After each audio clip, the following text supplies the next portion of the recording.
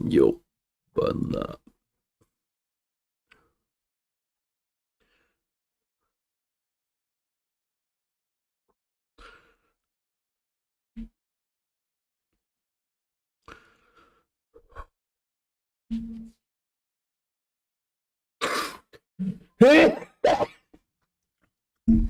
Ужасно извиняюсь.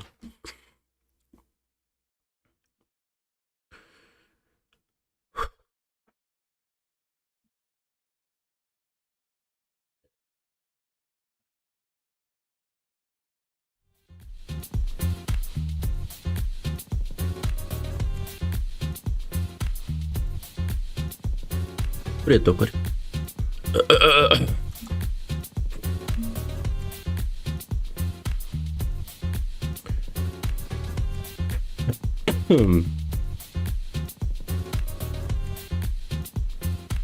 Блин, горло жестко болит, как будто бы.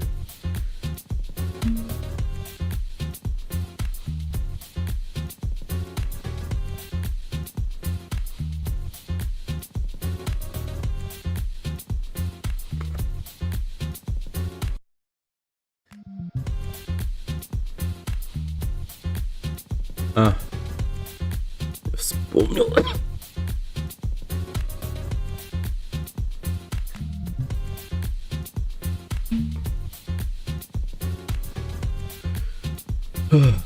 Так, ладно.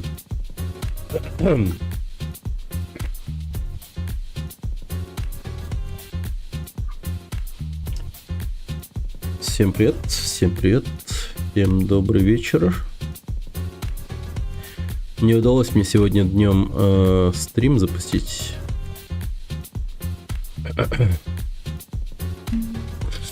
Сегодня у нас будет довольно-таки хаотичный, наверное, стрим. Так. Угу. Можно сказать. Но общая тематика все-таки есть. Это конкретно получается у нас будет связано с игрой, которую мы будем делать в ближайшем будущем. Демку, скорее всего, выпустим уже ближе к весне, но пока все идет на в планах таких как идея, концепция и все в таком духе. Так что так. Так, ну что ж, пока пускай народ подключается потихоньку.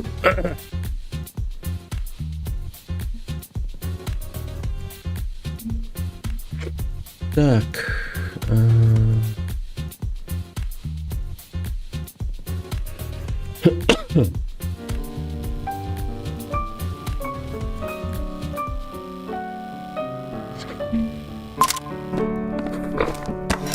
Сегодня марафон GTA будет.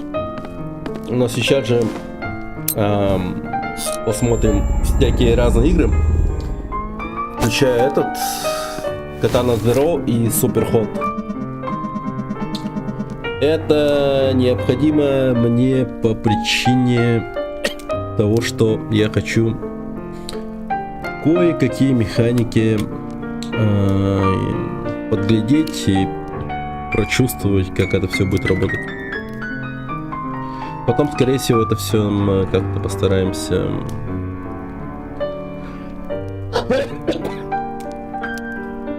не знаю, реализовать в дальнейшем. Ну и повод наконец-таки появился поиграть Katana Zero. Так, что это у нас? Так.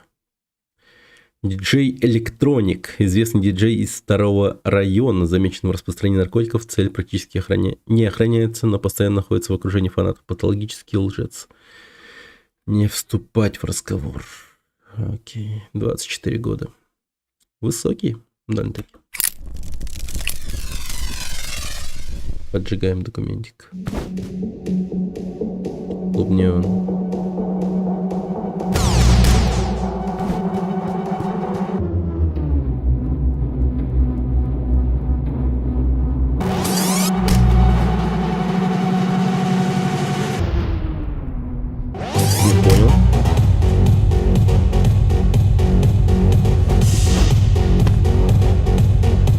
Прикол.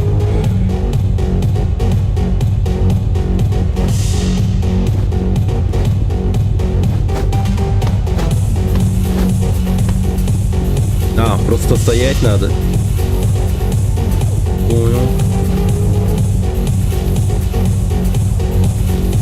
Это буквально я. Прикольно.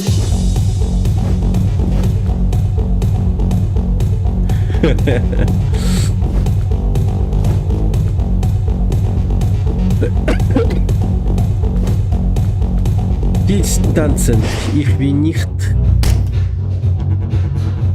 Так, только для персонала.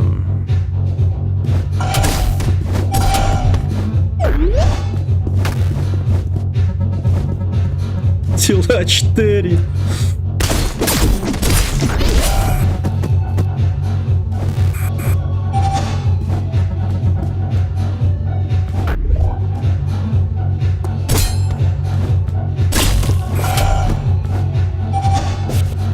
Так.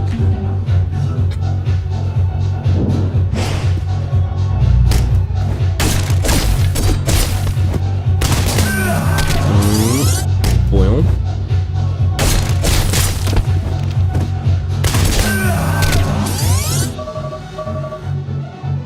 Кто там?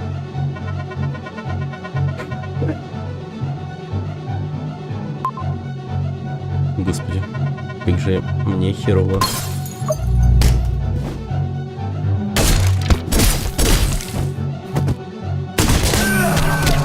Да ёб твою мать.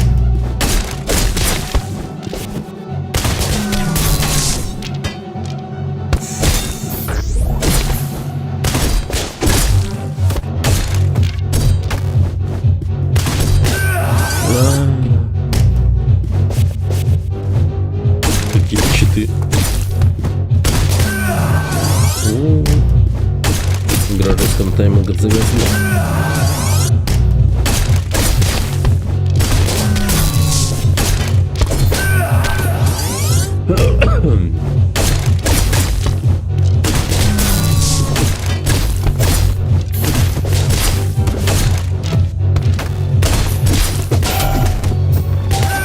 А, это как-то... Погоди-ка, а я могу?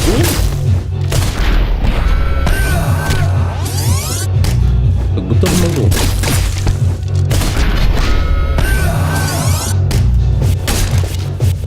Или это как-то иначе работает? Тут есть типа сноска времени или замедление.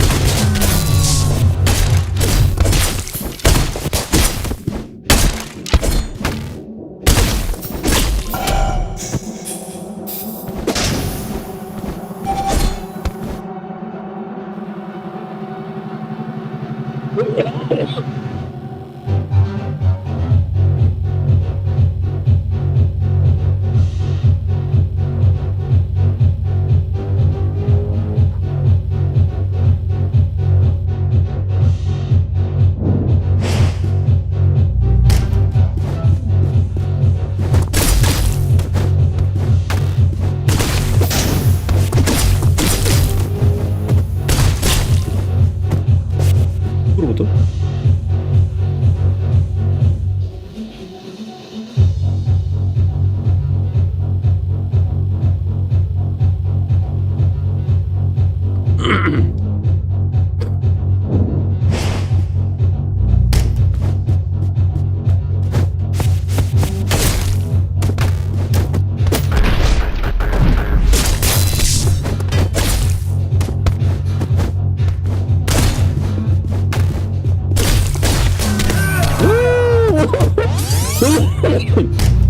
Почему?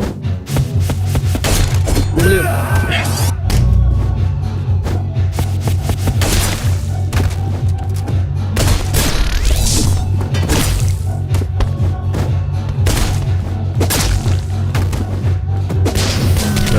Тихо.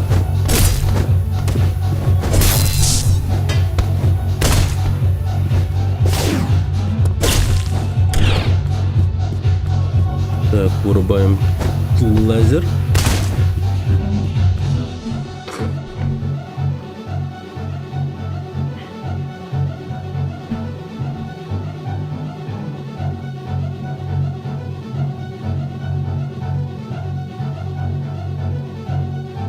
Зачем тут повторы? Они показывают, как ты все это провернул без замедления времени и там прочего. Но я думаю, что если делать все очень быстро и точно, это будет смотреться типа круто. Чисто фича такая.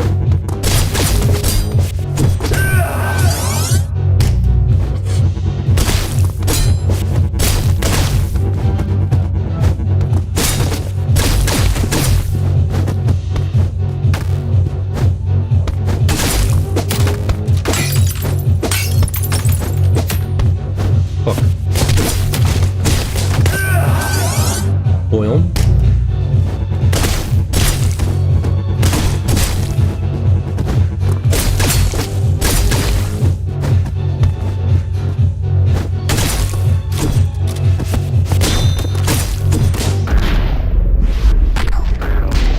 Да не Андрей.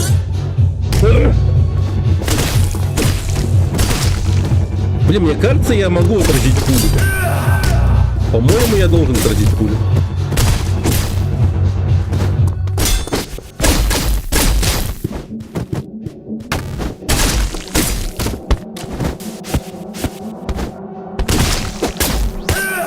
Оп.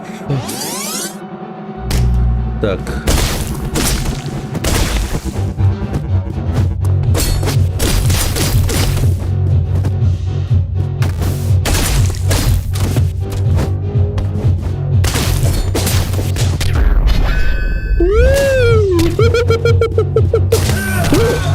Блин, я забыл про пушку. Черт.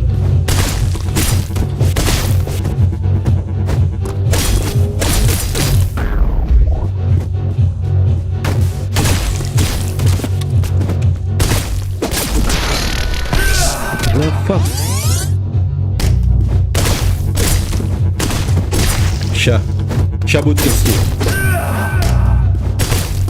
Не сейчас, но вот сейчас.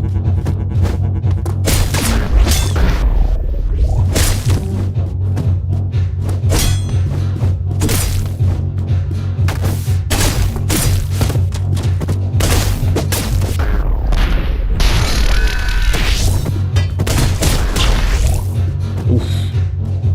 Нормально, нормально. Сейчас посмотрим, как это на повторе выглядело.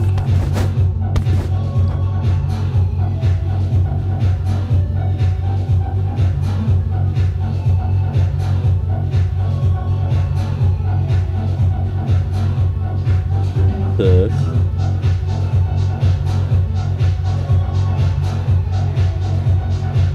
Нормально, нормально.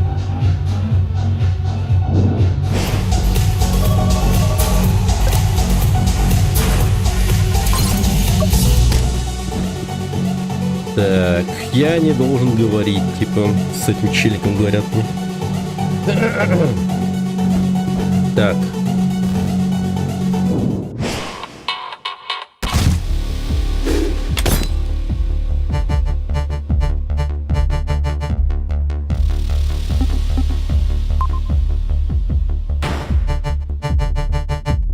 Маме мне ведь меня глючит. Так, чувак, давай без резких движений, я все верну, я все верну. Чё ты бормочешь? Слушай, если я-то дурь твоя была... О, если я все верну после пати, только не убивай. Что за дурь? И где она? Ну точно настоящая. В смысле, там, где и была, в твоем хранилище? Я ее не крал. Я просто выкупил этот сраный склад. Мне сказали, что хозяин умер. Что за дурь? Ну твоя дурь, блин. Вещества я только разочек попробовал на пати, честно.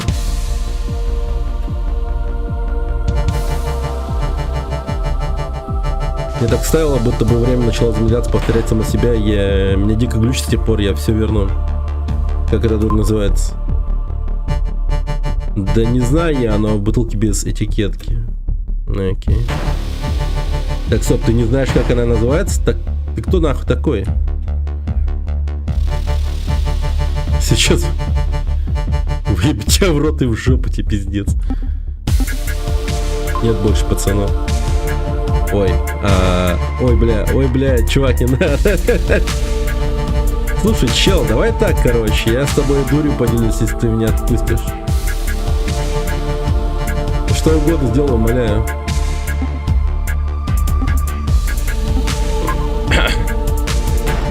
Пожалуйста, пожалуйста, боженька, клянусь. Блин, его кто-то другой пристрелил. Опять этот чел.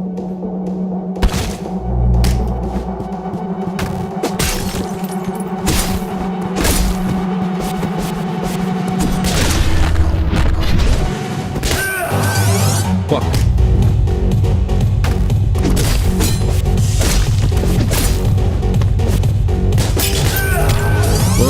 Нифига себе.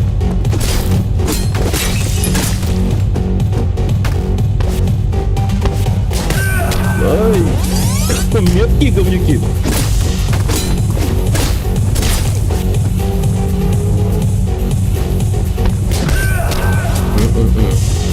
На фоне реально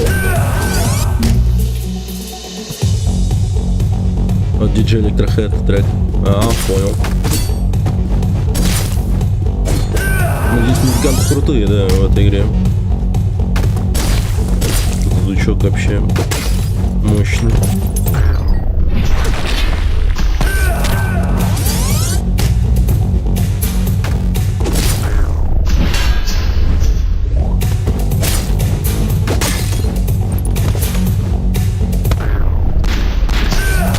Да, ёпта.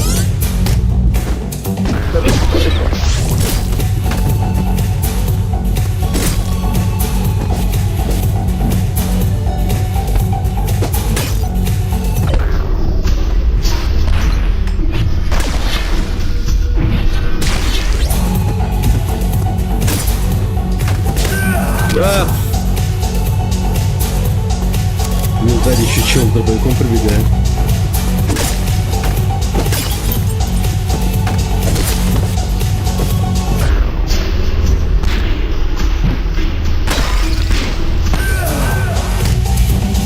Надо было ударить.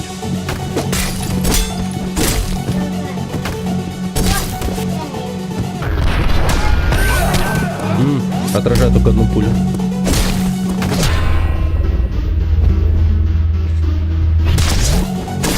Понял.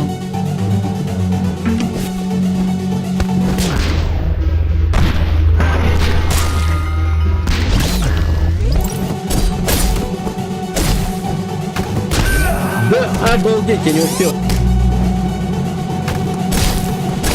Так.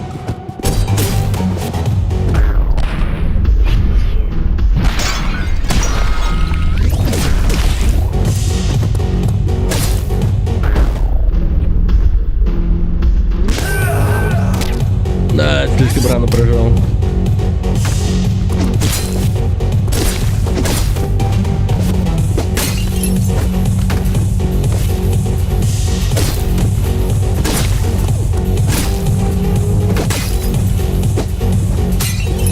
Блин, он еще не прибежал. Да.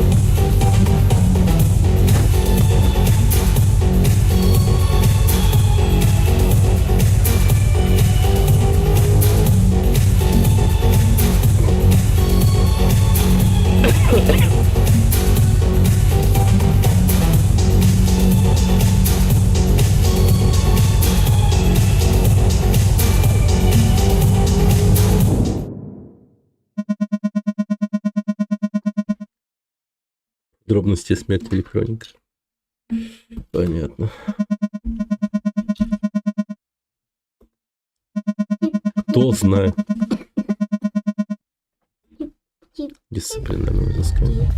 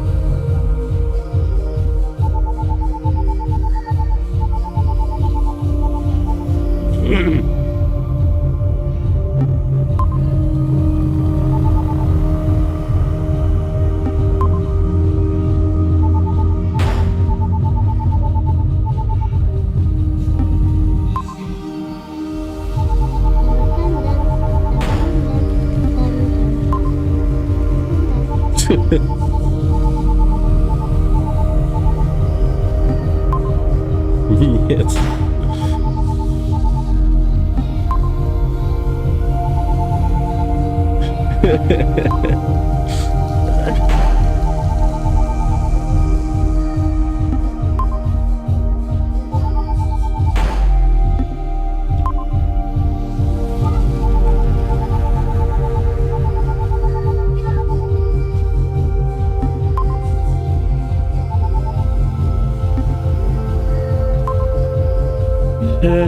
Интересно, долго я смогу это было?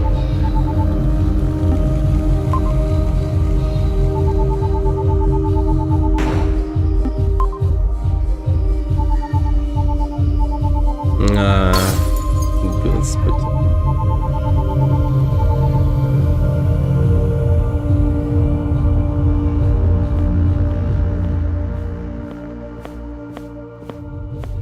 Окей, ладно.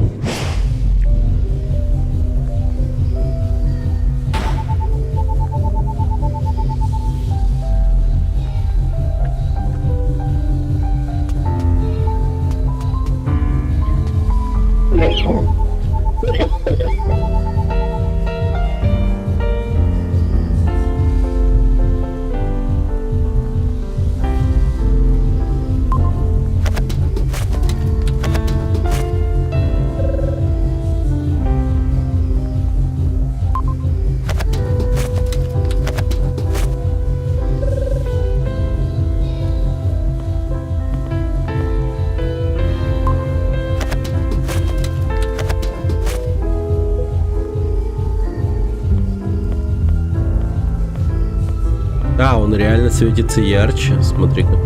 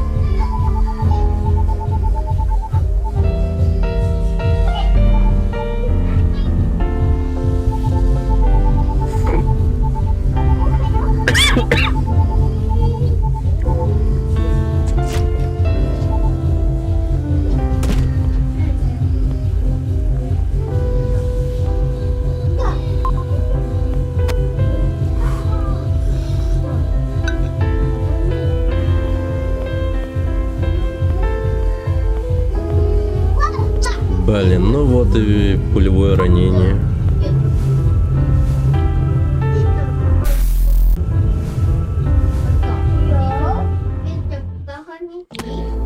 Вот они и узнали о подробностях, так сказать. Да, нормально. Да, нормально.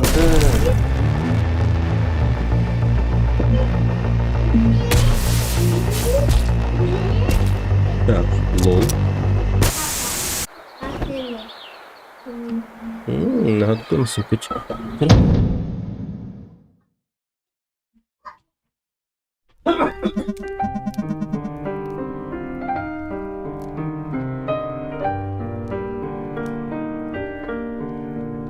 Ох.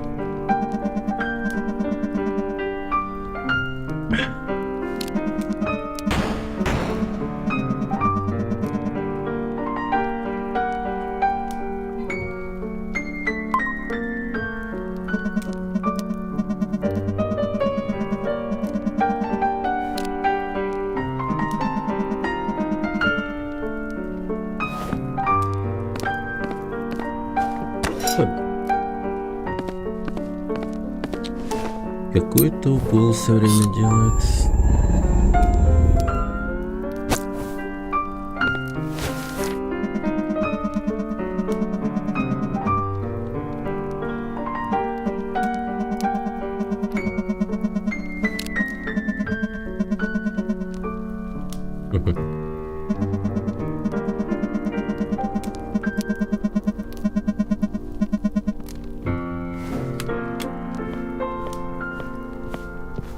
Вот так вот.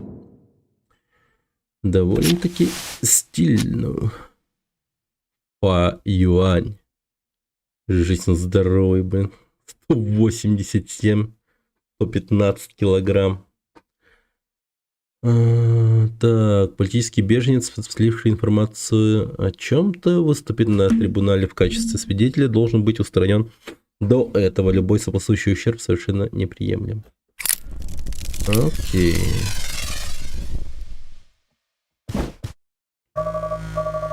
Ага, прям в тюрячке его завалить надо.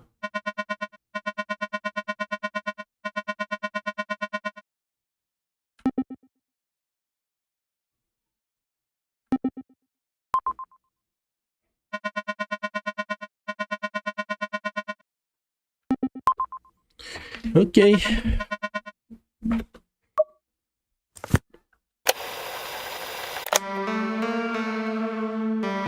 Людовик. Тюрьма Мучелнил.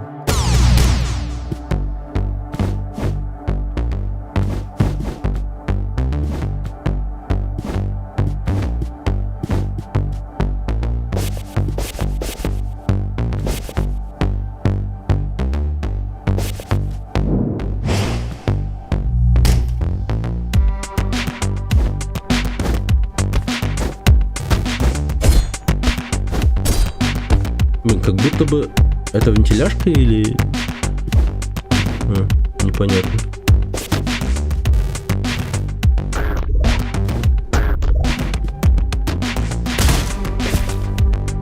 Опа. А тут уже кто-то поработал. Причем жестко. Блин, офигеть. Люди аж повесились.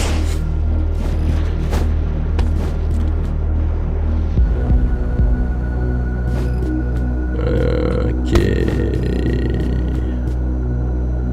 Прям все убиты.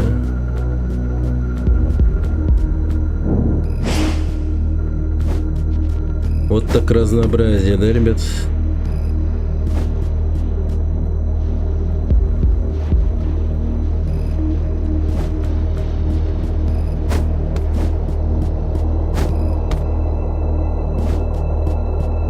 Блин, такое ощущение, что...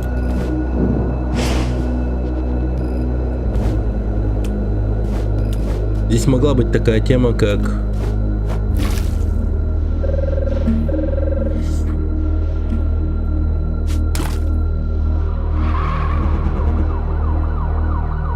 Ага. Насколько вариативна эта игра? Хотя...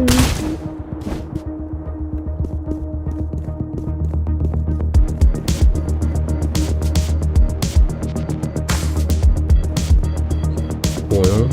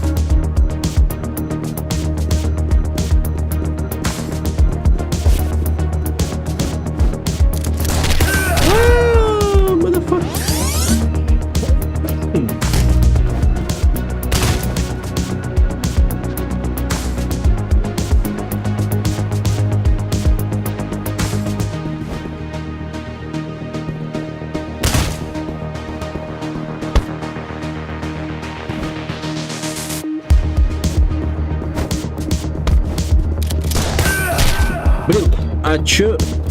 Не то нажал. Он меня услышал еще, что ли, что?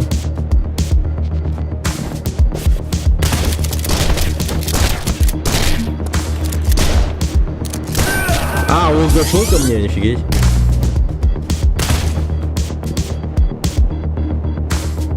Ладно, давайте попробуем вообще просто не показываться на глаза.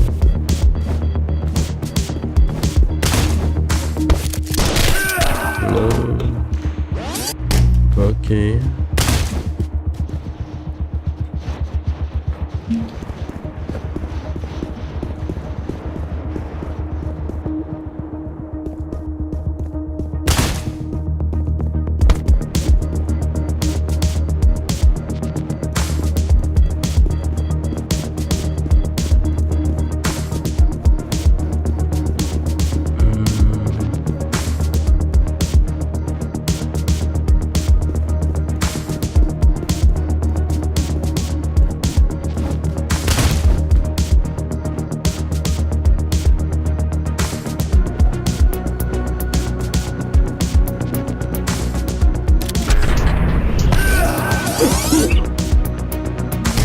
Блин, как-то тупо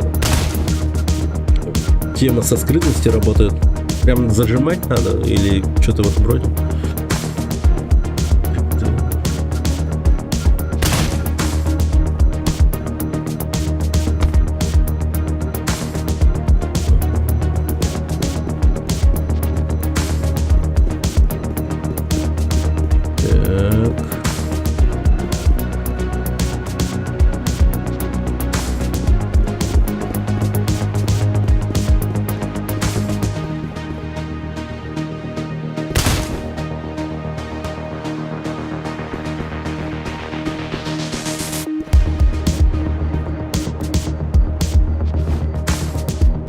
Окей, нормально.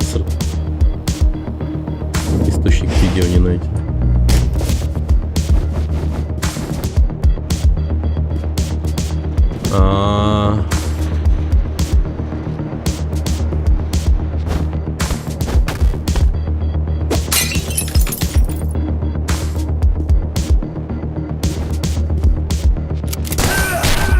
Так, что-то не то пошло. Привет, енот.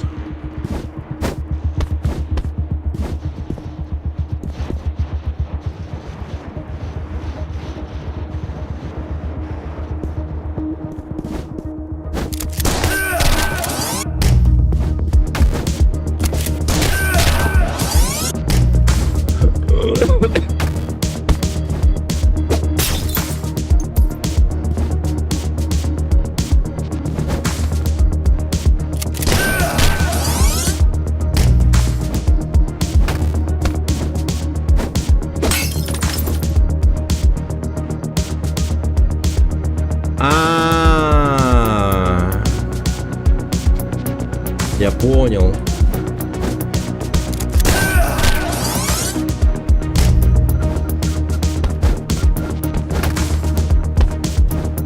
Ща.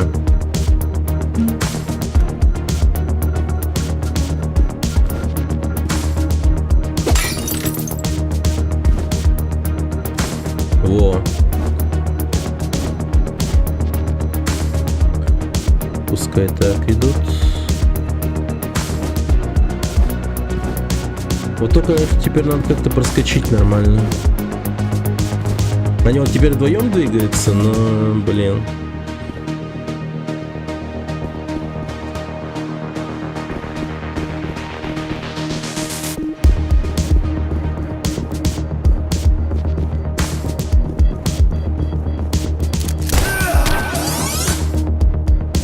Почему?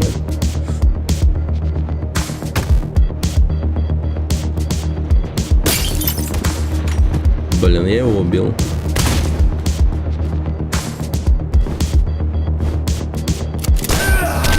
Я хочу попробовать как-то без убийств пройти.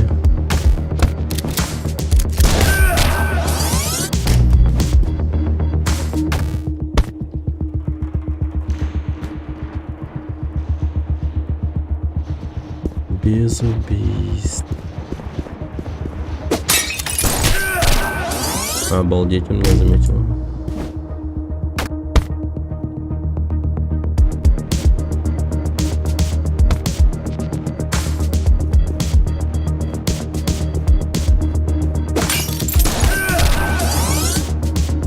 Ёпта мать.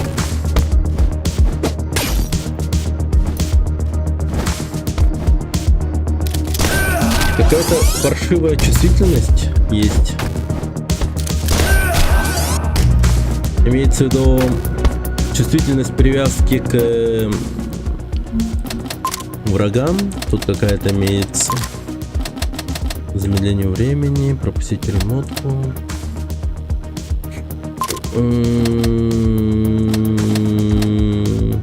Да, видимо, тут как-то это... Короче, эту штуку надо бы... Если будем что-то такое делать в плане предметов, которые можно бросать, там прочее, то надо вот от херни избавляться.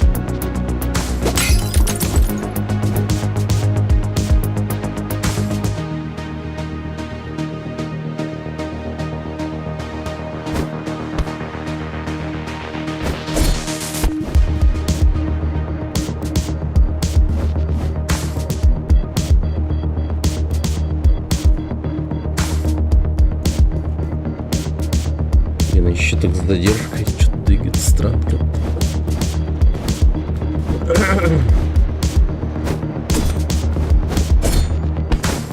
Блин, вот свет вырубать нельзя. Что еще странно?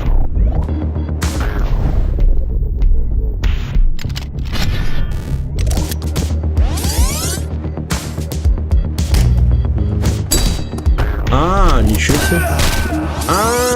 Нихера себе. Окей. Оказывается, звоночек работает там.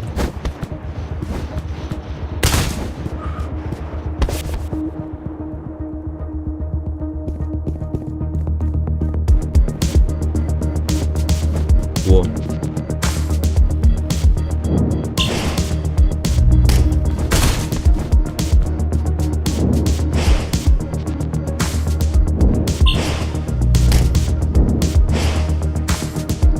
Так, сейчас он мимо двери пройдет. Прошел. Побежал.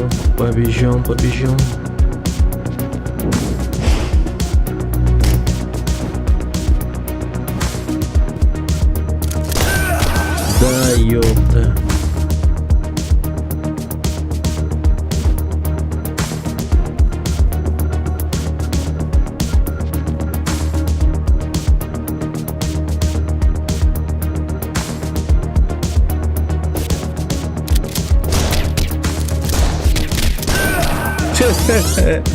Чисто на перекатах чуть не ушел.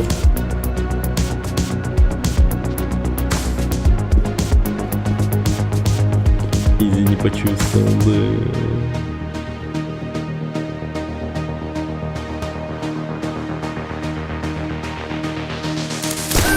В смысле? А он прям как-то, блин, смотрит, что ли? Так. Ты смотри, зеленая какая у него. Ёпта, понял.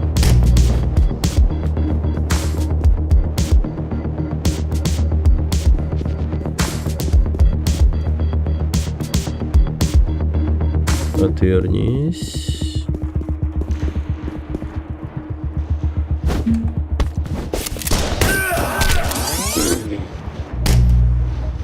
Так.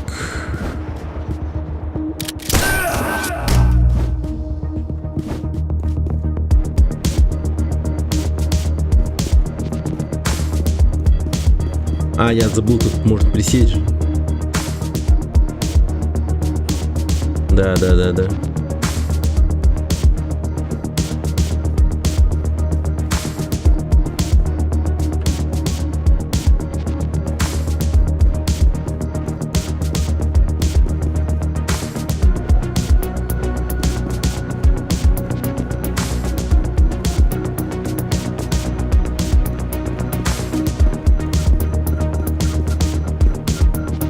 Давай, проходи, говнюк, быстрее. Нет, не получится быстрее. Или...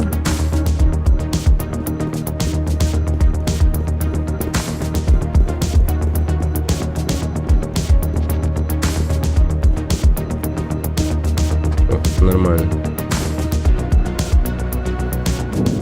Все, ушли, никого не убили. Ха.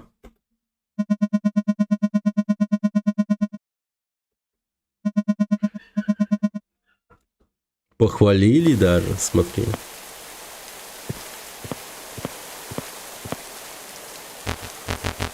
Эй, помоги, бать, поправиться.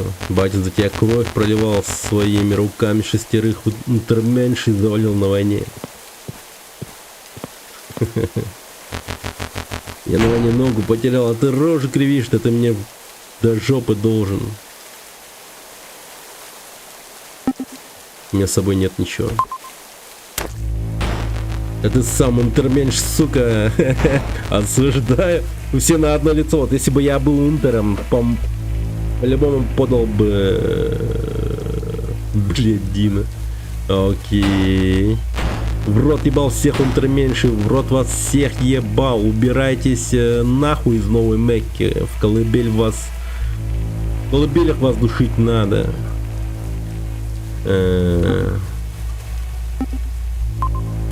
Воу! Почему? Нет!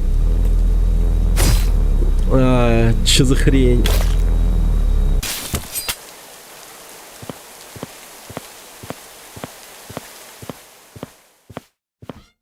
Я просто не нажал. Типа...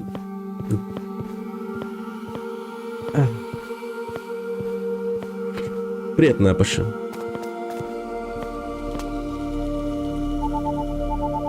Вот и где. Тут дядька просил передать тебе какой-то кинчик. Близни, блять, что нахуй? Что за дядька?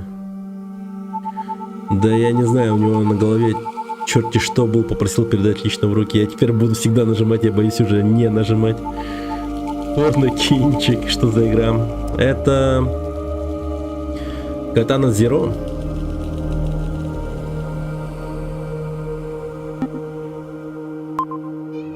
Не сегодня.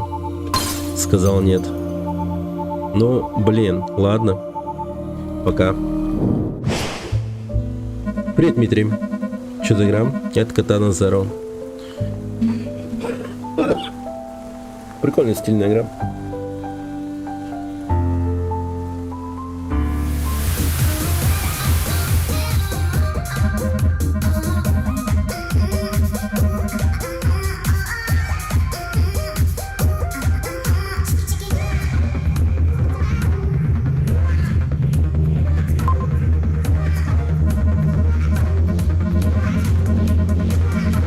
Нелинейная, по-моему, нелинейная.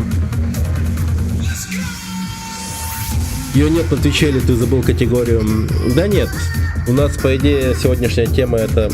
Я почему эту игру вообще запустил? Потому что мне интересны ее механики. Сейчас мы посмотрим механики. После этой игры мы пойдем смотреть другую игру. Суперход называется.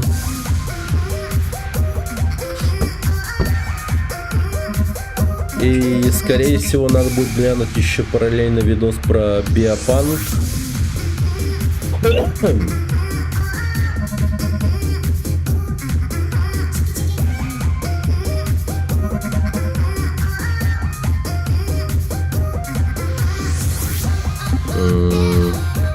Допустим.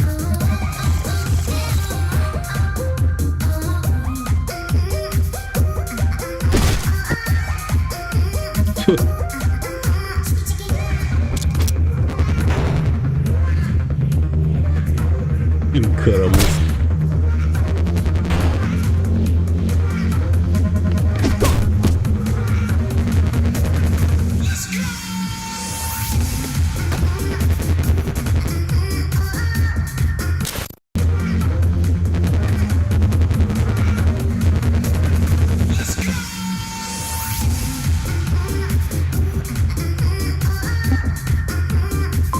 в холле.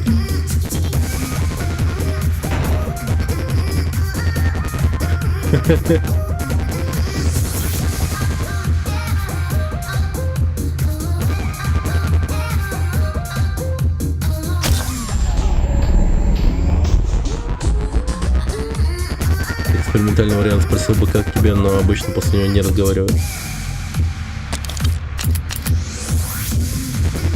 В то время ползет как улиточка. Чувствуешь? Не дергайся. Блин.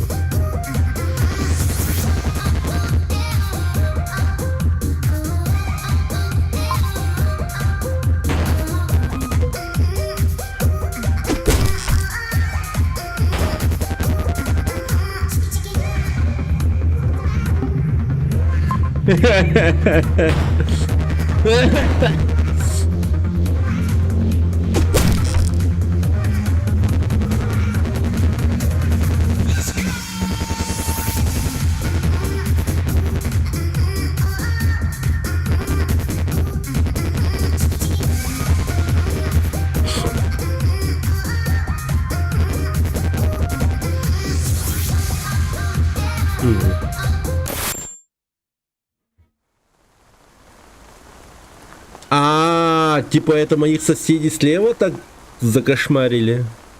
Ничего себе. Ну да, помню, они все время шумели.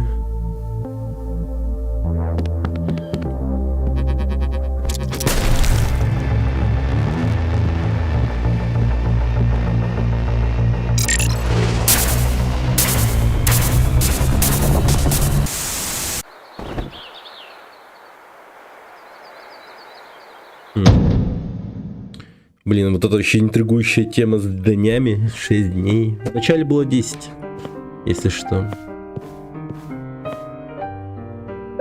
Закрыто. Прием переносится на следующий день. Окей. Она короткая? Не знаю даже. Ну, скорее всего, она длинная. Знаешь, в каком смысле? По вариативности. В одном моменте ты так играешь, в одном по-другому и так далее. Тут очень много вариантов прохождения, как будто бы. Тут диалоговая система даже имеется. Не абы какая, а такая непростая, где можно в начале, если ты успеешь нажать на нужную кнопку, и ты сможешь прерывать своего собеседника. Вас хотят видеть. А я вижу, идешь мокрый как цуцик, дай, думаю, подвезу. Вот ты знаешь, я фанат, блин, охренеть какой фанат. Помнишь фабрику, там мои пацаны были. Помолчим. Мужик, я будто с гением разговариваю, с художником. Ха, ты ж ебучий змей. Как тебе подарочек на кассете, который... Зачем соседей-то убивать? Ох, среди соседушки, да? Слушай, а вот когда я кусачки достал, нормально выглядел художественно? Я не осмотрел до кусачек. Такой ерунду от тебя не впечатлить, значит. Бля, я уже, наверное, не предложил... ничего, охеренно за хозяином пороешь. Нет. Ну чего ты ломаешься, как сигарета? Товар улетный, отвечаю.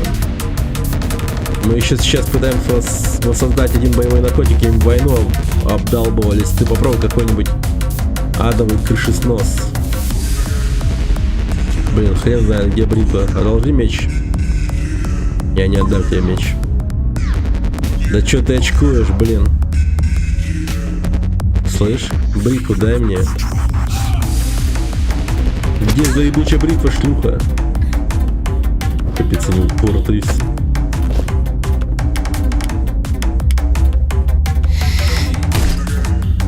Так.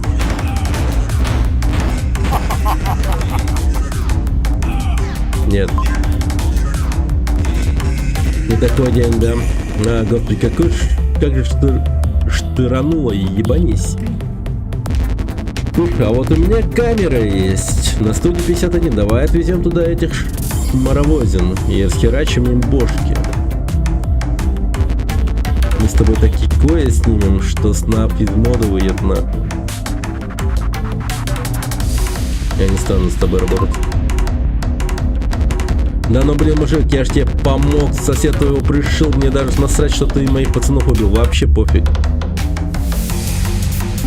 Человеческий мусор.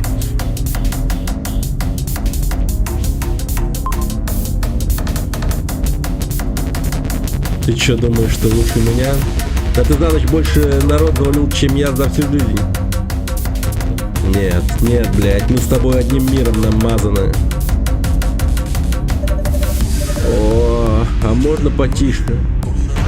Ты вообще знаешь, что такое уважение? Ты понимаешь, что я тебе предложил? Как? Так, ладно, побежали за ним. Тебе снег, ему насрать. Сказал, что ему похуй, съебался, блин, отъебись. Все, снег занят я.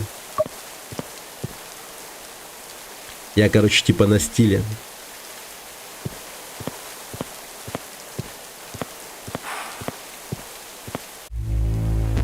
Я его прикончу просто. Охереть, ты за мной проследил. Серьезно? Пизда тебе.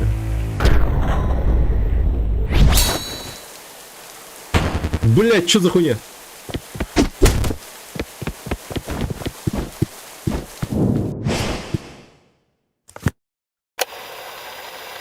Ну, шо ж, понеслась.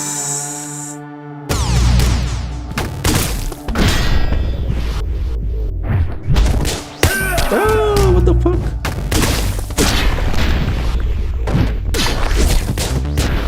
Вот это прикол.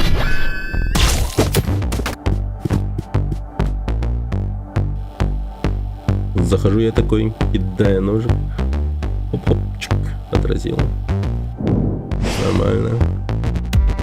Сука, пиздец, я разжирел. Нехер было убивать инструктора по фитнесу.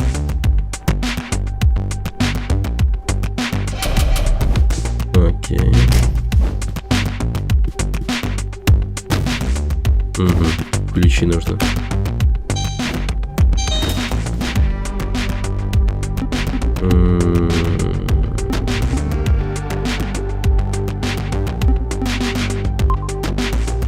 Храм смерти. Звучит интригующе.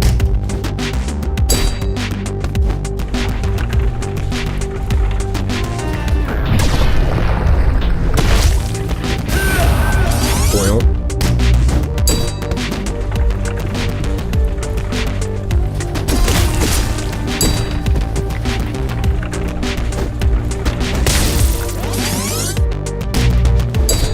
Ага.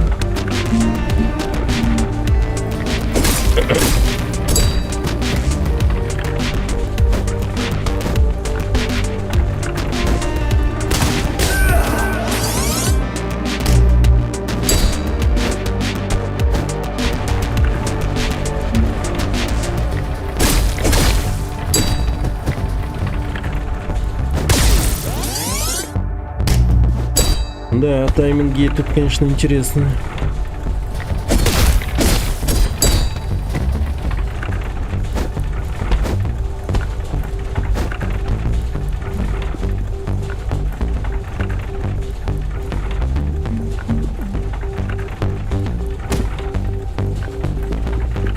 Без тележки никак.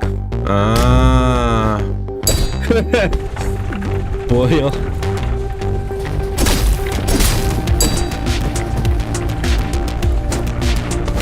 Значит, очень быстро действует.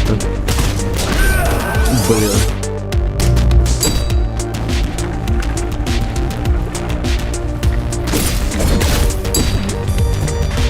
Лоли контор.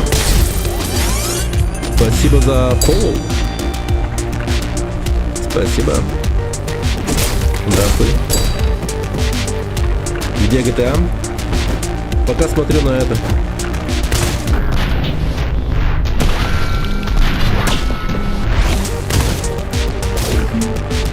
Пока смотрю на механики интересующие меня игры, блин.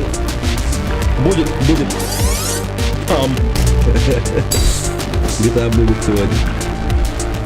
Ну, сейчас смотрим эту игру, потом посмотрим на Superhot и будет GTA. И скорее всего на фоне GTA послушаем видосы про биопанк, чтобы разбираться в теме. Эй, почему? Кстати, катана была на гейммейкер сделана, похоже. Гейммейкер. Надо бы посмотреть.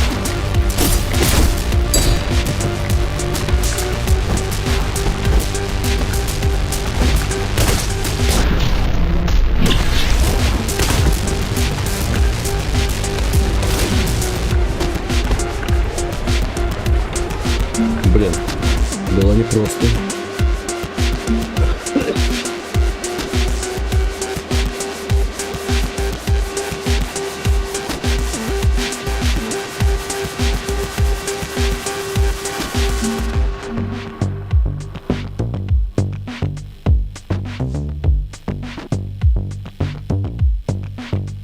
Не, ну стилевая игра, да?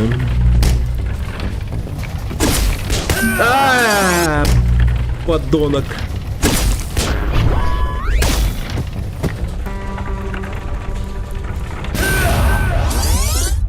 Не понял.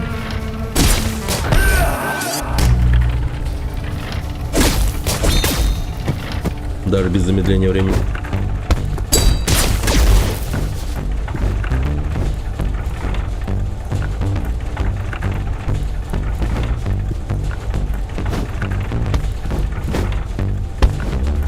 Фак.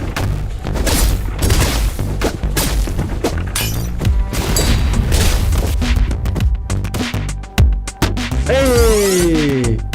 А что случилось?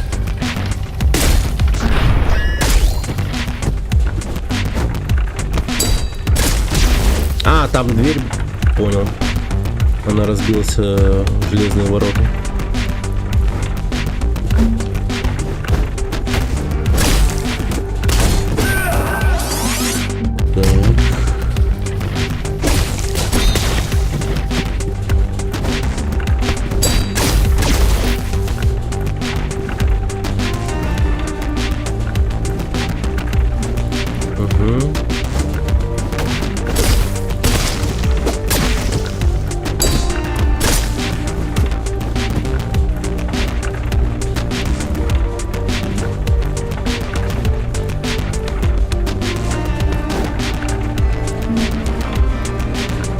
Я просто что-то случайно нажал на прыжок. А так все идеально сделано. Ну, почти идеально.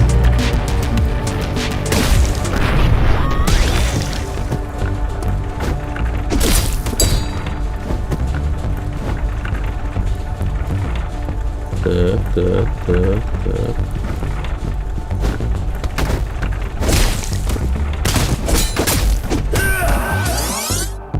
А чё я не ударил-то?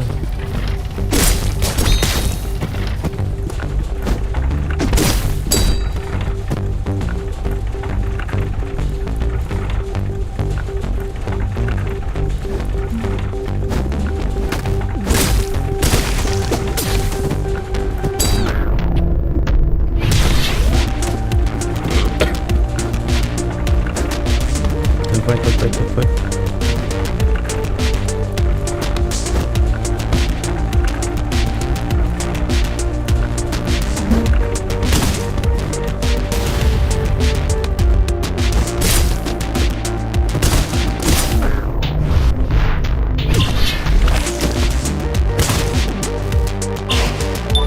Вы подобрали фиолетовую карту. Отлично.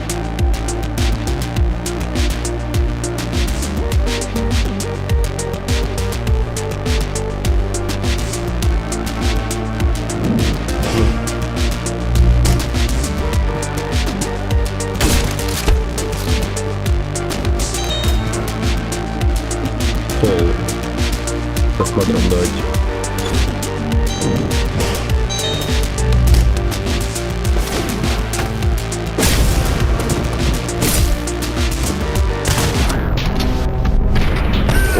фак, не так, не так, не так, не так.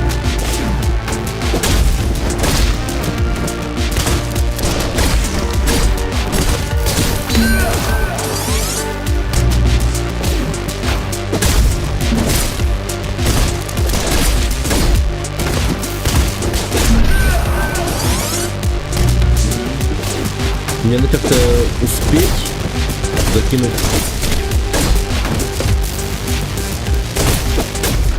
О, вот так.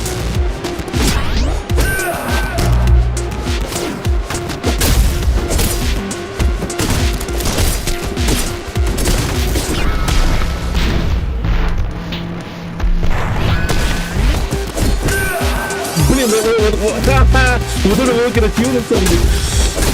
Так, сейчас.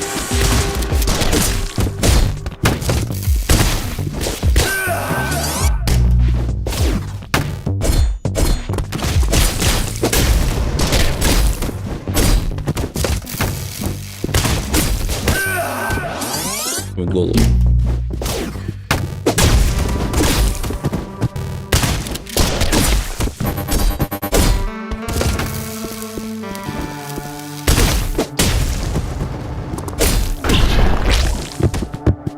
Окей.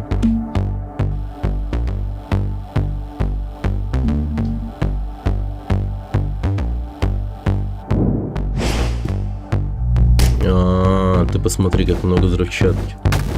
А я случайно не откинусь? Понял.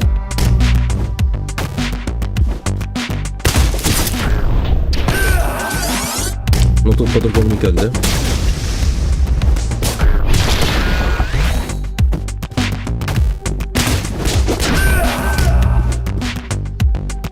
Так, ладненько, ладненько, ладненько.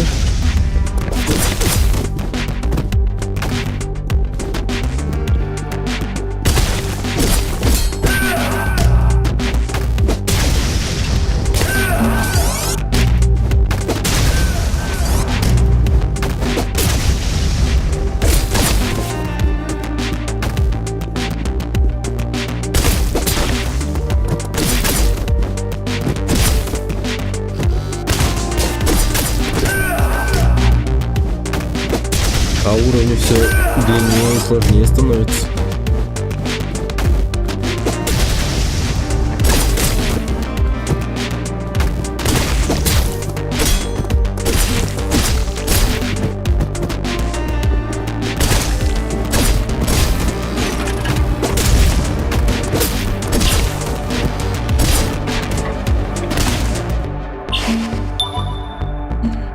Окей.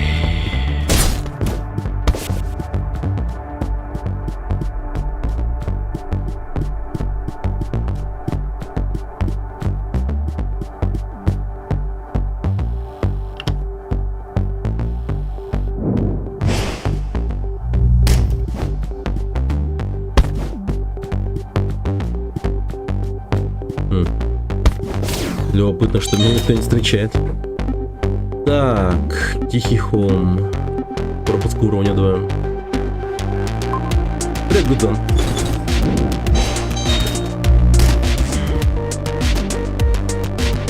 Опс.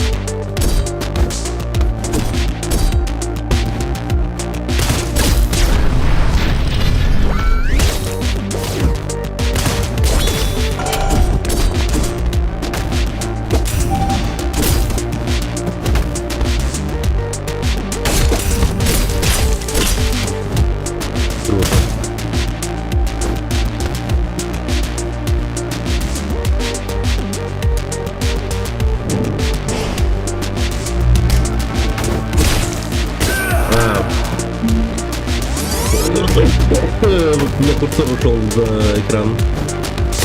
Да, снова ушел за экран. Так, как тут это дерьмо работает вообще? Полноэкранный режим, ну да, стоит, но у меня мышка все равно выходит за экран. Ладно. Постараемся мышкой недалеко не уходить.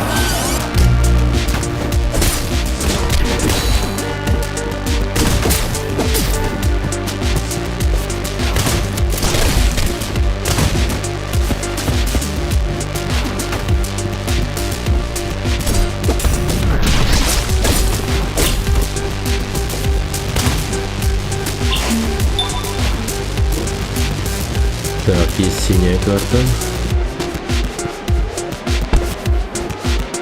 Лол.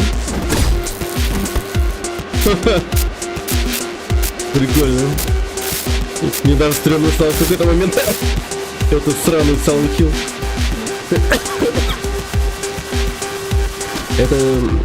Это ты игру уже написал? Ты игру уже написал? Какую игру? Ну я вот смотрю, механики всякие. Думаешь...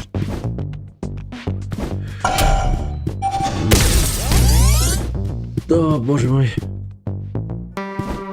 Которую играешь, да? Quiet Hills, вот теперь я понял.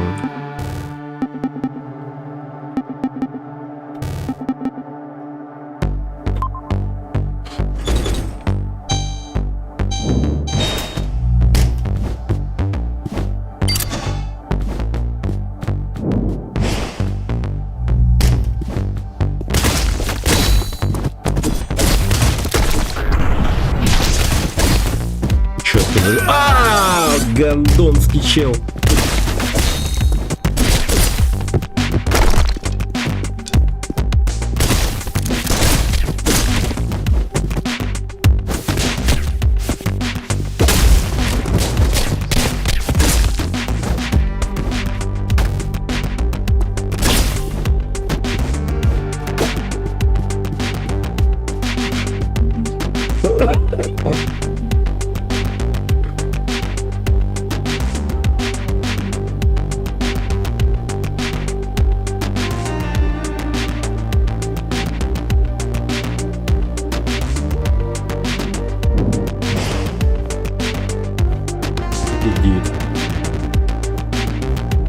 Он здесь, ага, один. Иди сюда, не хочу спортивки запачкать.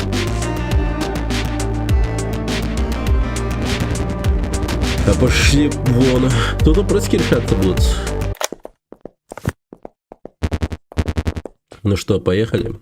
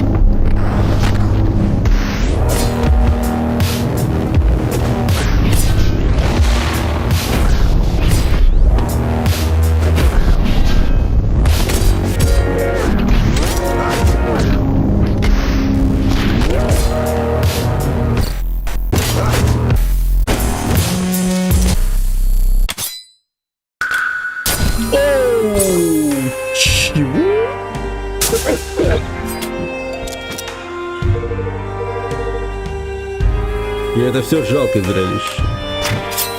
Опа. Стиль Шинкаге Рю. Не нравится мне твои внеклассные занятия. Да, потом Снежка. Иди давай, забудь о том, что произошло. Второго предупреждения не будет. Пиздец, просто все уходим. Ага, пошли. Не путай мое милосердие со слабостью. Окей. Такая вот игра. Мне жаль, что сегодня у нас не получилось встретиться. Я перенес ношу... я перенес нашу встречу на завтра. Это, видимо, тот чел, который вкалывает у нас всякое говно. Надеюсь, ты приятно провел этот вечер. Другим новостям. Вот такая вот игра. Катана Зеро называется. Прикольная. Крутая. Довольно-таки крутая.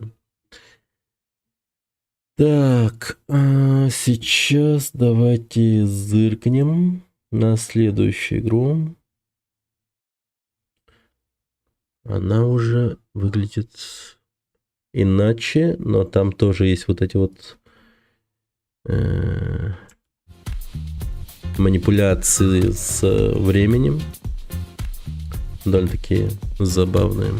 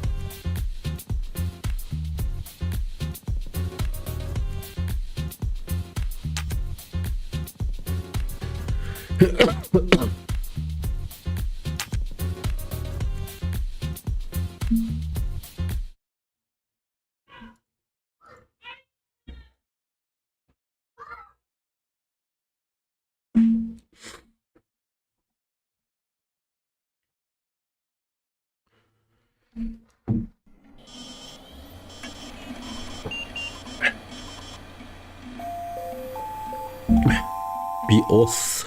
Операционная система будущего. Окей.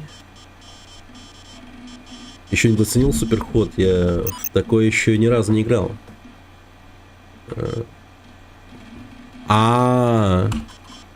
Типа якобы я печатаю. Надо просто любые кнопки нажимать, и он типа печатает. Суперход X это просто бомба. Введи это, чтобы зайти на сайт компании и сыграть в эту игру. Офигенный шутер. Что в нем такого? Это надо видеть. Сыграй. Сейчас отправлю тебе файлы. Момент. Просто запусти Суперход XC. Установка автоматическая. Беседа завершена. Окей, отправляю, доцени. Просто запусти Суперход XC. Окей. Так, readme прочитаем. Торжественно представляем полную версию игры Superhot. Дата выхода 25 февраля 2016. Другие качественные релизы на сайте superhotgame.com. Что вас заводит?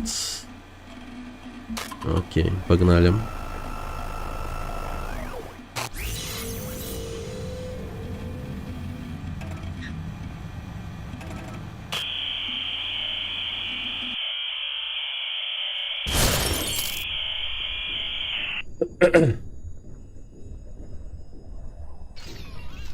Окей.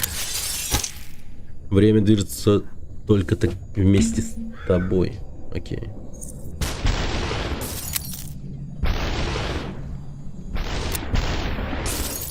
Super hot. Super hot. Super hot. Super hot. Super hot. Ну как-то так. Хватай оружие.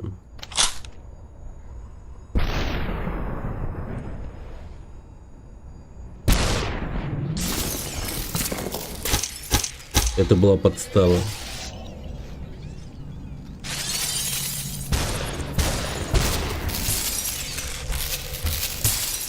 Super hot. Нормально. First try. Super hot. Super hot. Super.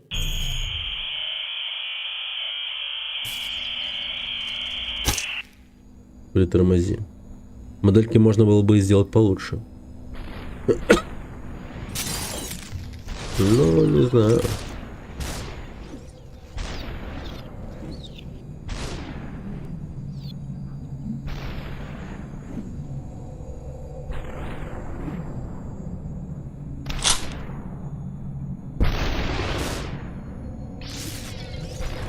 Ну, как по мне, вообще не критично.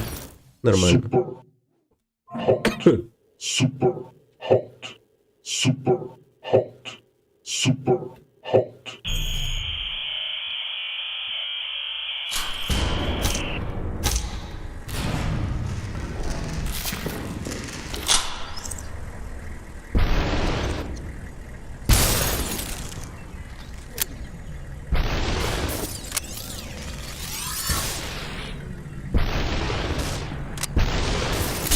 Ау, what the fuck?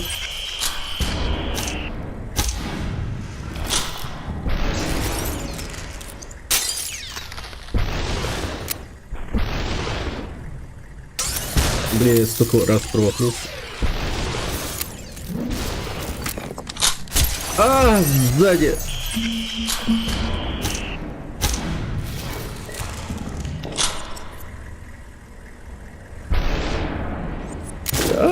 What the fuck? Блин, я еще и разбил пистолет этот.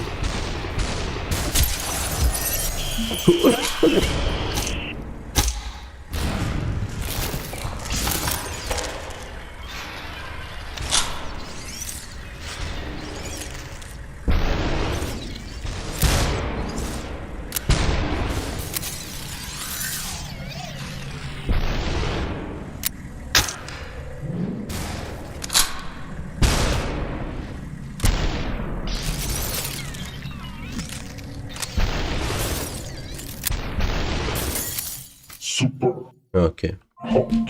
Super.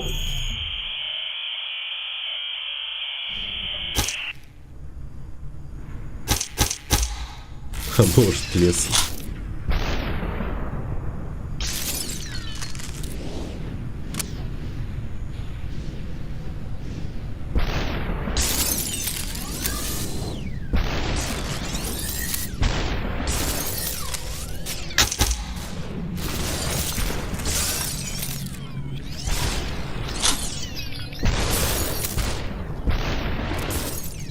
Super Хм. hot. Окей. Super hot. Super hot. Super hot. О, все. Теперь все стало спокойно.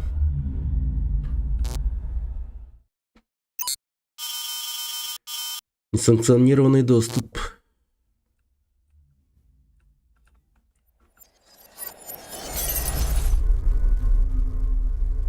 Окей. Что началось-то? Типа выходим из игры. Новое сообщение. Enter. Ну как тебе? Идея клевая, но я не пойму, что нужно делать. Вроде сначала вокруг была фабрика, потом аллея и метро. Лол, обалденно. У всех по-разному. Это чума. То типа того. В конце что-то заглючило, бла-бла-бла, отказан в доступе, меня выкинул. А, точняк, там только что кряк для этого обновили. Лови. Беседа завершена. Эта версия вроде меньше глючит. Окей.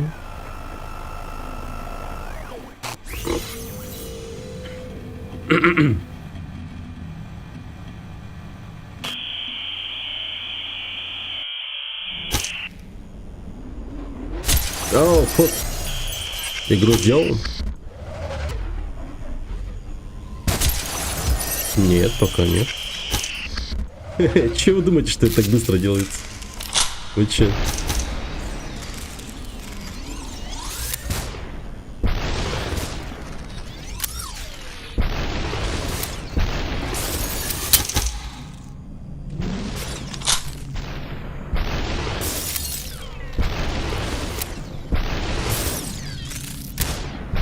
Я рефы смотрю. Игры играем. Зерион. Super hot. Super hot. Я уже привык, что ты в GTA играешь. Да. Super Короче, подсматриваю механики игровые. super hot. Super Идеи с super hot. перемоткой времени и остановкой времени. Вот это вот все. Есть категория разработка игр. Не, ну пока туда рано. Сейчас чисто зыркаю, знаешь что.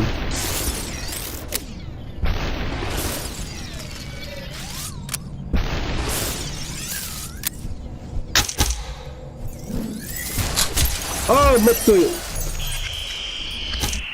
Суперход что-то не то.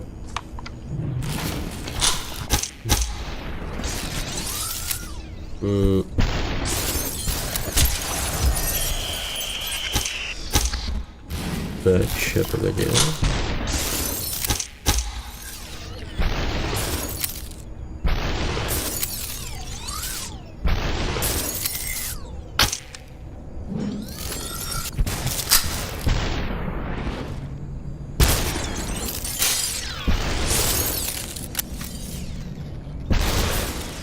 Super Класс. hot. Опять ты? Super Ну, это можно было бы сказать и тебе тоже. hot. Ты же зашел на мой канал. Hot. Самая ебейшая механика со временем я видел в Dishonored и Titanfall 2. Super hot. Super hot. В Titanfall типа то, что он перемещается из будущего в прошлое Hot. Super без подгрузок, вот это имеешь в виду.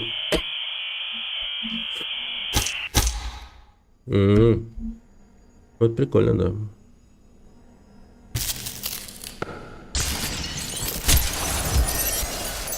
Так.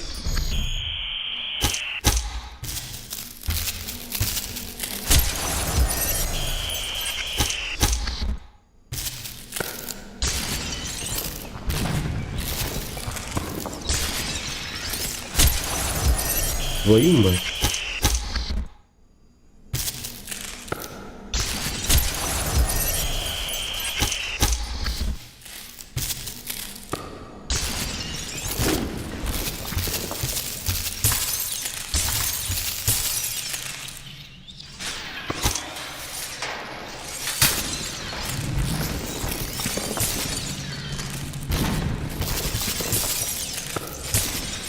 super Так, победил.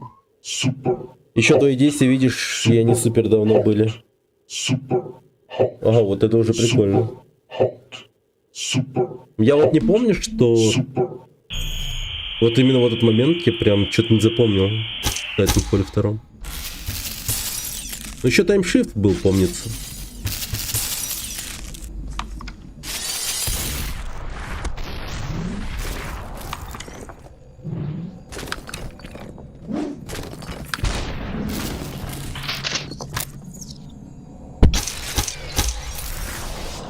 Бар скоро закрывать.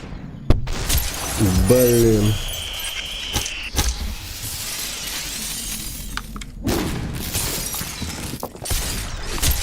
А, щит. Типа устроил пожар, потом видишь, что здание такое сгоревшее. Понял.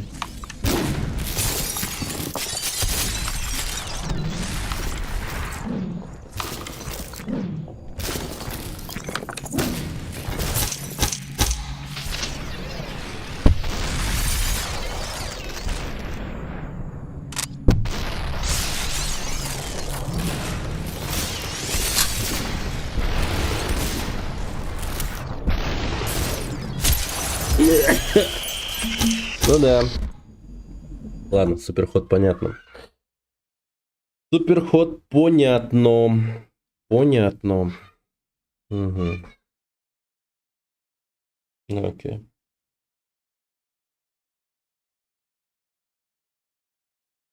Ну, тут главное увидеть вот в этой игре эту тему с остановкой времени. Вот единственное, что я хотел оттуда вот как-то использовать, наверное.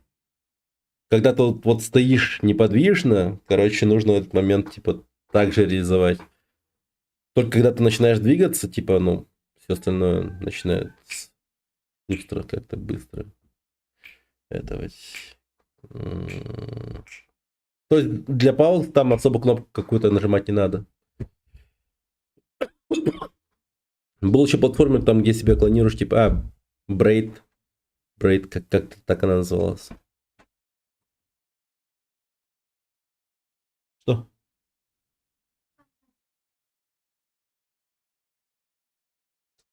Вот так. Помогу сделать, да? Да.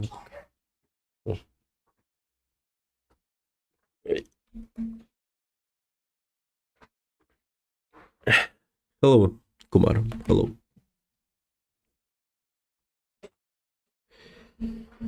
Так, сейчас давайте потихоньку.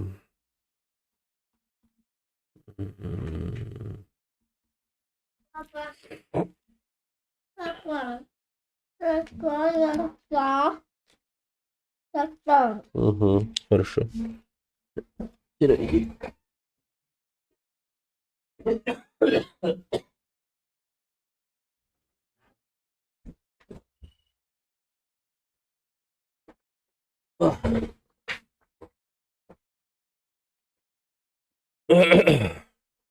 Блин, короче, как я хотел вообще все реализовать по-нормальному, по-хорошему. Ща попробуем как-то объяснить. Вот, да, ща подкину референс.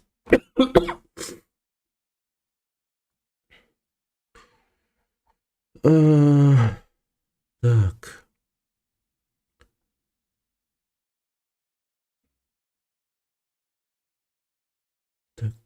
Так. Ну, для начала включу GTA 4.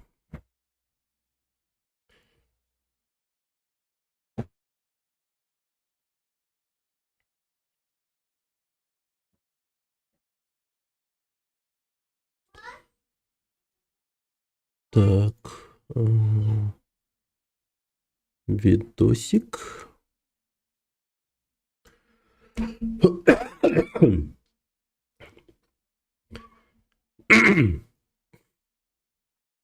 Так.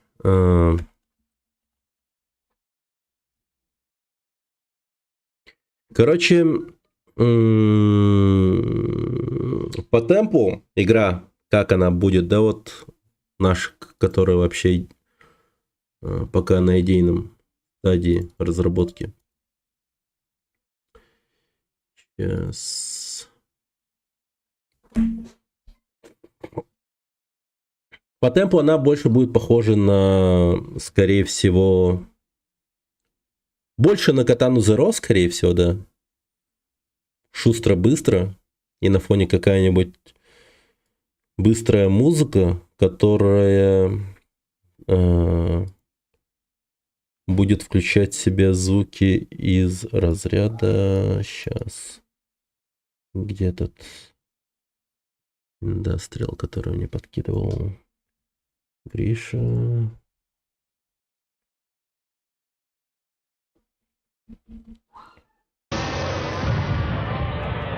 Вот.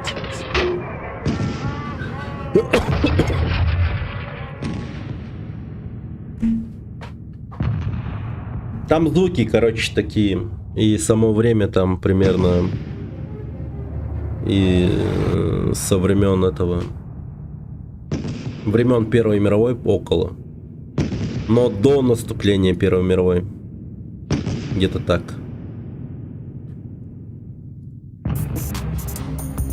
Конкретно над тематикой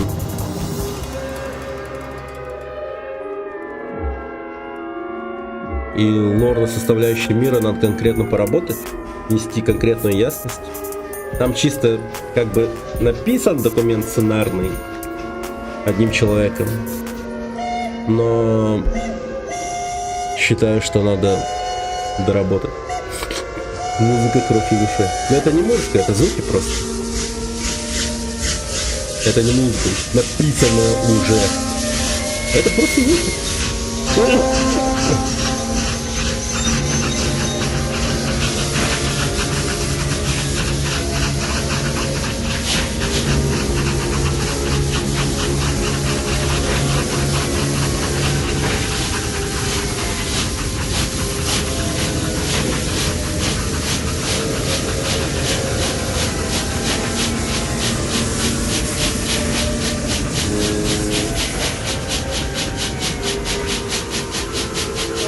Это музыка.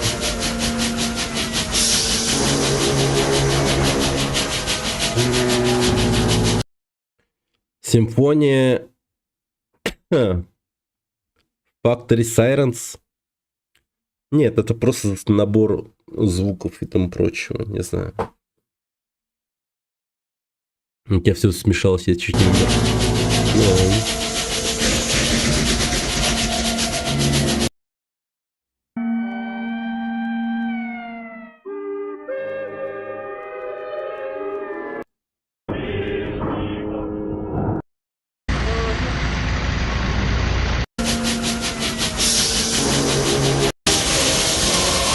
Экспериментальная, но музыка.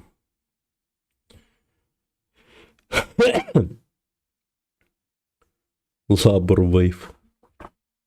Окей.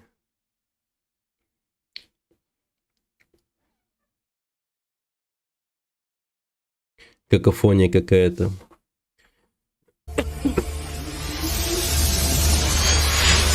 Так.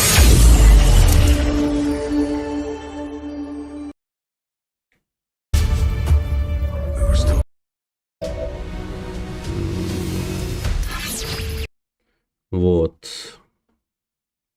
Сейчас захват окна. Вот, положение камеры. Семен Хастаев, спасибо за подписку на ютубе.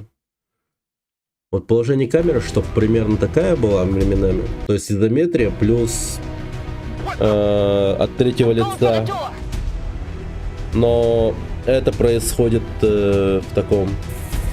Отлично! Подписка оформлена.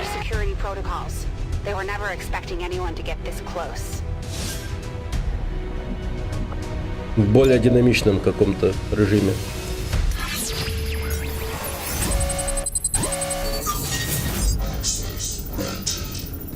Типа вот этот вот момент планирования боя, чтобы как-то нормально более-менее осмотреться вокруг, он будет переходить в моменте со спины. И там какой-то надо будет вижен вести, который будет, ну, почти как ватс это будет выглядеть. Да, хотя какой почти, наверное, практически как ватс, скорее всего. А урок был уже по Unity. Не, я сегодня днем его не провел. Сейчас чисто про концепты и какие-то штуки из разряда механик и идей. Вот, говорим. Сегодня чисто взглянули вот на этот Суперход и Катана Zero. Сейчас дальше еще Биопанк посмотрим. Так, день у нас, по-моему, 25-й. 25-й день. Это 4. День 4.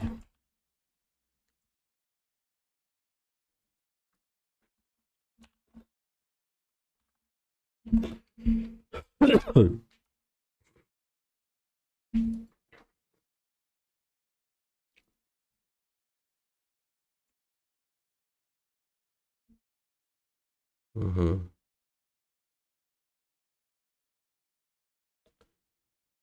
Так, окей.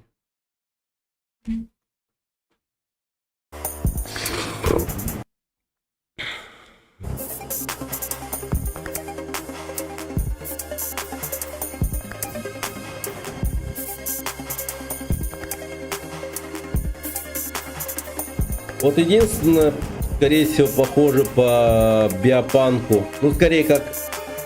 Не то чтобы единственное. Скорее всего, можно было сказать... который упоролась по Биопанку, это, скорее всего, Скорн. И близкое прям по духу, скорее всего, это будет также и Биошок. Да.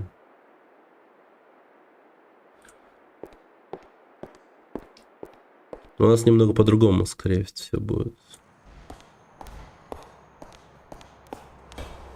Хочу вести такую тему, как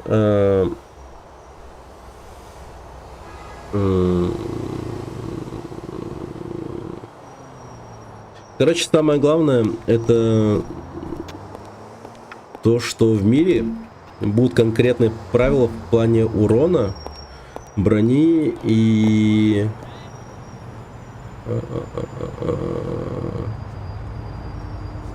ну и всякое такое. То есть оружие, как, допустим, режущего типа, если ударить по голому телу, оно будет типа с одного раза начисто отрубать конечность. Но если там какие-то защитные пластины и там прочее, то для этого понадобится, ну скажем, 2 удара. Вот что-то в этом духе. И это все как-то надо будет, наверное, нормально сделать. Вот я думаю, что будет проще, типа просто вести урон цифрами или вот такие вот моменты просто исходя из каких-то конкретных правил мира. Прокачка там, конечно же, будет, но прокачка она будет касаться таких вещей, как, например, скорострельность, скорость перемещения и всякое такое. Также из того, что нового, скорее всего, переносимость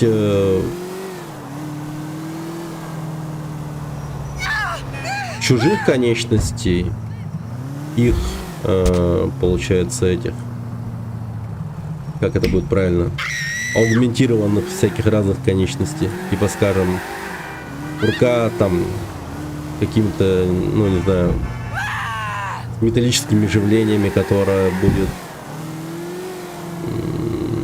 способна, не знаю, раздвигать железные прутья и всякое такое.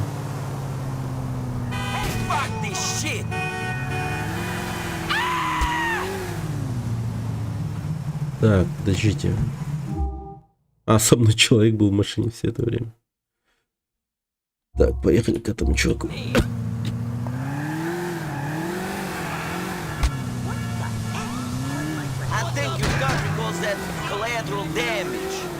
Да, этот страйк полиция не оценила.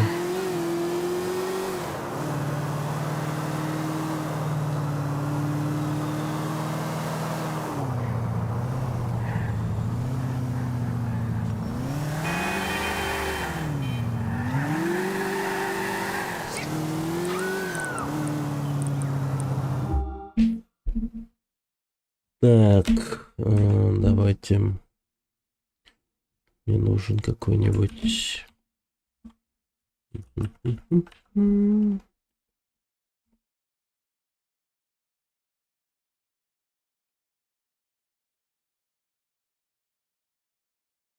давайте вот это позырим. А не сделать ли мне ролик по актуальным и популярным играм, который поднимет меня на вершину хайпа и даст возможность сучивать подписчикам всякое букмекерское говно? Подумал я и записал видос по биопанку.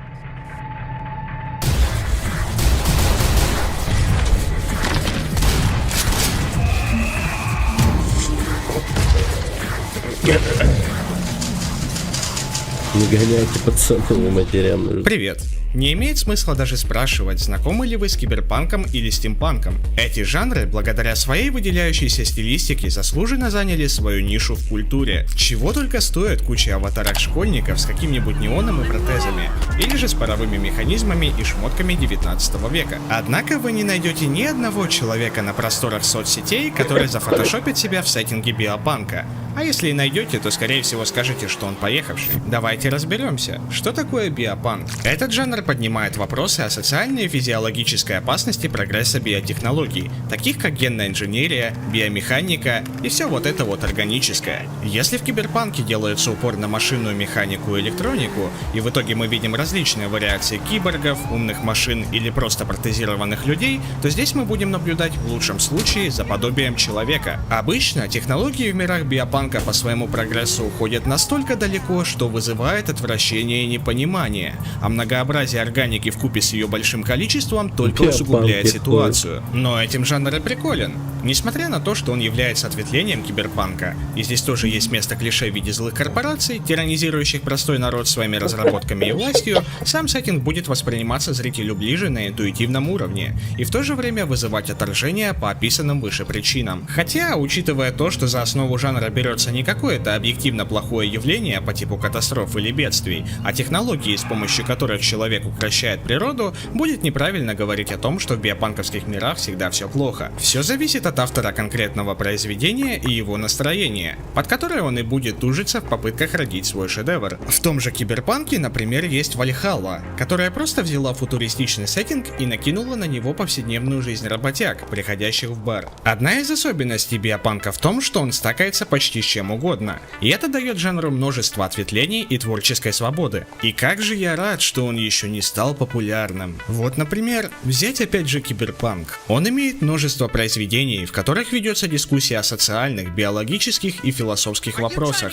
касающихся технологического прогресса. Станет ли мир лучше от хай-тека, или же высокие технологии приведут к чрезвычайно сильному расслоению общества? Если человек заменит свое тело на искусственное, будет ли сохранена его личность, будет ли он настоящим собой, или же как новые, более удобные методы хранения и обработки данных могут отобрать у людей их конфиденциальность? Но все подобные интеллектуальные потоки идут нахуй, потому что хайп будет набирать голливудское говно про неон, киберсамураев, корпораций и протезы. Популяризация киберпанка опошлила жанр, сведя весь его потенциал к визуально задроченным образом и цветовым решениям. Но вернемся к сути. Не мудрено, почему биопанк не имеет такой большой популярности, как его кореша по цеху. Красивого здесь мало, эстетика на любителя, а произведения внутри жанра в основном довольно чернушные. Изначально в этом ролике я хотел рассказать только о картах RNG, мапмейкера для Sven Co-op, который в своем творчестве брал за основу биопанк и смешивал его с чем попало. Я упоминал его в видосе по GoldSource. После того, как тема ролика расширилась, я решил посмотреть, какие вообще существуют игры в данном сеттинге. И что вы думаете? Их почти нет. Серьезно. Я зашел на YouTube, вбил в поиск биопанк игры, и вот что платформа мне выдала. Чудом я наскреб всего несколько штук, но все они обладают своими уникальными чертами. Я хочу разобрать игры жанра по нескольким критериям: визуальный, научный и концептуальный. К тому же мы пройдемся только по тем проектам, в которых есть какая-либо художественная ценность в рамках жанра. Вы вот, например, знали, что Bioshock или Прототип можно отнести к биопанку? И я узнал об этом относительно недавно, но эти игры делают упор на геймплей, поэтому через их призму рассматривать ценность жанра неинтересно. Пожалуй, начнем с самых глубин андерграунда.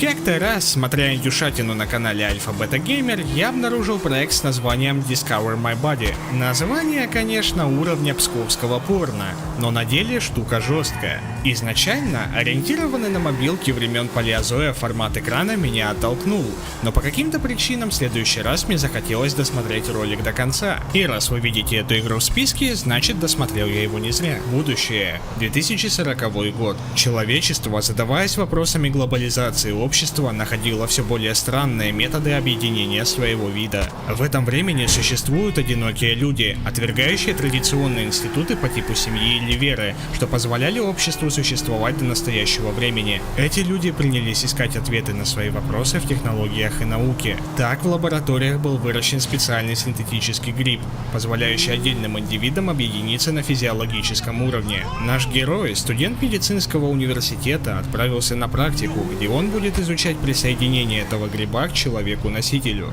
после чего нам дают познакомиться с пациентом. По его кислой пиксельной роже не скажешь, но он довольно доброжелательный и общительный человек, от которого мы узнаем о нашем сенсее, докторе Моррисоне. Чувачок уже увлекался грибами вместе с доком и за матчасть шарит, но он еще никогда не пробовал пересаживать их себе. Это его первый раз. Он объясняет нам устройство сканера, которым мы будем пользоваться, и с помощью которого мы увидим его трансформацию. Вы можете прочувствовать абсурдность всей ситуации уже сейчас. Человек добровольно пересаживает себе инородный объект, который трансформирует его хуй пойми во что, и при этом радуется и улыбается, как маленький наивный ребенок. Но это мы еще не дошли до самого процесса. Нам дают сканер под управление, и медленно, но верно мы открываем для себя нюцы лысого авантюриста. Просмотреть состояние пациента можно на внешней, костной и нервной системах. Постепенно мы обнаруживаем сам гриб на месте трансплантации в форме чего-то лица. Кореш объясняет, что гриб может видоизменяться за счет соединений с нервной системой, которая передает все сны, мечты, страхи и травмы носителя. Он полагает, что это лицо его матери, и коротко, но довольно живо в такой-то обстановке говорит, что скучает по ней. Затем мы находим разлагающиеся кости в бедренной области. Процесс разложения был запущен намеренно, так как это необходимо для корректной работы гриба.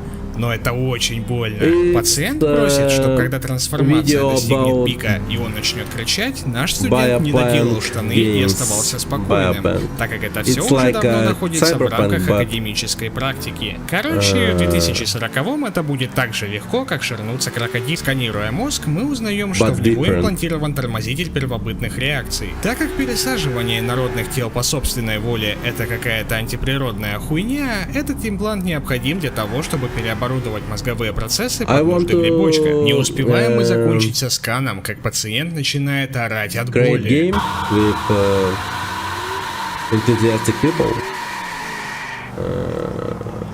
И превращается во что-то непонятное. Он извиняется About за свою выходку и something. сообщает, что в результате трансформации сломал себе пару зубов и хотел бы их выплюнуть. Опуская этот факт, они уже на What середине the процесса его цветения.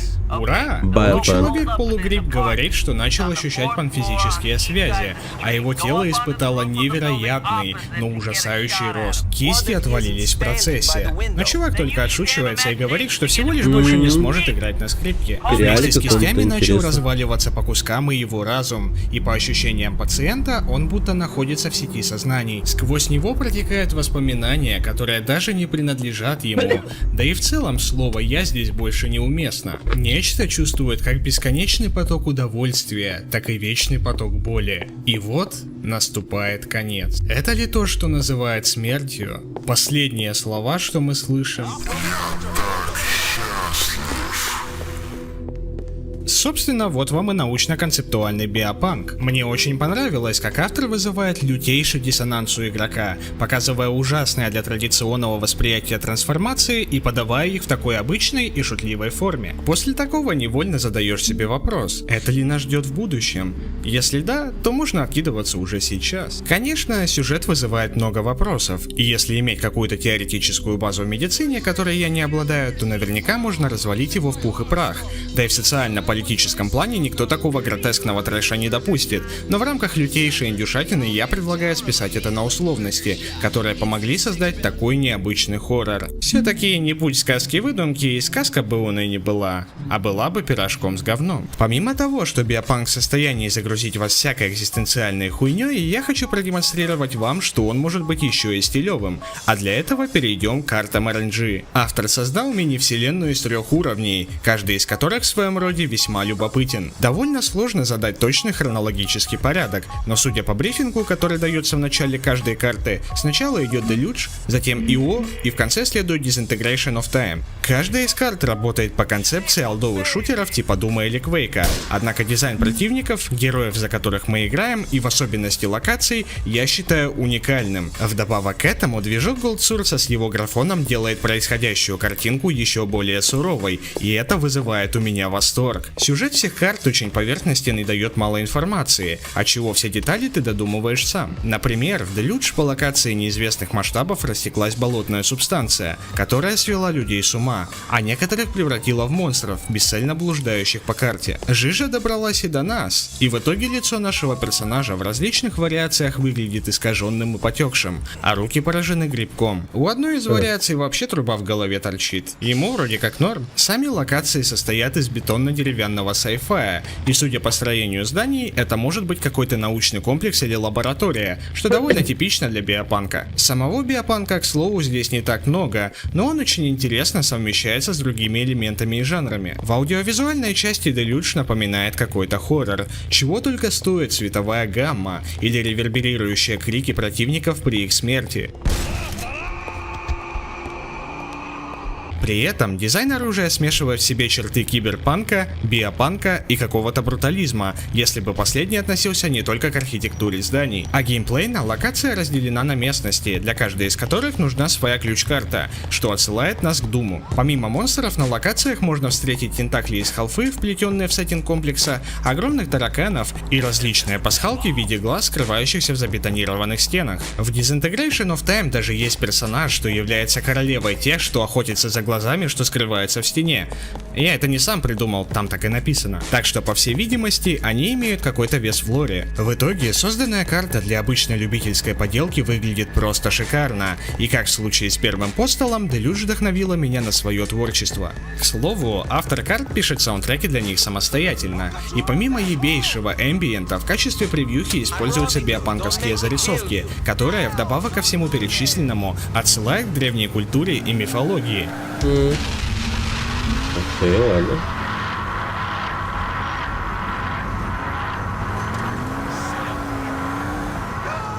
Отдельного упоминания стоит сама Disintegration of Time. Поиграв в нее первый раз, я подумал, что карта такая себе, но задрочив ее полностью, я увидел всю ее геймплейную и визуальную красоту. Помимо всех перечисленных элементов, в Disintegration of Time присутствуют временные разломы, и здесь мы видим все наработки и концепты автора, собранные воедино. Тут тебе и мутировавшая Барни из ИО, и куча монстров, визуально похожих на рисунки, продемонстрированные ранее, и даже множество пасхалок, в которых культура и стиль биопанка разыгрываются прям на полную. Забавно, что при общей мрачности карт сам RNG любит поймать смешинку при их создании. Так, некоторые противники в Disintegration of Time могут вместо своих имен получить «хватит уже этих ебаных ловушек в стенах». А в Deluge, когда ты поднимаешь артефакт, вызывающий последнего босса, персонаж говорит «пора бы уже прекратить поднимать все, что попало», отсылаясь на пикапы всех интерактивных вещей. Тем не менее, полноценным биопанком карты RNG не является. Поскольку подобные жанры плотно упираются в науку, хорошему произведению необходимо много объяснений и терминологии, дабы описать собственную вселенную. Однако сербский разработчик Любомир Пеклар так не считает. Вдохновившись работами различных режиссеров, художников и игроделов, самыми популярными из которых являются «Чужой», «Нечто», Resident Evil и Silent Hill, Пеклар решил сделать свою боди-хоррорную биопанк-игру Scorn. И если в предыдущих проектах органика смешивалась с другими технологиями, вещами и периодами, то Scorn абсолютно все состоит из биоматериала, и это сделано не просто так. По словам Пеклара, люди приучены ценить внешнюю красоту тела, а внутренние органы, кости и ткани воспринимать как отвратительные. Являются ли его слова лишь тезисом, на котором построены концепты хоррор-составляющей игры, или он люто бугуртит с данного факта, сказать трудно. Однако, что можно заявить точно, проект будет максимально идейный. Если бы чувак хотел заграбастать зеленых на своей игре, он пошел бы делать Киберпанк 2077. Одна из фишек Scorn в том, что сюжет будет подаваться за счет визуальных образов и косвенных элементов, что, как по мне, является самым правильным решением в сеттинге игры. Главный герой появляется в неизвестном мире, и нам даже его цель не ясна, а поскольку вокруг него видно только одно мясо до кости, то и рассказывать напрямую о цели его пребывания некому. Из того, что я увидел в геймплее 2020 года, можно сказать, что внутриигровой мир хоть и держится на биомассе, но при этом в нем имеются свои технологии, собственно почему я и записал проект в биопанк. Можно увидеть существующие двери, рычаги, мосты и даже светильники, а сам персонаж пользуется огнестрельным оружием. Из всего этого следует, что скорее всего помимо него присутствуют и другие разумные существа. Что касается образа самого ГГ, он хоть и выглядит максимально человекоподобным, но и в нем присутствуют элементы, отделяющие его от дефолтного хумана, и вдобавок к этому он знает, как пользоваться оружием и механизмами. Так что, вероятно, он принадлежит этому миру. Кто бы что ни говорил о грядущем провале или успехе Скорна, а лично я жду этот глоток свежего воздуха среди кучи однотипного говна. Разве что надеюсь, что проект не пойдет по стопам Агонии. Но давайте вернемся к тезису хорошего биопанка. Один из прекрасных форматов игр, в которых жанр может раскрыться на полную, это визуальные новеллы. Только не надо писать в комментариях, что визуальные новеллы это не игры, хорошо? В них наименее проблемно рассказать историю в определенном сеттинге, потому что сама суть ВН состоит в прочтении текста и наблюдением за меняющимися картинками, так что разработчикам не придется морочиться с тем, чтобы как-то повязать это с геймплеем. Давным-давно я начал следить за одной визуальной новеллой A Fantasy, которую делают наши соотечественники. В первую очередь меня привлек сильный визуальный стиль. Вдобавок к этому увидеть ВН без хентая, но серьезным подходом ко всем мелочам, причем от русских, это нонсенс. Я долго откладывал ее изучение на потом, тем более, что полной версии пока еще нет, но специально для этого видоса я изучил демку. И знаете, не только в жанре биопанка, но и особенно в сегменте визуальных новелл, это настоящая находка. Конечно, не обошлось без типичных клише в виде женщины, которая вешается на тебя без крепкой базы ваших отношений, но здесь оно работает на контрасты.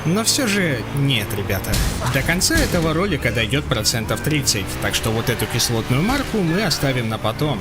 Она заслуживает отдельного обзора. Я думаю, за 4 игры в одном ролике можно было проследить многообразие биопанка. Полная творческая свобода в рамках сеттинга биотехнологий дает тебе возможность как залететь в бодрый стилевый шутер на движке первой халфы с распрыжкой, так и подумать о своей жирной душе в другом, более экзистенциальном контексте. А ведь есть еще Там и фильмы с очень много книгами на классных эту вещей. тему, но на этом моя компетенция все.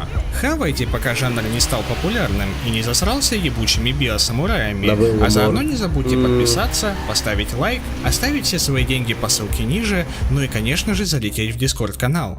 Пока!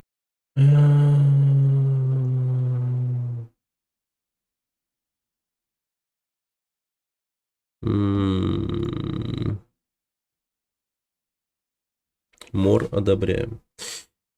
Ну, Мор довольно-таки, да, интересная игра.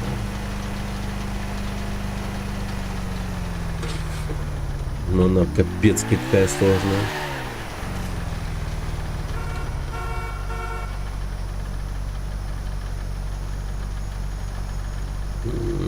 Так. Так. Привет, Арканон. Nico, tell me it weren't you that shot up the strip club in Bohan. You asked me to help out Dwayne. That's what I was doing. Don't help him out when it fucks up my business interests. Damn, son, that ain't cool. Так, ща, подождите, ребят.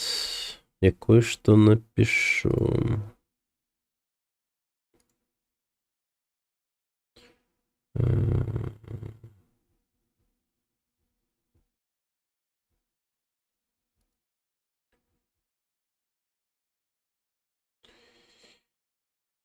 Так, концепции. Так. Блин, вот насчет этого надо будет подумать конкретно.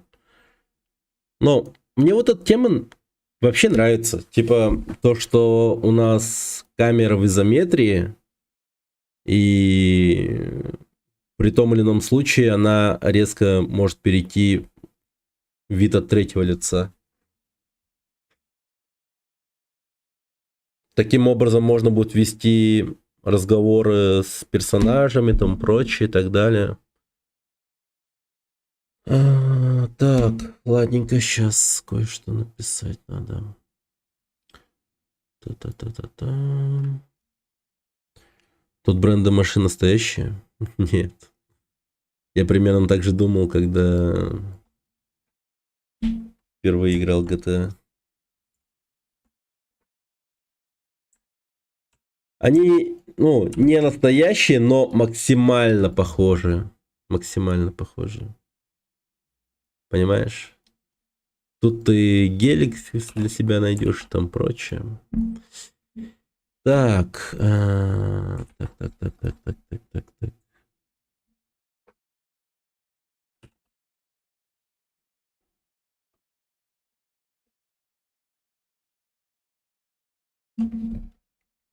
Есть японские. Ну, я хз, я в машинах не разбираюсь. Ща. Создать чистый стиль под биопанк жизнь невозможно вообще. Если делать, то это просто, оно будет пиздец как ебануто делать, типа, знаете. Это просто местной мир какой-то будет. Биопанк только частично, скорее всего, возможен. Потом еще у нас, типа, мир такой. До Первой мировой. То есть люди больших глобальных войн не видели. Но вступившие в нее совершенно с другими правилами, так сказать. Так.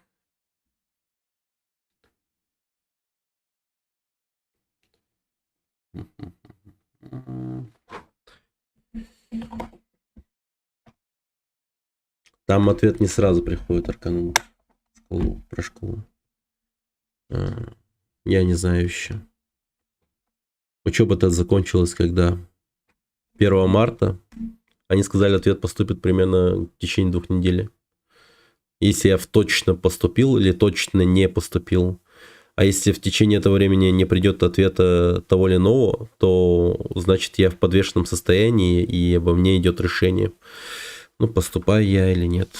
Там, как-то так. Там, скорее всего, какой-то конкурс будет проходиться, типа, и будут меня из числа других кандидатов выбирать.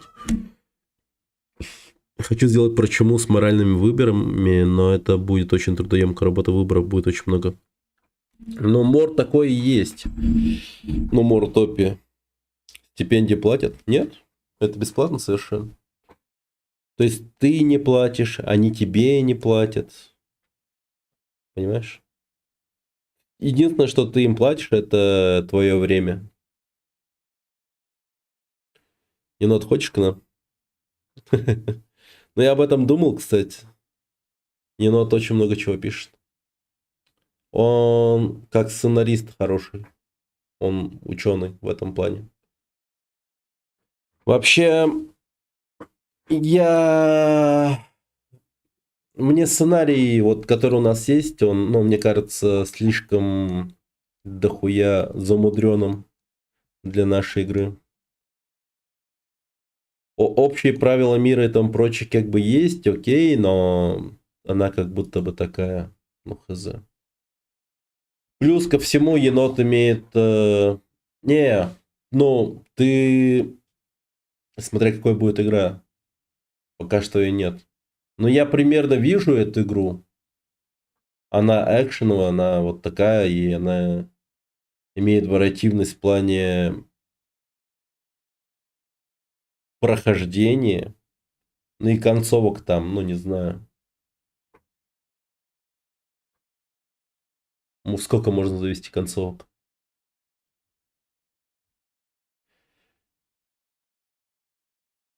Мне кажется, лучше начать с чего-то другого. А к ней потом уже подойти. Ну, как я говорил, надо начинать с core геймплейных механик. Какая-то будет игра. Какая у нее будет основная фишка и там прочее. Но если подходить со стороны создания игры в плане того, ну, какой мир, да, и так далее, типа в плане сюжета, лора и там прочего, то...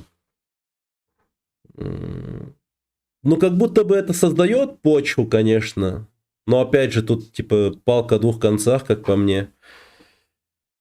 Просто сюжет может получиться до хера каким-то замудренным. И мы просто ее не потянем. То есть с нашими возможностями, ну, к примеру, мы сможем сделать только, ну, я просто, например, говорю, типа платформер, да, какой-то. И сюжетно это тупо «Властелин колец» какой-то, ну, просто ебейший. Мы тут все не профи. Енот поможешь сделать сюжет не дофига замудренным. Но просто я почему уверен в еноте? Потому что он опыт игровой имеет серьезный, хороший. И плюс ко всему он прям ученый в этом плане. То есть ученый, то есть он изучал материалы. Матчасть он знает. А так, конечно, для портфолио пошло бы офигенно, енот, слушай. Да, ученый енот.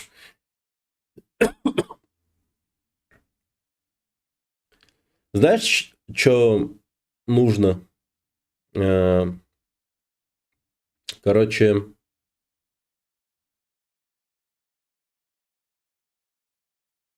ну у тебя уже есть, по-моему, какой-то ученый на кой на чем крученый. До тимлида. Повышаем тебе до тимлида.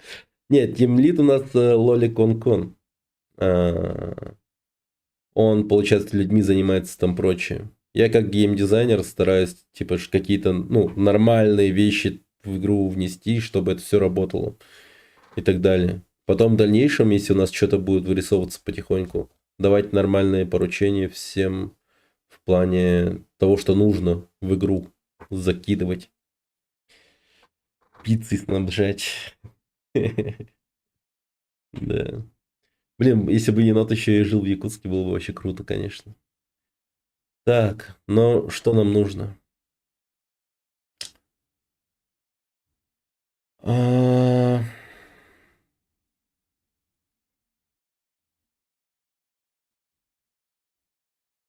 Да можно ебануть довольно-таки прямолинейный сюжет, на самом деле, енот. Я бы больше подходил к какому-то прямолинейному сюжету с несколькими ответвлениями, чем то, что мы имеем сейчас. У нас сейчас довольно-таки... Ну, короче, там какая идея, да, у нас сейчас в сюжетном плане? В сюжетном плане в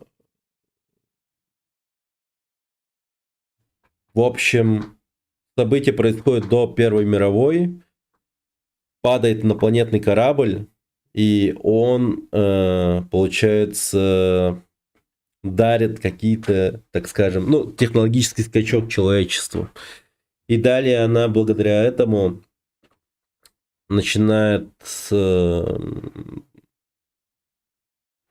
как-то больше двигаться в сторону типа стимпанка, помешанная с этой какой-то новой технологией. Потом это все как-то так странно выливается, так что они делятся на разные фракции. То есть, ну, изначально страна, ну, точнее, весь мир разделен на страны, там проще, конечно же, но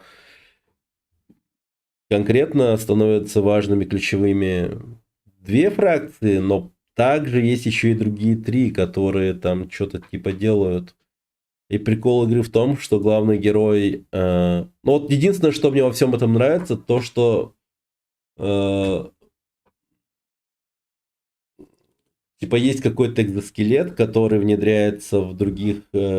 точнее, который внедряют в главного героя, но также помимо него они внедряли его в других людей. Австрийский художник еще не тронулся лбом. Ну, типа, да. Короче, этот самый экзоскелет, он работает таким образом, что он создает в момент, когда вживляется в человека, ключевую точку сохранения, как якорь перемещения во времени. И он на том или ином человеке всегда пытается достигнуть какой-то своей определенной цели. Ну, там, скажем, улететь с планеты, да, собрав нужное устройство или собрав какие-то нужные вещи для того, чтобы улететь и так далее. Но ему это каждый раз не удается. И что видят люди, когда вживляют, ну, экзоскелет человека, он просто не приживается, и чел умирает. И потом, получается, не вставляет его в следующего чувака. Но тот момент, когда они... ну, почему они мотивированы тем, что они должны вживлять его в какого-то чувака и тому прочее, нормально как-то не... логически не объяснено. Просто, типа, якобы вся эта, типа, ну, инопланетная хрень, она изучается и тому прочее, и люди пришли к выводу, что вот этот вот самый экзоскелет или устройство, или какая-то штука, которая вживляется в человека, она способна делать чувака куда более, типа, мощным и тому прочее. Что-то в этом роде. Мы про игру. Это как Нечаев с перчаткой. Ну, типа, да. Ну, типа, как Нечаев с перчаткой, но тут штука такая, что, скорее всего, хрень, которая будет вживлена, типа, в торс или в голову, там, не знаю, посмотрим, как это будет работать. Но мне нравится идея с головой. В том плане, что оно будет, типа, делать следующие вещи. Она дарует, получается, своему носителю способность регенерации в пенис. Но это в DLC. Это DLC, ребята. Это надо в DLC. В жопу тоже в DLC. Ну, то есть, типа, правильная версия будет. Ну, короче, ладно. Идея такая, что это будет игра, где главный герой может получать ебейшие критические повреждения, на первый взгляд. Но если предпринять те или иные типа действия, то ты сможешь типа выжить. Может, типа инопришельченское разумное биооружие. Ну, типа, ну, вообще, знаешь, идея с Гайвером мне даже как-то нравится. То есть Гайвер, прям чисто Гайвер. Что-то ты, кажется, пипец замахнулся. Это не я замахнулся, это уже существующий сюжет. Это я еще не всю, типа, весь его сюжет рассказал. Там сюжет довольно-таки слишком замудренный. То есть я предлагал ему поменять. Ну, то есть у меня идеи были такие насчет всего этого. То есть такую херню, знаешь, что? Наверное, сделать такую штуку, как... Окей, время, да, до Первой мировой, вот это вот золотой век, да, прогресса, когда типа паровые двигатели и там прочее, вот дизельпанк. Прикольно, да? Ладно. Но падает корабль, там какой-нибудь, да, инопланетный. Или типа того. Или можно даже астероид, хер с ним. И... Не, хотя с кораблем тоже прикольно. Знаешь, как это можно преподнести? Короче, корабль терпит крушение, и при падении его ядро сознания или искусственного интеллекта, там, не знаю, крошится на какие-то важные части и там прочее. То есть 5 частей каких-то, и они, по сути, могут существовать самостоятельно и могут вживляться в живых существ для того, чтобы в дальнейшем, ну, не знаю, собраться вместе. Но тут что-то идет не так. Biopunk Lies of P, да. И тут что-то идет не так, и каждая часть начинает преследовать какие-то свои цели. Там, например, одна часть начинает делать херню по типу рваться к власти, становится каким-то около монархом или близится к этому состоянию. Второй там становится, ну скажем, ученым, он дохера любопытный и умный и тому прочее, и как бы начинает сколачивать вокруг себя какой-то там чуть ли не культ и так далее. То есть каждая часть, она будет какая-то такая типа особенная. Звучит как боссы. Ну да, типа, понял? Такое. И вот наша, вот эта вот часть, которая вот попадает главному герою совершенно каким-то образом. Вот может быть таким, что этот корабль на самом деле закинули на планету как Веном. Ну да, там что-то такое можно придумать. Что-нибудь такое закинуть, но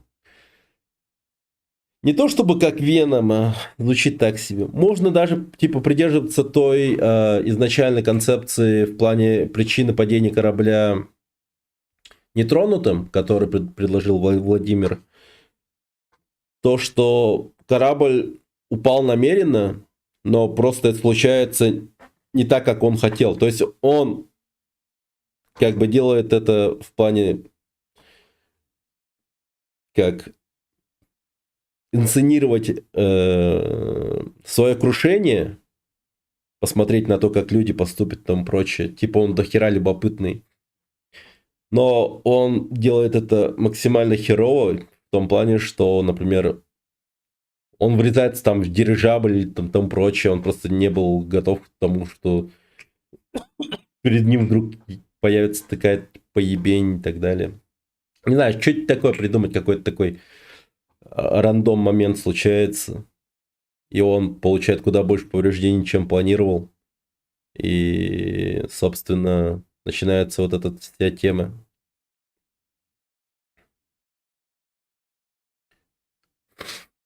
Возможно, на героя попалась часть мести, и у него цель уничтожить остальные части.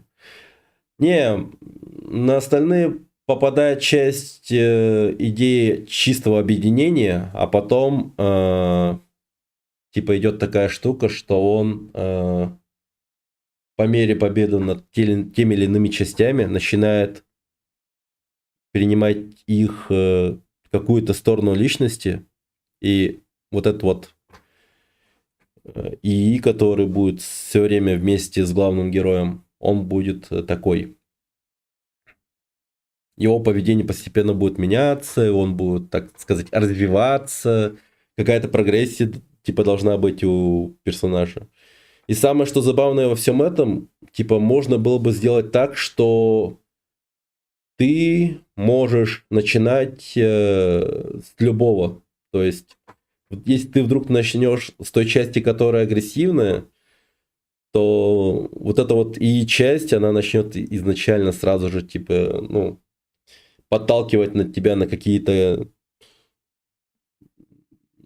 безумные опрометчивые вещи, и у тебя типа вариативность будет уже, ну, новая вариативность появится в тех или иных моментах. Типа запугать или избить и там прочее, так далее, так далее, так далее. Типа как класс начальный. Но ты выбиваешь себе этот класс путем действия. То есть сражения с этим носителем конкретно.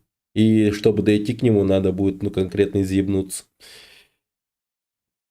То есть это можно сделать как, например, вот в новых эпизодических частях Хитмана, да? Или, скажем, Dishonored. Но все это на самом деле больше напоминает какой-то Deathloop на самом деле. Хоть я Deathloop не играл, но видел примерно, как он играется.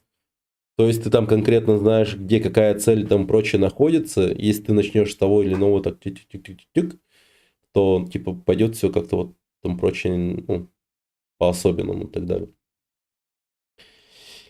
Я вот думаю, насколько это, ну, так. Мне кажется, это обречено быть дезлупом практически. Но особенность какая будет, то что мы сможем завести нотки биопанка, куда больше жести в плане повреждений, интересную боевку. Я вообще примерно как вижу эти, ну, боевую систему. Она скорее больше похожа...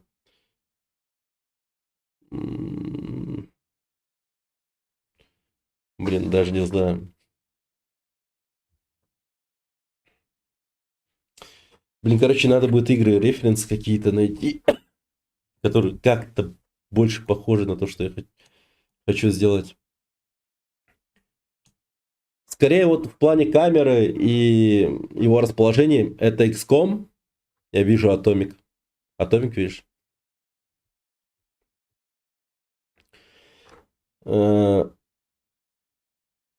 Deathloop FPS, ведь это по-хорошему изометрик слэшер. Да, но просто, понимаешь, идейно она будет как будто практически Deathloop'ом в плане мира и там прочего.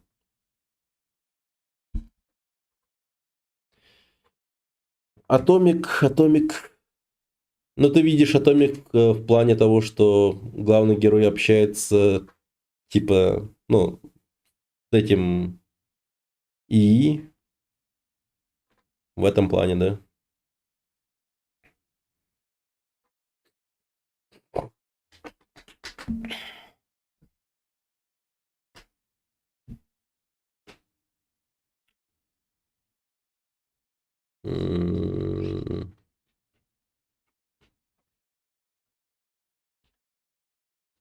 Механику что-то типа. Угу. Ну, короче, я больше склоняюсь к какому-то такому... Короче, смотри. Скажем, этот сраный... давайте нарисуем.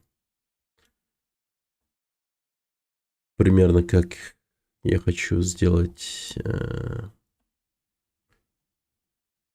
Скорее всего, интерфейс. Ну, очень так просто вскользь. Прототип плюс атомик. Ну, типа. Да. Снова прототип. Так. Блин, ну, не сказал бы, что прям прототип. Прототип в этом вы увидите, потому что, ну, мы будем принимать какую-то силу и там прочее. Но прототип будет, знаете... Блин, я даже не знаю в чем. По сути, там прототипа практически нет. По сути.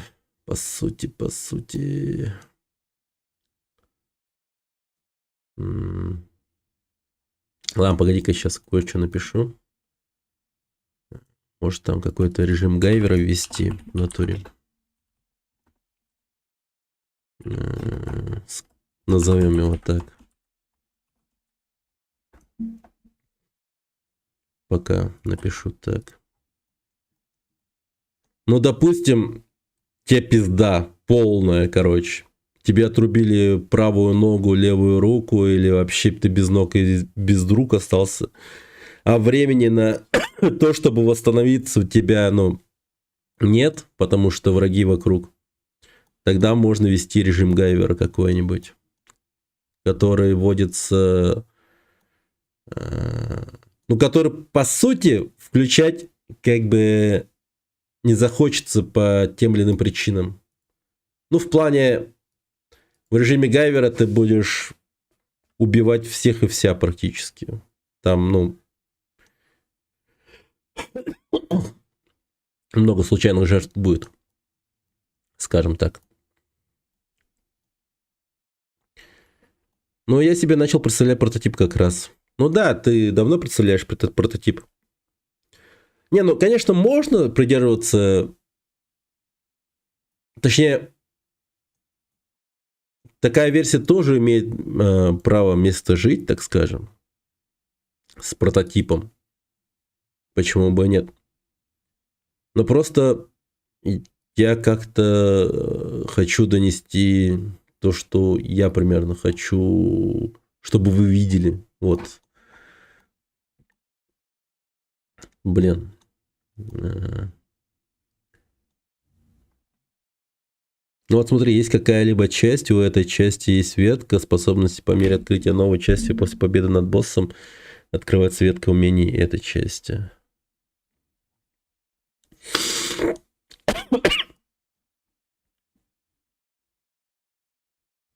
Ну, я понял, о чем ты. Это, знаешь, это буквально...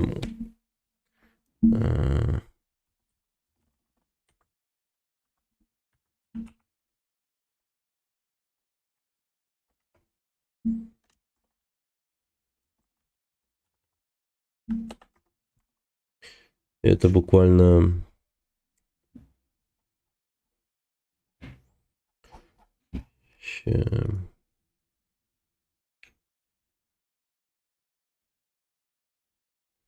Почему в прямом эфире? Потому вдруг кому интересно, какие вообще способности за героя.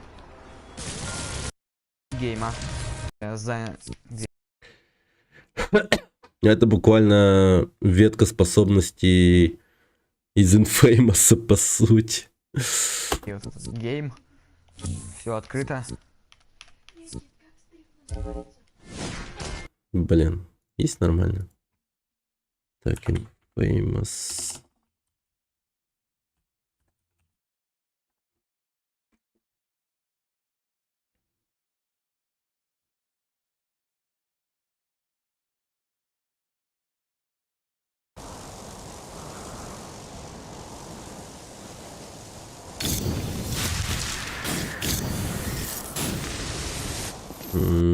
Подожди.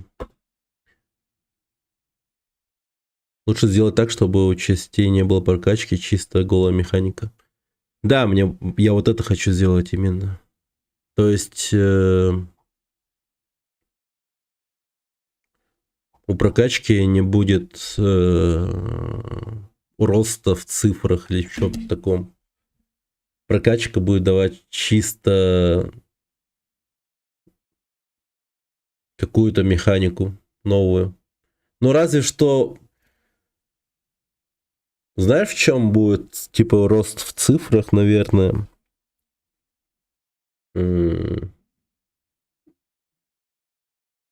Скорее всего, только в скорострельности, я думаю. А, нет, не в скорострельности, а болевого порока, скорее всего. Я вот хотел в момент такой добавить, чтобы главный герой мог стрелять, не знаю, из руки или еще как-нибудь своими зубами. Но так как это пиздец как болезненно, он будет просто охуевать и не будет способен выстрелить 3 или 4 раза подряд. Иначе он будет вырубаться. Сознание терять.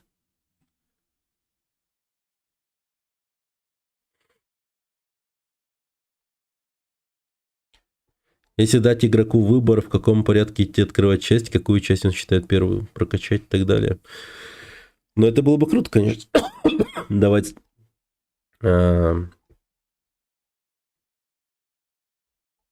возможность выбора. И вот именно в этом плане будет интересно, если тебе дадут выбор с тем, чтобы на кого пойти первым. Типа. Ну, в плане босса.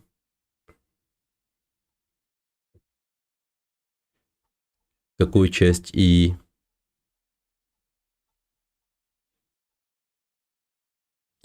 Типа при открытии... Ну вот смотри, есть какая-либо часть, так, способна поменять открытие новой части победы боссом открывается ветка, часть, так. Типа при открытии новой части появится умение типа разрушать преграды или носить тяжелое оружие, типа такого. Больше, скорее всего...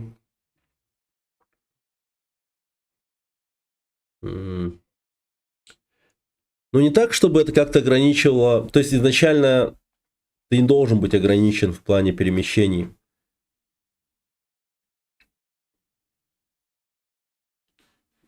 Ну, сильно, так скажем. Просто, понимаешь, если делать таким образом, то это больше будет похоже на Metroidvania. Но не сказать, что это плохо, да? Но просто я бы хотел видеть такие моменты, чтобы люди... Опять же, типа, старались изъебнуться и не пользовались, например, новыми механиками вообще, и просто голым персонажем, типа, вот изначально, с которого он имеет только первыми способностями, прошел всю игру, к примеру. А с новыми он просто будет, ну, видеть больше других каких-то, ну, вещей, так скажем. Другие руты и там прочее. Понимаешь?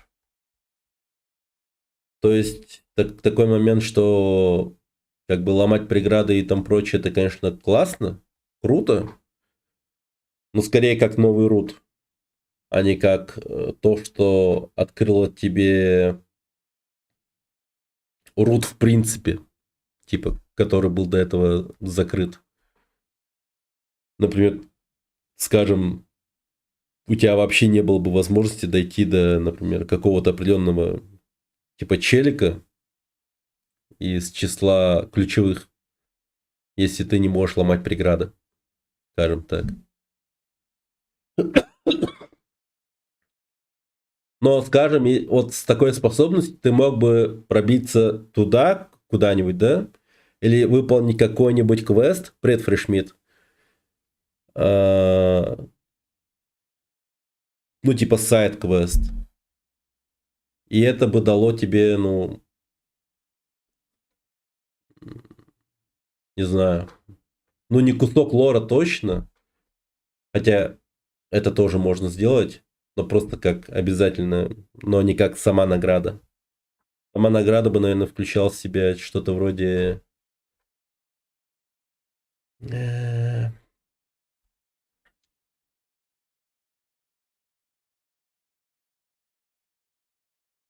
Вот насчет наград стоит подумать, чтобы это еще не было бы просто безумной имбой. Я думал про такую штуку, как покрытие костей каким-нибудь материалом, гиперсобирательство тоже не надо. МБ-ачивка. Не, ачивка-то окей, но собирательство и в плане исследования надо добавить. Было бы классно. Что это вообще есть, типа.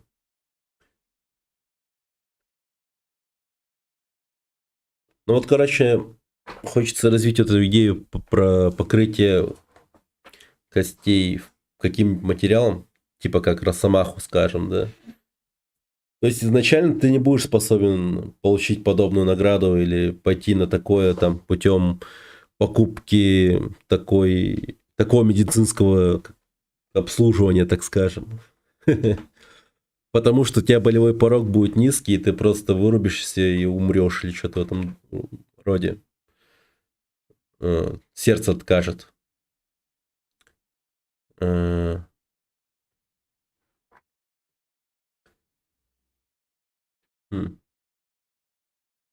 И, кстати, вот эта вот идея, да, насчет того, что главный герой бессмертный, пока не будет уничтожен протез, этот самый, или этот самый экзоскелет, ну, это штука, которая его, ну, в нем жизнь поддержит, по сути. Наверное, тоже стоит немного, типа, так, попридержать. Он куда более выживаемый, конечно, становится, но все-таки какие-то такие моменты, типа, должны его убивать, наверное. Может, типа, менять TPI для использования, типа, как оружие меняешь.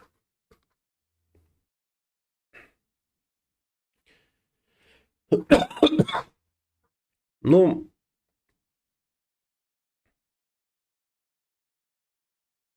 нет, у тебя ИИ всегда один, но он просто будет дополняться.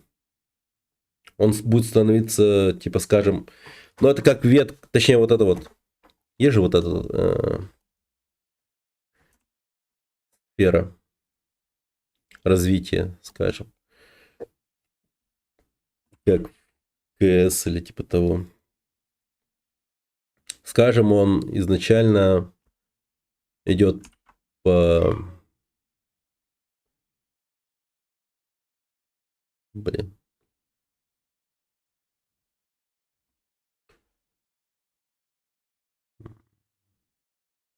Как это будет примерно выглядеть?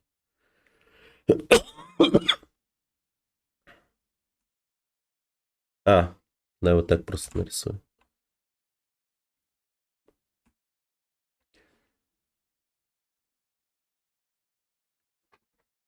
Так. Так. Скорее всего, наверное, идеи какие-то будут сидеть.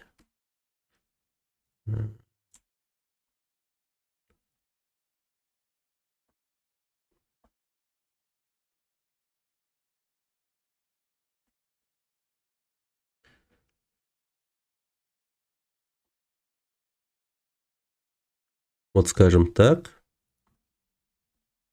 Так, скажем, объединение. Там, скажем,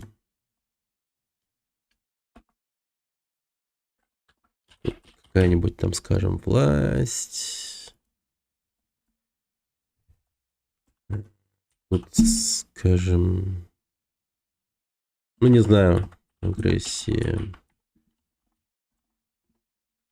Типа доминирование. Или, может, тупо сила назвать. Наверное, силой можно.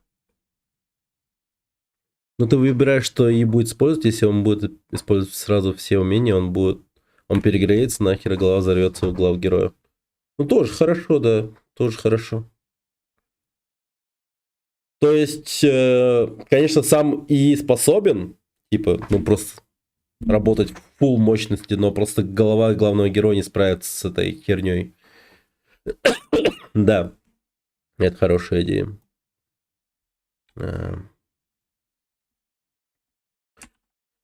Так.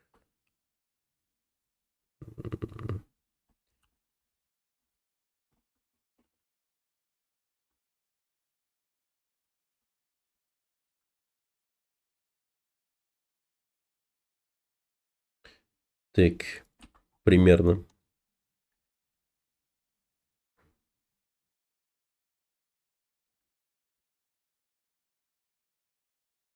А,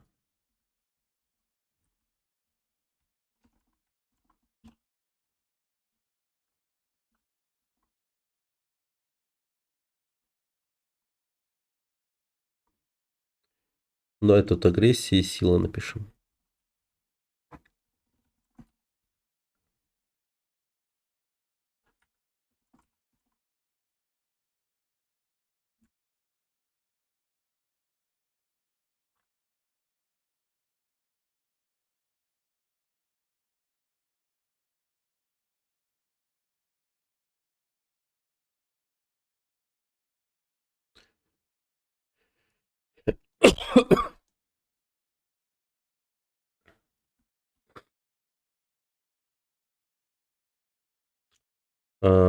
Наверное, это стоит типа сделать так.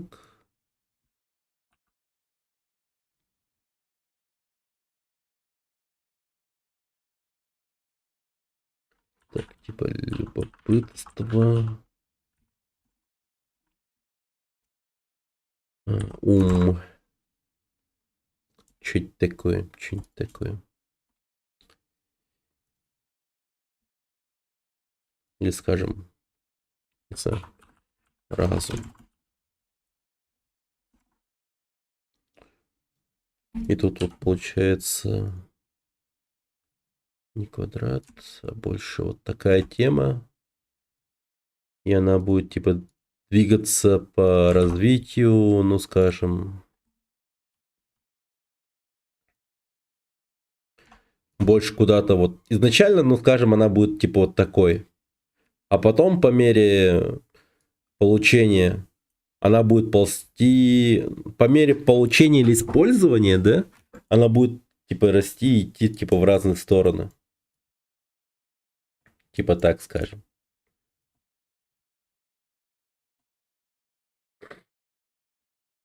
Ну ты понял.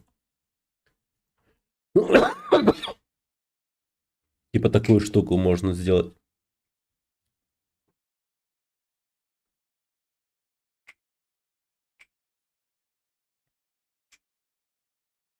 И как это будет работать? Например, при частом использовании агрессии или силы у тебя пермоментно останется какая-то его возможность.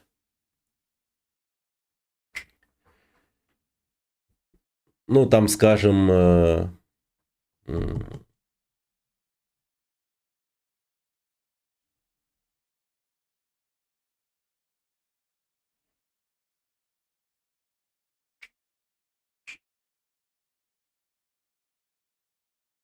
возможность поднимать тяжелые какие-то там, не знаю, предметы, людей, выламывать двери.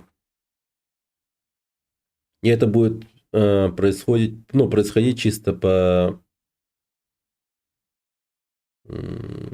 мере его использования частого.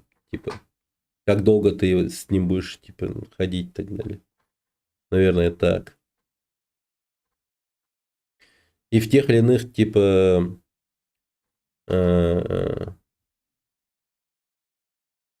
если будут там диалоги и так далее, какая-то диалоговая система, то они также будут открываться как варианты. Но опять же, это становится очень жестко. Я диалог придумал ГГИИ. Почему ты не использовал все способности сразу? Ты ограничен? Нет. Вы, да. Типа, в каком смысле? Ваш хранилище, да, так называемый мозг, не выдержит столь сильной нагрузки. И расплавится теперь, я понял. Не надо включить все способности. Не надо. И потом он умрет просто, к примеру. Ну да.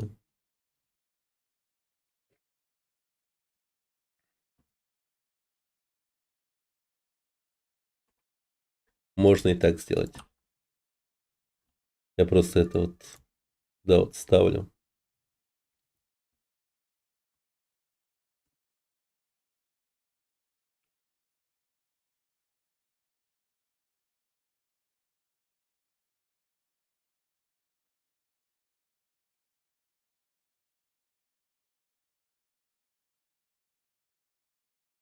Но мне вот эта вот идея с Гайвером нравится прям.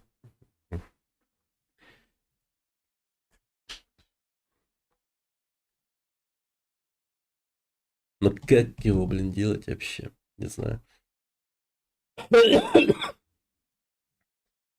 Хотя, с одной стороны, вот с такой вот камерой там прочее, игра была бы, конечно, сразу... Ну, чисто изометрический слэшер. С какими-то такими приколами. Но потом вдруг, когда камера вот так вот перемещается, когда, например, ты хочешь выполнить какое-то стелс-действие, убийство или что-нибудь еще такое. Или, например, когда ты сражаешься в открытую, и ты вводишь какое-то планирование боя. То есть, например, ты ставишь, знаешь, как можно сделать эту тему? О, я придумал. Например, ну как в слэшере, да, мы бьем? Мы просто бьем по чуваку, и он, ну скажем, ну не знаю, располовинивается или еще что-нибудь там, но он, в общем, типа, как будто бы всем телом получает урон. А вот так вот, когда ты делаешь режим, типа, планирования, да, боя.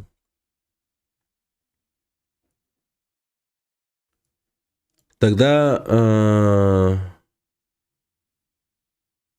можно сделать как бы порядок, распланировать порядок ударов. Типа, например, первый удар придется по его левой руке, и мы сможем отсечь ему руку и после присобачить эту руку к себе, потому что эта рука имеет какие-то крутые приколендры, типа в плане, ну скажем... Ну,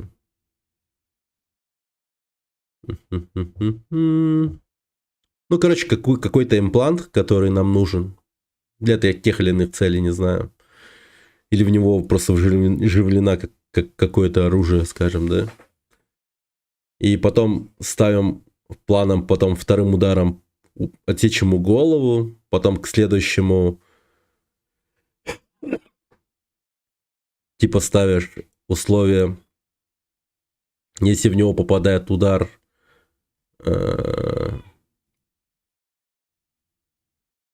то также типа рука или там какой-то, ну короче, такой надо. Ну второй дальше, тогда можно сделать типа так, чтобы при попадании выстрела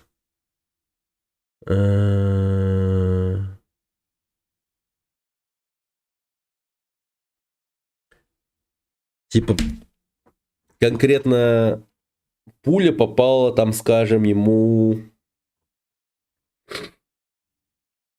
ну куда-нибудь типа вот в незащищенную часть тела, в голову, там в руку, или еще как-нибудь.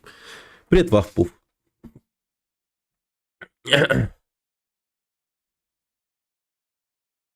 Ну да, типа для дебафов и там прочее. То есть я вот эту тему хочу внести, чтобы, например, игрок мог как-то поприкольнее вести бой с большим количеством врагов или с боссом и так далее.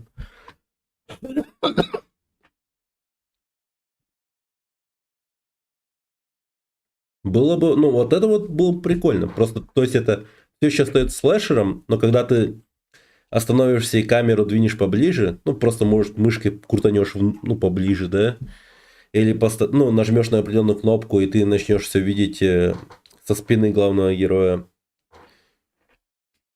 И ты сможешь вертеть мышкой, как-нибудь смотреть. То да, было бы прикольно на самом деле.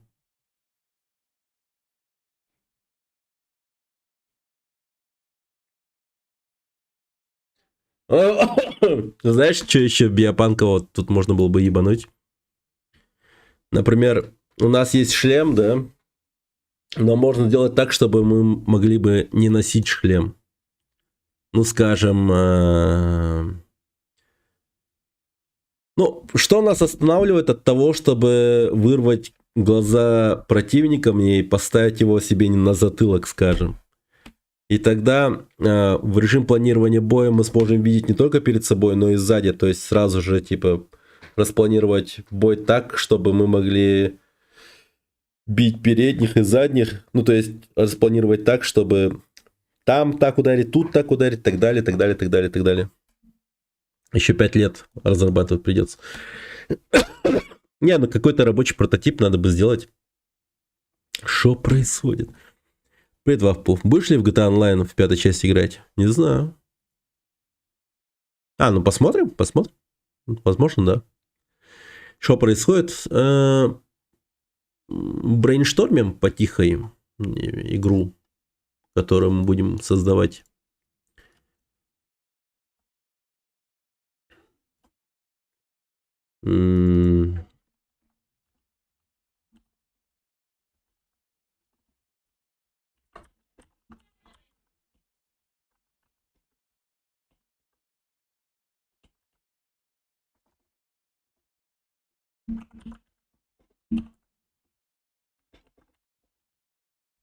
Вот в чем будет биопанк, пацаны. Это будет пиздец жестко. Вот в чем будет биопанкич. Возможно, вживлять дополнительную часть тела, глаза, органы и так далее. Вот это реально пушка будет. Геймдевите DM, так потихоньку. Чисто идейно, короче, пока идет работа. Возможно, вживлять. Так, давай-ка вот это распишем более подробно.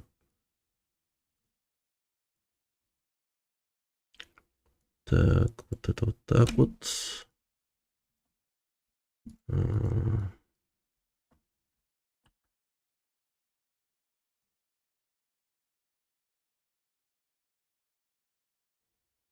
Пятиглазый шестихуй. Ну, типа, да. Нет, это реально будет очень круто, если мы сможем, типа, внедрять такие вещи.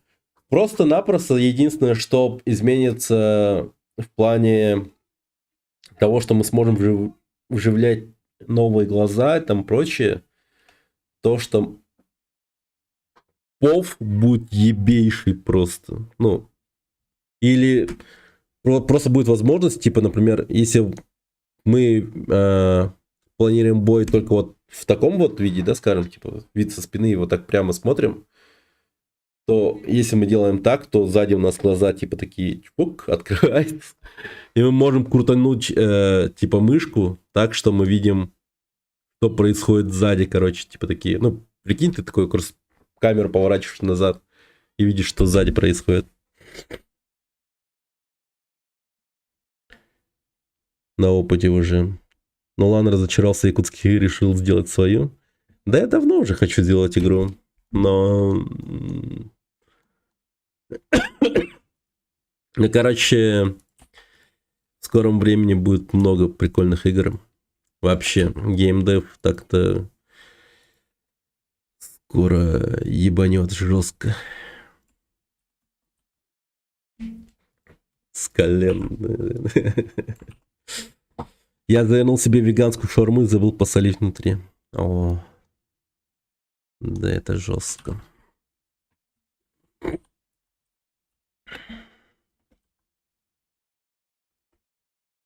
Ну, почему бы еще и типа третью руку не поставить? А? Почему бы еще третью руку не поставить? Знаете, как в этом? Афросамурай.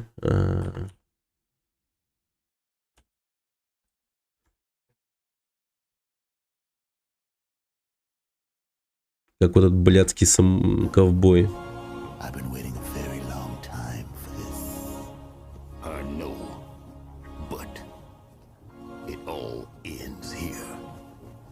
Игра несовершенная.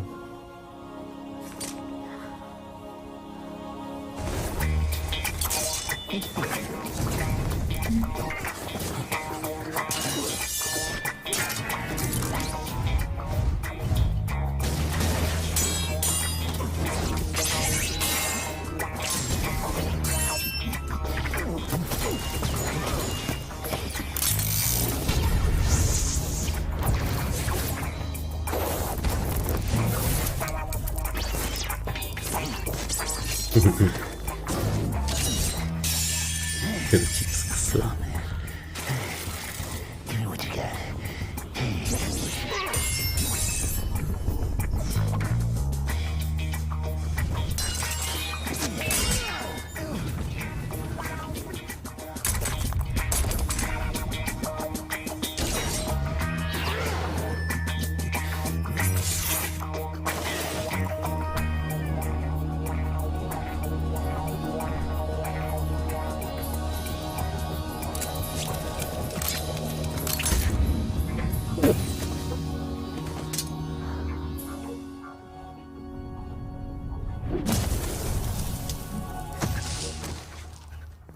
О, вот это охуенно, енот. Вот это охуенно.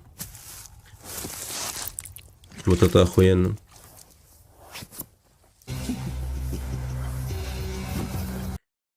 Блин, тут, короче, я хотел объяснить, тут этого нет конкретно, но в чем прикол этого говнюка? В том, что у него есть третья рука за спиной. И так он убивает этого батя афросамурая.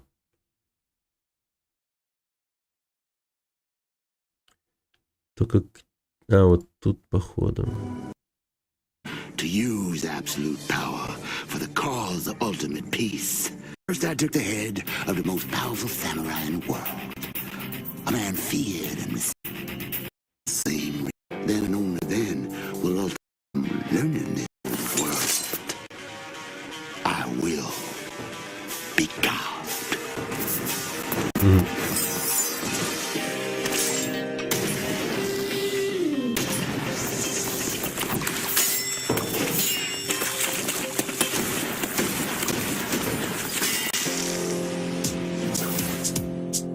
You ready to die like your pappy?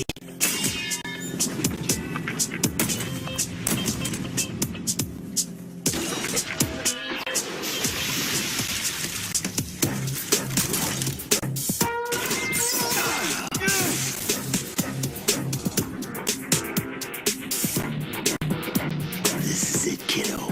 Here's where you go down.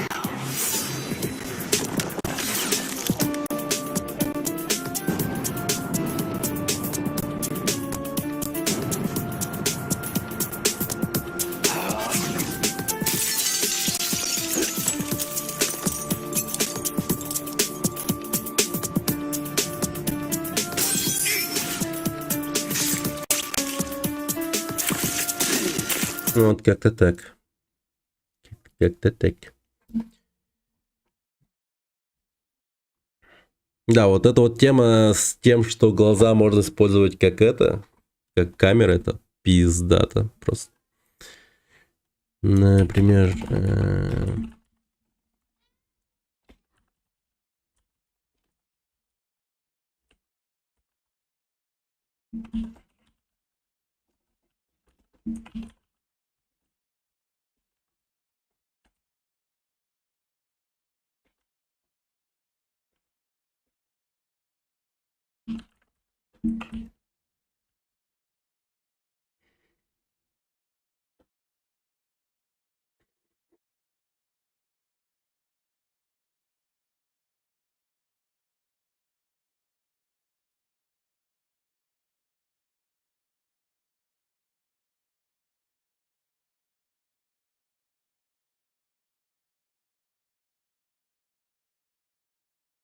Ну, блин, вообще, вот если так думать дальше, то это пиздец, как можно ебануть, знаешь, типа... пропустил героя у вас симбиотик какой-то. Ну, по сути, получается так, что он дохуя на это способен, да. Он симбиотик, который способен к регенерации. И дохуя делать всего. Вот, например, у меня была... Ну, сейчас появилась такая идея, такая, как, например, он может отрывать людям бошки и ложить их, например, в пакет со взрывчаткой. И потом эту голову использовать как штука, которая будет привлекать внимание. Типа, эй, типа, друг, нужна помощь, там челы подбегают, типа, и видят в пакете голову, и охуевает, и взрывается потом этот пакет, что-то такое.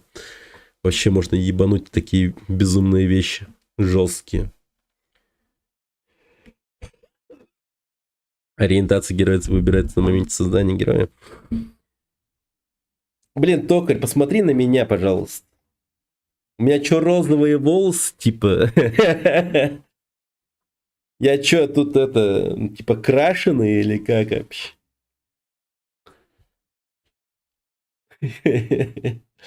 Или я, типа, не уверен в своей ориентации? Не, в своем гендере, может быть. Да, да. Не, короче, вот эта тема охуенная, на самом деле. Ну, не знаю, вообще добавить какую-то любовную или романтическую линию можно будет, но потом. Это уже реально потом. Сейчас мы говорим чисто о механиках, о геймплейной составляющей, там прочее. Слова мужа. Прикрепил глаз и появилась иконка с глазом, нажал на... Переключился на глаз, поставил несколько глаз в режиме наблюдения, цифры переключатель камер. Ну, типа, да. Это нормальная, прикольная тема.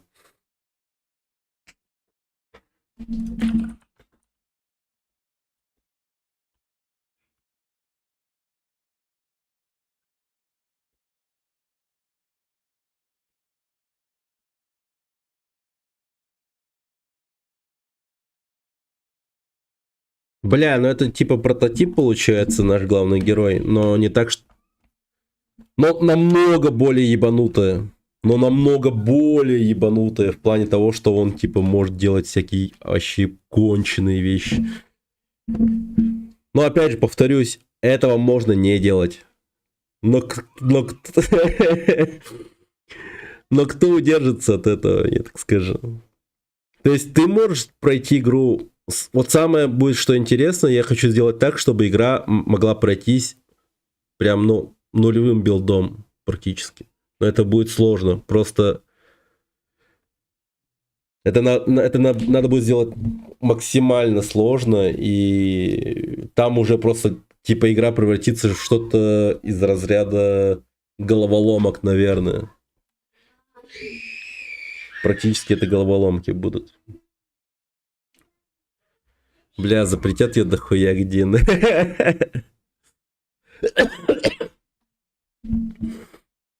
А прикольно, когда собирать из частей врагов.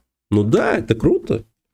Мне вообще вот эта вот идея, почему еще вот вспомнилась, это потому что я, например, помню такую классную игру. Вот такую. Ну, вы поняли,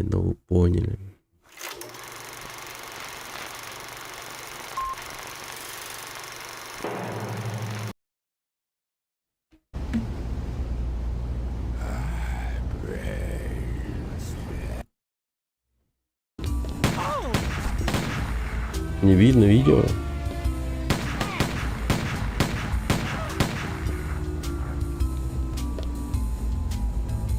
А, вы даже Афросамурая не видели? Это пиздец. Ну, смотрите, что-то, например, происходит. Ну, он оторвал себе руку. Он отрывает себе руку. У рука бегает прям типа как Wednesday. Для зумерков, так сказать. И, ну, как в семейке Адамс. Залазит чуваку на голову и берет его под контроль.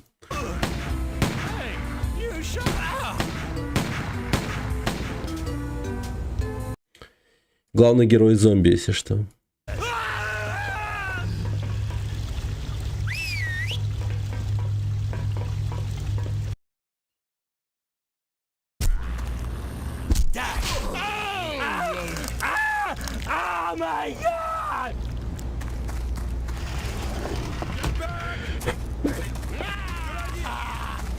Есть игра про защиту башни, ты некромант, создаешь из монстра из разных частей других монстров.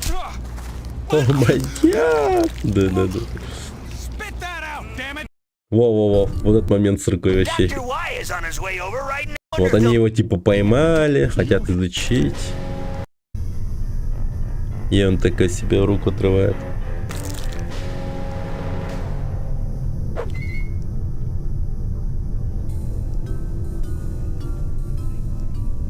Крутая игра. Блин, надо пройти, наверное, на стриме. Я только один раз ее в детстве проходил. Очень прикольная.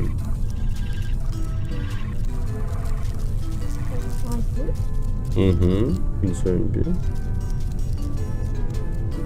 Я еще удивлен, что, видимо, мало кто играл в эту игру, но каких-то современных аналогов я вообще не знаю. Ну, других игр аналогов вообще не знаю. Никто еще пока не додумался сделать такую игру. Биопанк детства, да, это биопанк.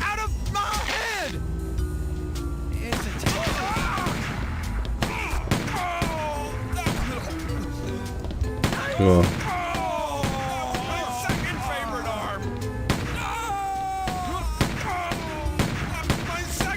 Блин, и конечности отрываются. Вообще пушка игра, да? Нереально крутая. Так, но тут не это я хотел показать, а момент с головой. Да, есть момент с головой.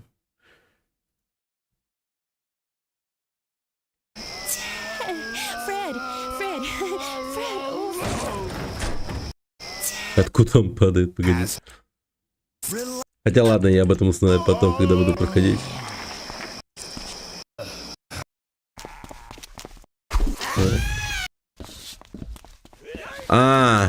Он еще свою печень или типа селезенку, я не знаю, использует как гранату.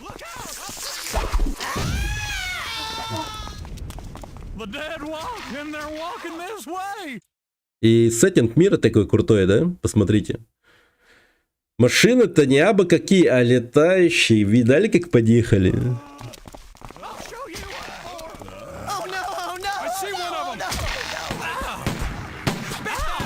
Черпаем идеи, да.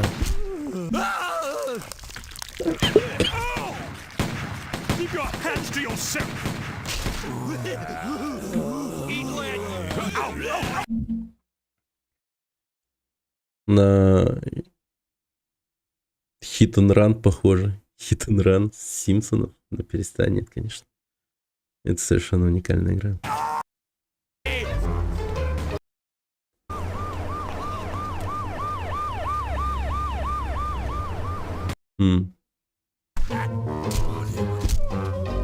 Блин, где момент с головой?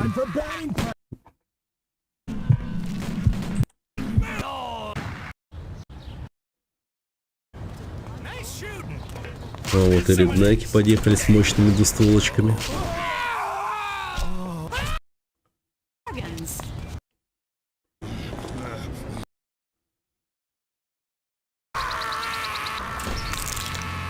Так, покой опять.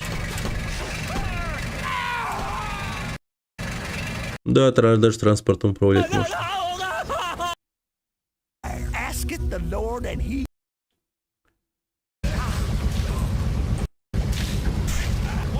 Уже серьезное вооружение пошло, лазерные пистолеты.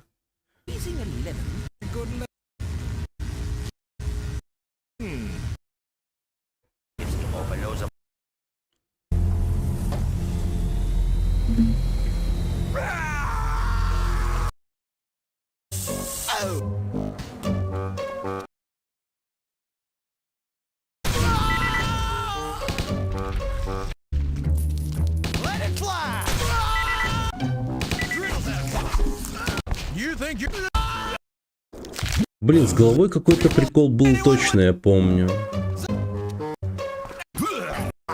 Как будто бы. Или я ошибаюсь. Из другой игры, по-моему, было.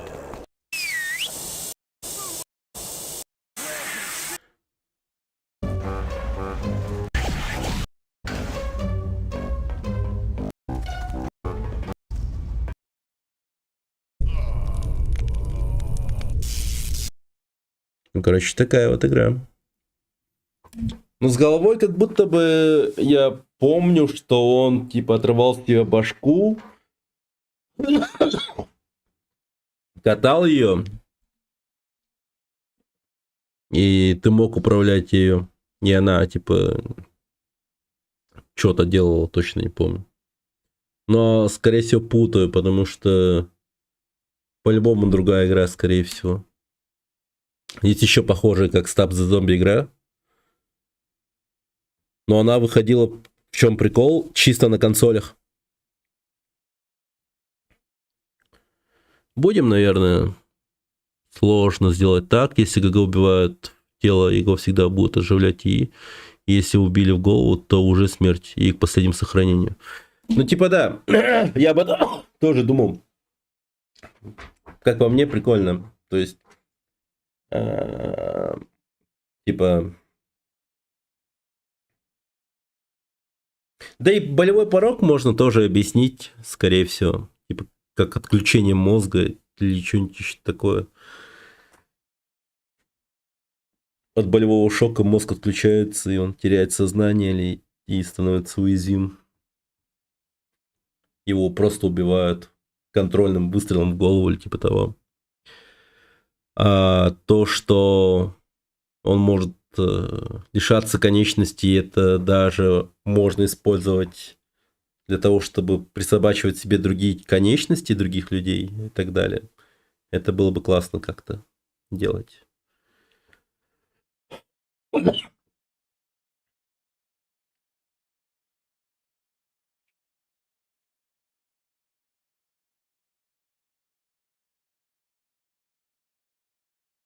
Блин, да. Так.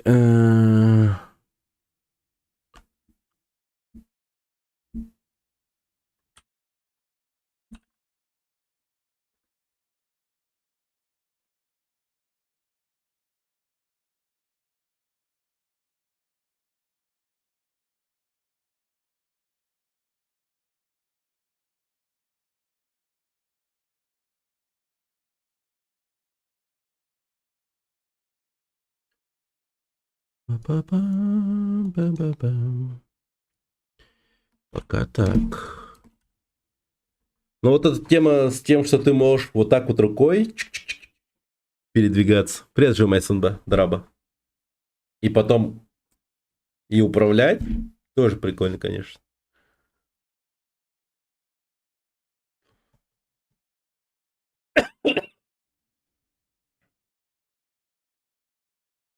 Да.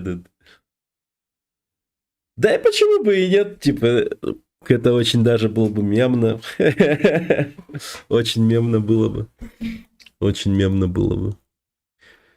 Ну, пока так. Не будем сильно, короче, этого. Пока хороший брейншторм. Там прочее. Так что, енот, херач. Ачивку сделать. Да. Для ачивки тоже заебись. Согласен. Так, сохраняй концепт документ.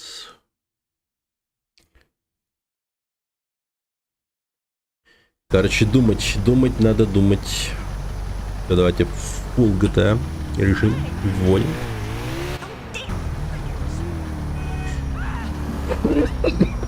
Не то чтобы я запрещал разговаривать про все эти идеи, там прочее. Просто сейчас уже можно как-то более расслабленном режиме это делать.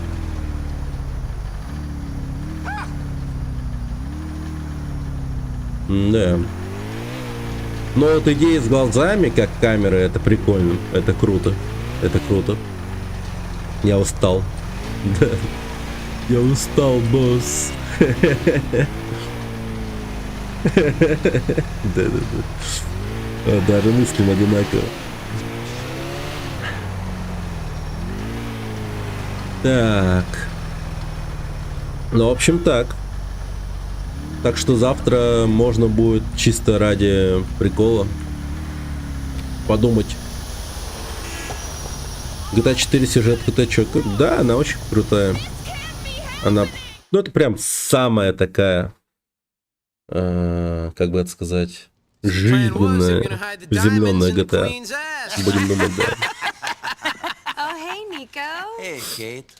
Get your fucking hands off my fucking sister, boy. We're talking, not having casual sex, Patrick. I pray after the amount of practice you've had, you'd know the difference. Sure, I know the difference. One leaves you feeling sad and empty and alone, and the other's casual sex. And I'm quite sure you and Mr. Nico here will have fun on your play date. Hey. Coming, Ma. You boys play nice now. For sure. Hey. Okay. Oh, we're gonna play real nice. They're clean as a fucking whistle. One previous owner, safely driven, ready for action. We got an opportunity, my boy. Yep, fortune favors the brave. Gotta make hay while the sun Что это за два придурка вообще? So is you down, boy? Or is you out? Down for what? Down for robbing a thief. Robin Hood. Exactly, Robin fucking Hood. Who are you going to rob? The fucking mafia, boy. Блять, кого? Is the money good? What's the risk? Well, the risk is... Ну, наверное, we all die a озвучили. very slow Надо будет and поискать. painful death. Хотя нет, вряд ли. Это And the было бы money is событием на good, самом very деле. good indeed. So you in, big guy? Or we gonna have to kill you? Дай-ка я угадаю, они русскую мафию будут грабить, да? Since you put it that way, I mean... Right. Good. All right. Let's yeah, go. let's do this. Понял. Ну вот что круто, по-моему, 6-я GTA будет с озвучкой. И это прям факт. Угу. Локализация, походу, будет. Ну, не знаю, в каком роде это будет локализация, но там точно набирается вакансии для 6-го GTA, которые будут тестить этот самый перевод или что-то в этом роде. Да ну вряд ли. Ну не знаю.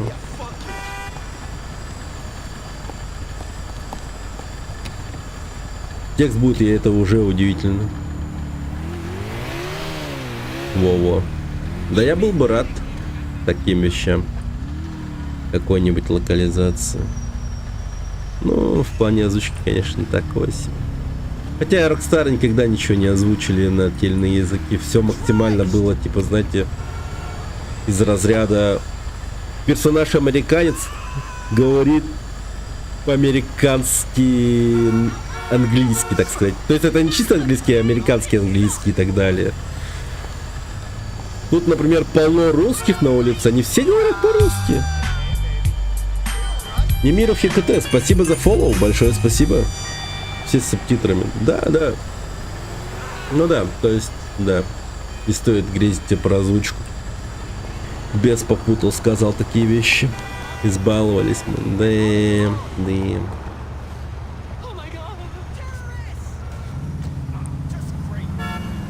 us out to the waste management plant under the Algonquin Bridge on Colony Island, big man.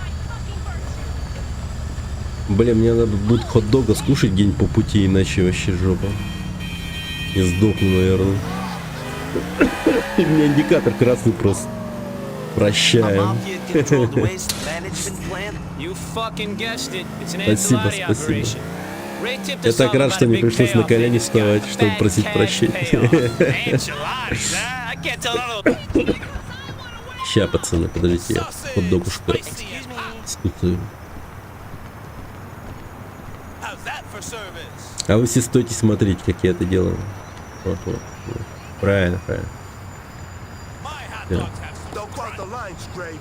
Как бы все вокруг понимают, кто здесь главный, блин. Enchiladas, Gambinos, Pecorinos. It's the fucking Pegarinos, man. We're working for them. Pecorinos a type of cheese. Pegarinos. А, мы все-таки реально мафию в плане итальянцев грабим. О, окей. Так, давайте-ка, блин, совсем забыл, что музыка есть. Mafia families put together.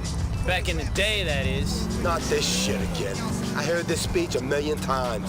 The McCreary's ran the city. People were scared to say their name, let alone come near their place in purgatory. Life was great. We were in charge. It's fucking true.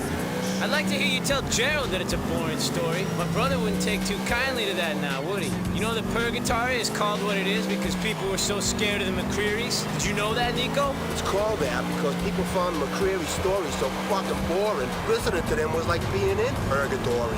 Fuck you, Gordon. I'll fucking come back there and kick your fucking ass in a minute. I hear that Francis McCreary is your brother. Едрить, видали, что размутил? Frankie, my brother. He may have a badge, but I tell you for a fact, Привет, he's Нерко. as crooked as the rest of us Четвертая, пятая McCrearys. лучшая, More считаю. so. Ну, конечно, они This way хорошие. fucking hypocrites. Kate's the only decent one. I Но просто сам опыт You know Frankie, того, do you? I got a story что for тут you делали if you do. Rockstar до четверки и пятерки, Shut это up, очень Gordon. важно. So, Nico, when Francis and Gerald was growing up, Frankie Поэтому becomes an сам марафон и author. He затевался swears to this вообще. day that he wanted to serve the Lord. Прикольно Jerry knows знать, the truth, though. He какие only put идеи on that были cassock so he в could начальных popularly игры, change in the какая она была collection. технически Fact. That's несовершенна Francis или down to a наоборот, fucking возможно, T. I don't even know if he особенная и realizes крута. how crooked he is. That sounds like the Francis McCreary I met. Это удивительно, но Motto по community факту leader, my каждая ass. часть GTA безумно в чем-то своем уникальна. Not gonna happen with the things Jerry Первая, knows. вторая, третья, даже Vice City, San Andreas и все вообще. Одна на другой ничем не похожа совершенно. Начиная просто окружение мира и потом уже геймплейными прикольными механиками. San Andreas это вообще что-то невероятное. То есть San Andreas, по сути, в плане кастомизации и настройки более такой, вот знаете, живости, наверное, в плане роллплея, скорее всего, намного лучше, чем четвертая GTA. Это факт. В Сан Андресе ты можешь быть жирным, мускулистым, худым, потом татуировки херачить, практически как угодно одеваться там. Потом еще кастомизация машин там какая. Там просто вообще хереть можно.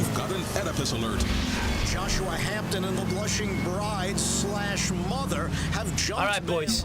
If Ray is correct, then the money's going to be kept in the office in the main building, and there should be a boat docked out back for the getaway. All right, it's up and over the fence.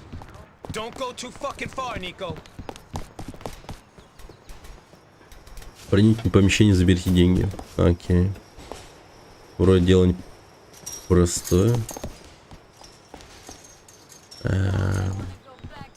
Ты надеюсь? Блин, ну конечно.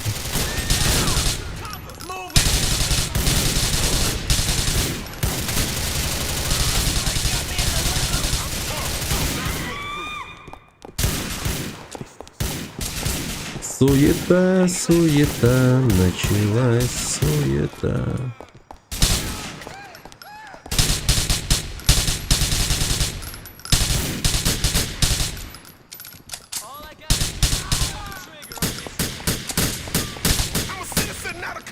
Сори. Он сказал, что он гражданский, а не коп или что-то в этом роде.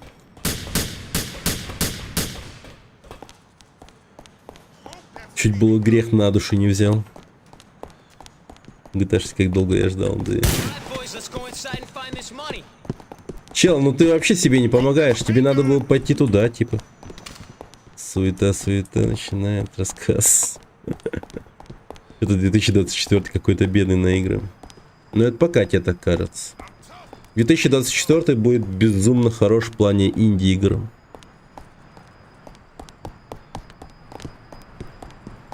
Сейчас все будут из кожи вон лезть, чтобы выйти в 2024 году.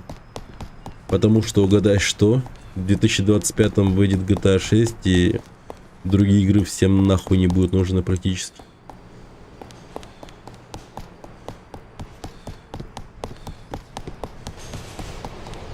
На полгода. Будешь предзаказ брать на GTA 6, умрет все. Ну, примерно, да, на полгода, наверное, умрет все.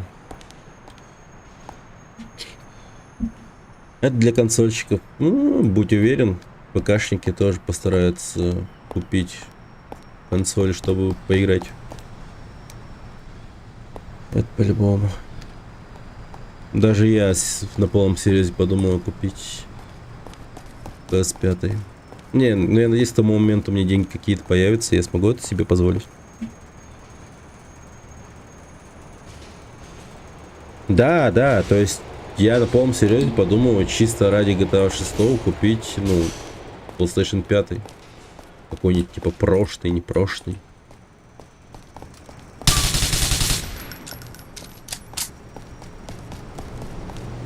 Это 100%. Dragon's Dogma 2, ну, не знаю. Ну, само по себе, наверное, эти игры неплохие, там прочее. То есть, я уверен, что если игры будут выходить, то они будут хорошими. Но в плане продаж они сильно просядут и так далее. На фоне шестого GTA.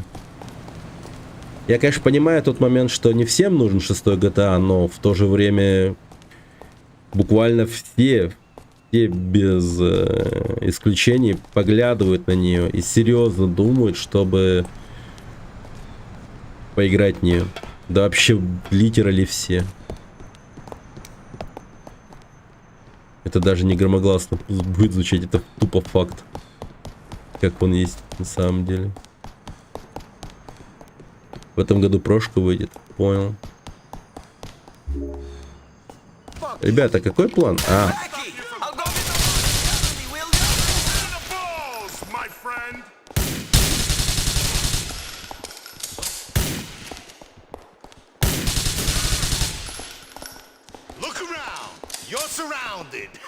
Look around, you're surrounded.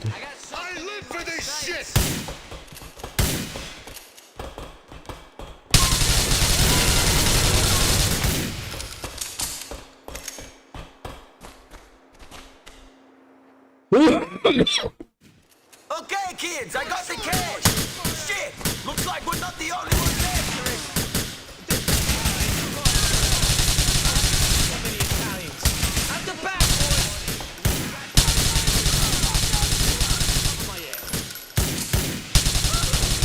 Блин, Т5 решает, конечно.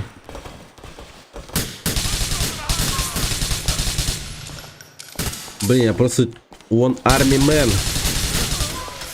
Ребята.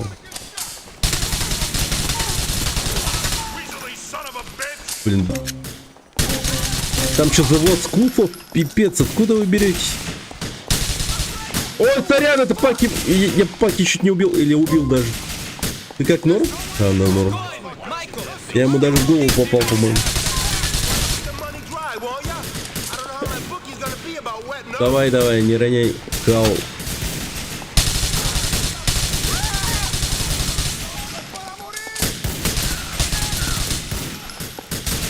Блин, как там остальные вообще? Может, стоит им помочь? Ладно, я вас понял. Вы нас прикрываете. Все, пойдемте. Найдите Паки на краю пирса. Все. Иду. Уходим, Паки. Ну что, поплыли? Давай на перегонки стоит козел.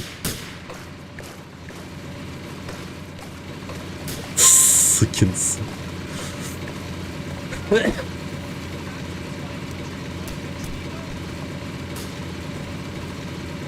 That don't mean I can drive one. Fuck it though. I'll give it a try.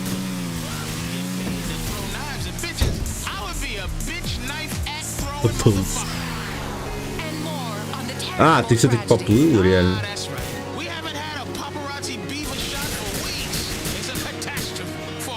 А что насчет остальных?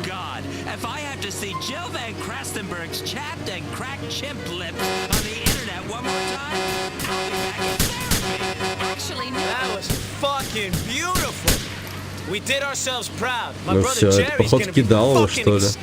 Providing the Ancelottis don't figure out it was us, they ripped them off. Don't fucking worry about it.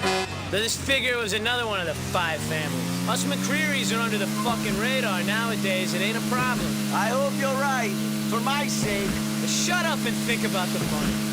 If that don't work, think about my sister. I'll tell you though, you're only getting your hands on one of those things, you maniac, and it ain't gonna be my Katie. Кинули, да.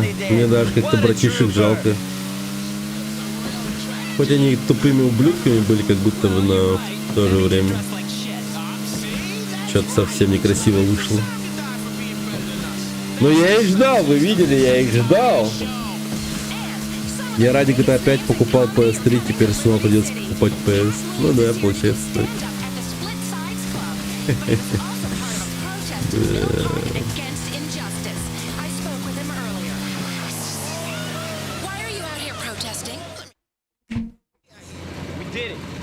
Нам все удалось, мы на вершине сраного мира, вот та доль, только не стоит спускать ее в итальянских ресторанах.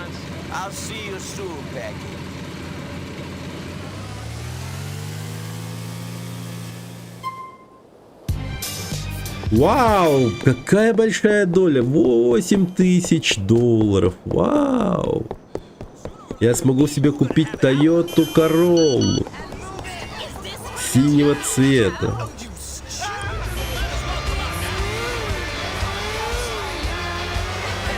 Ладно, Toyota Mark II, наверное, да? Я ж шикану, наверное, $8000. Хотя нет, не хватит, наверное, $8000. Это 800 тысяч рублей. Какая вообще машина подойдет на 8000 долларов? Какая машина вообще, серьезно?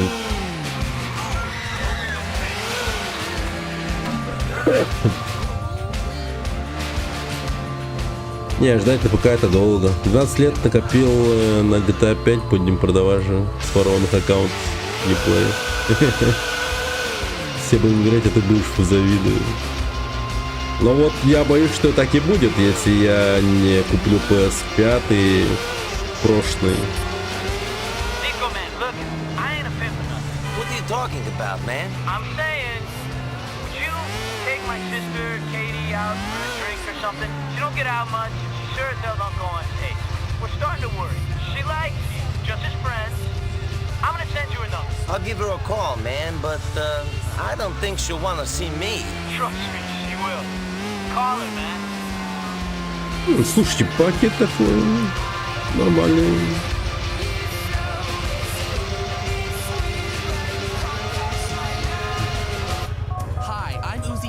Так, звоним Кейт, свиданку сейчас назначим.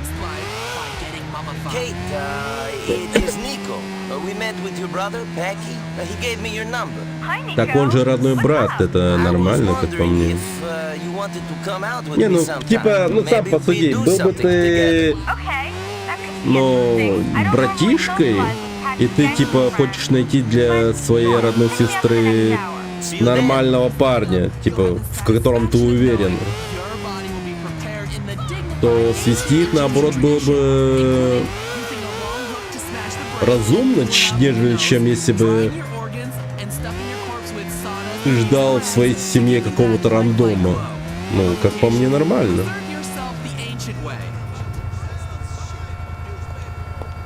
Стебразера, ну ладно, если же не испорчит на это, понял, ладно. Hey, Mario, what boy? Hey. Hey, oh, you're going like you know who he is, road boy. Chuck, you don't know who he is? Batman, what's Плохие. up? Boy, me there, road boy. I said no one can test me, no road boy. No Пошел one я can спать. test me. See? Давай, Who's енот. testing you?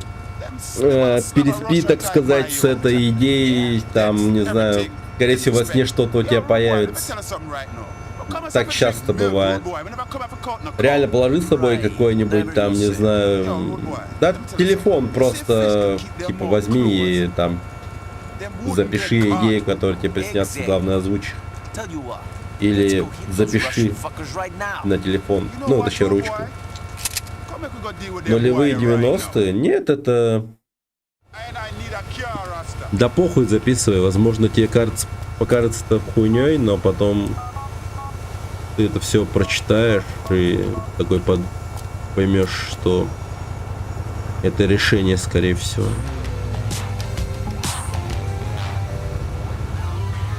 Какая тут эпоха, нулевые 90-е. Главное запомнить. Не, главное быстро записать то, что... Ты запомнить это будет сложно. Ты, скорее всего, моментально забудешь. одну такую часть. То есть я какое-то время помню, потом кулдаун спадает и все, пизда, я забываю. Начало нулевых походов. Ну тут, короче, это 2008. Ну дата выхода игры, она соответствует времени. Типа 2008, 2007 или около того. GTA 3 такой же был. Нулевые тоже были. Разве что Сан-Андреас был про 90-е. И вот Vice City, к примеру. По идее, все номерные части, что я заметил, они практически касаются все того времени, в котором они выходили. То есть... ну, разве что исключением является только второй GTA. Вторая GTA — это вообще максимально абстрактная срань про город будущего. Город называется типа нигде и всякое такое. —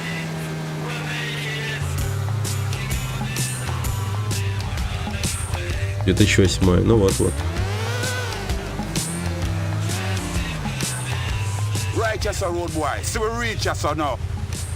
Давай сделаем это быстро.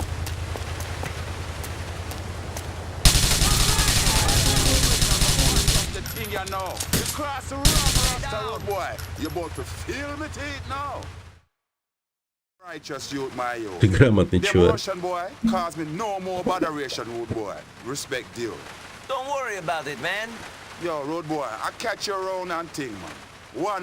Ну, он, по-моему, реально так назывался, как нигде.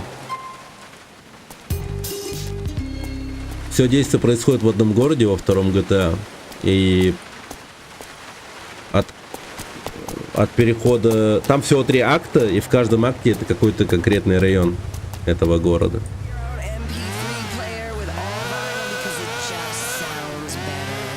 Очень любопытная в плане сюжетной составляющей, там прочего, и лора часть GTA 2. Чтоб ты понимал, там есть ученые, то есть группировка, банда ученых, которые сколотили себе банду, знаешь, каким образом? Они типа планировали одного бандита и сделали их дохуя, типа 1000 таких сделали себе. Просто тупо армию создали. И творят всякую разную хуйню, блять. Также есть русские, они тупо, ну реально, типа камрады. Клюквенные, что пиздец, но творят тоже ебейшую дичь. Например, похищают американцев с автобусных остановок, просто подъезжаешь на автобус, люди садятся в автобус, ты потом на этом автобусе заезжаешь на завод по производству котлет, и потом из людей просто делают котлеты, и ты потом едешь с этим мясом всем... Блять, я забыл про свидание с Кейт, блять, я еблан. Ебать, я забыл про Кейт. Okay, so listen, you want to hang out at all? I've only just finished our last date. Another time. Ладно, есть шанс, есть шанс, есть шанс. Сука. Меня пока не списали со счетов. Меня пока не списали со счетов, все хорошо, ладно. Придется купить хороший телек еще. Ну, у меня есть нормальный телек.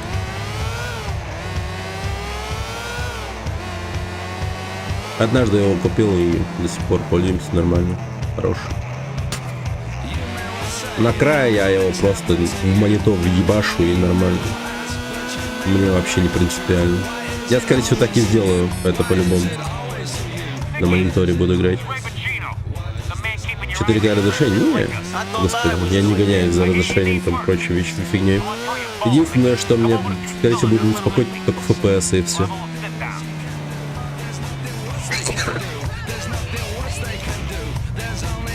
Телек, диван, квартира тоже надо купить. Да. Ну, телек это вещь серьезная, конечно. Это реально типа домашний очаг современный. И его замена, это прям ебать делов на самом деле. Это серьезный шаг, я бы сказал. Это по сути как, ну, сопоставимо тем, что ты меняешь себе холодильник. Тоже типа не хухры-мухры. То есть, ну, как бы телек и холодильник работают, все окей, зачем менять? Такая тема. Ну, я так, по крайней мере, вижу это все. А, костюм с галстуком. Если будешь PS5 Pro брать. Я, сколько себя помню, консольный монитор подключаю. Ну да, я вот думаю, что, ну, типа, смысл мне к телеку подключать. К тому же, я ж, ну, дома не один, в конце концов. Ну и плюс ко всему, это дело по-любому будет стремиться и так далее. Так что... Так что так. Не. Я телека вообще не буду брать. Потом, когда-нибудь, если я, конечно, супер-мега разбогатею, только тогда телек буду брать. И то это будет, знаешь, типа, чуть ли не в самом крайнем, где-то в ебенях, в списке. Перво-наперво мне надо, знаете, что сделать в плане вот типа траты денег? Это выкупить квартиру у банка, нахуй, в плане ипотеки, поняли? Надо бы такую херню замутить. Это самое главное. Тогда мы все просто вдохнем с облегчением.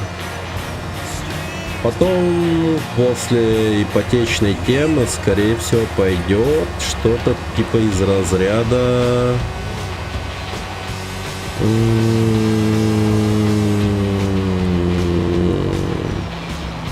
походы на всякие разные секции и там прочее. Какие-то жесткие активности для детей. Нафигачить.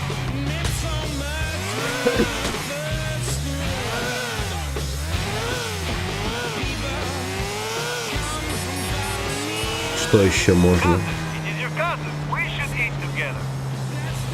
Кредит это геймер, конечно. Да не, это не то чтобы кредит, это блин.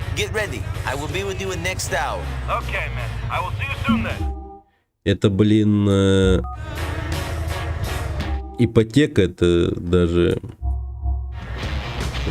жестче. У тебя ипотека, да? Да, ипотека.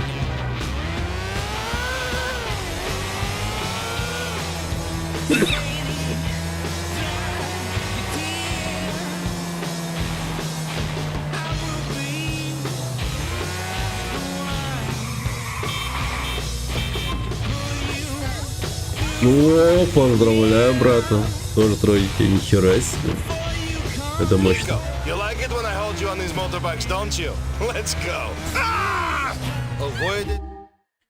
Так. Ну, давай похуй на этот ресторан.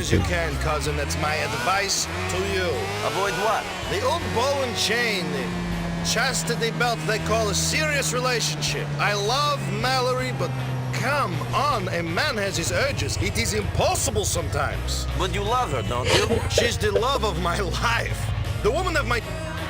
Okay, cousin, let's have a meal here. Льготы какие-то. Понял. I am no longer hungry, cousin. That was good. Let us go now, cousin. Take me home. Damn! She's the love of my life. The woman of my dreams. She's amazing. It's just tough. Maybe it'd be easy if I was not an attractive man, but sadly, I was not blessed with plain features. No matter where I go, the ladies love me. It's that Bellic blood. They can't resist, can they? Maybe you have different Bellic blood than me. If women were throwing themselves at me, life would be easy. They make this hard for me. If only I was unattractive.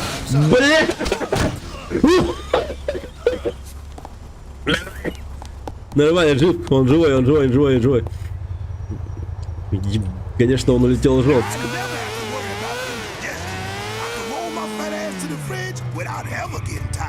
The Relax Power X motor. They make this hard for me. If only I was unattractive. I guess it's stupid to wish for the impossible. I'll just have to learn to live with the temptation. Good luck with that, woman. Motorized scooters are the future of the American lifestyle. Carefree. That's the Relax Power X from Ambulance. Take the weight off your feet. Oh my God! Oh mercy! Man, I'm so excited I can pee. Venturas Poker Challenge. These athletes are incredible. Man, watching other people play cards is so exciting. You know, I'm a small town. That's what it's all about. That and smoking and drinking yourself into an early grave.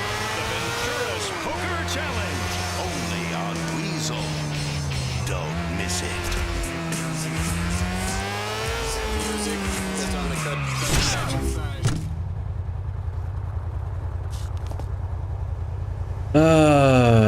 Боже мой. Типа он умер, что ли?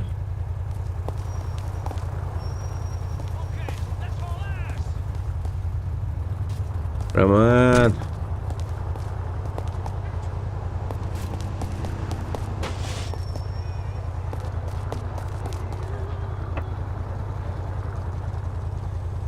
До последнего дня, может быть, не поздно, может быть, не вместе, может быть. Всё. Роман отъехал, походу.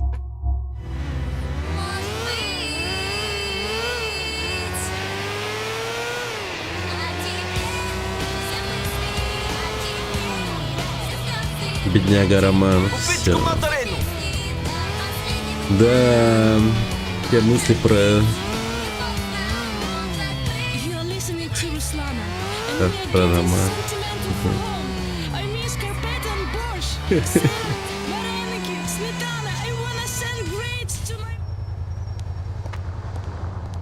Может быть, не поздно. Да. Да, реально. Вот поэтому мотоциклы полная хуйня, реально. Вообще не понимаю, зачем люди покупают мотоциклы. Это просто бред какой-то.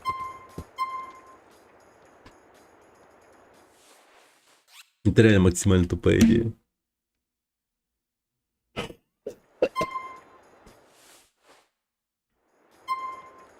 Да, так и есть, так и есть.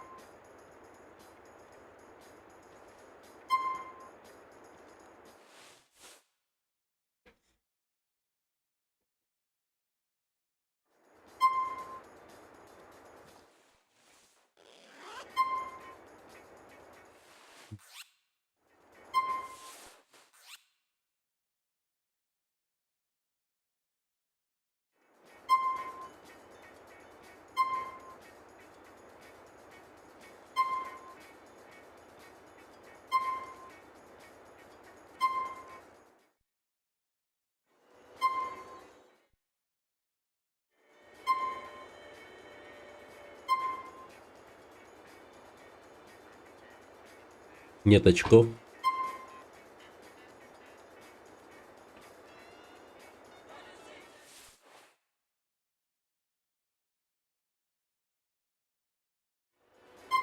Бля, какие аксессуары нахер?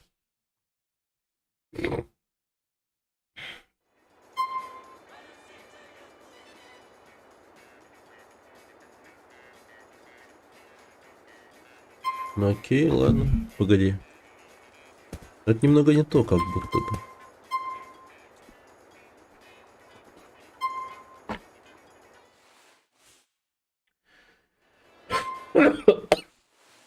Нет, погоди. Или это то?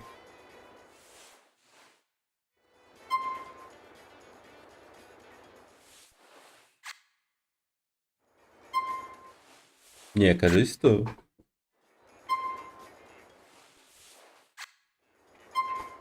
Да, это то.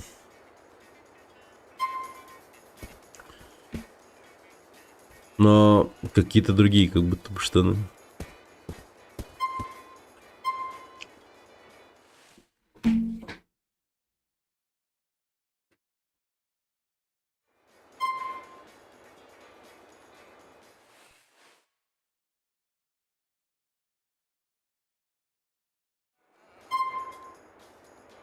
Может, магаз шопинг? Ну, там, по идее, все уже как бы просмотрено. Просто...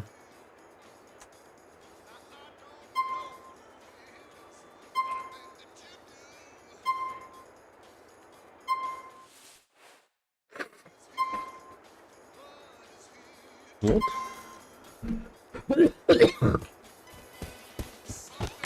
Вот это.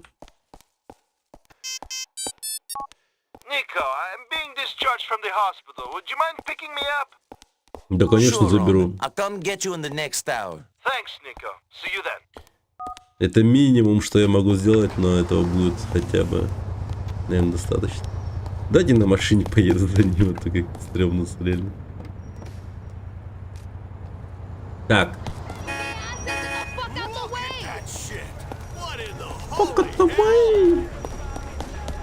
Так, давайте на какой-нибудь максимально нормальной машине.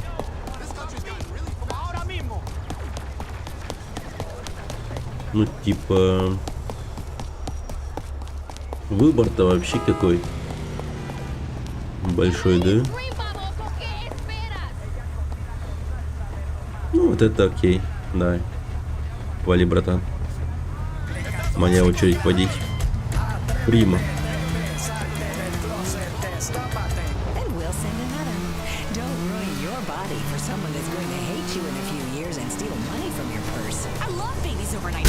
Ауч.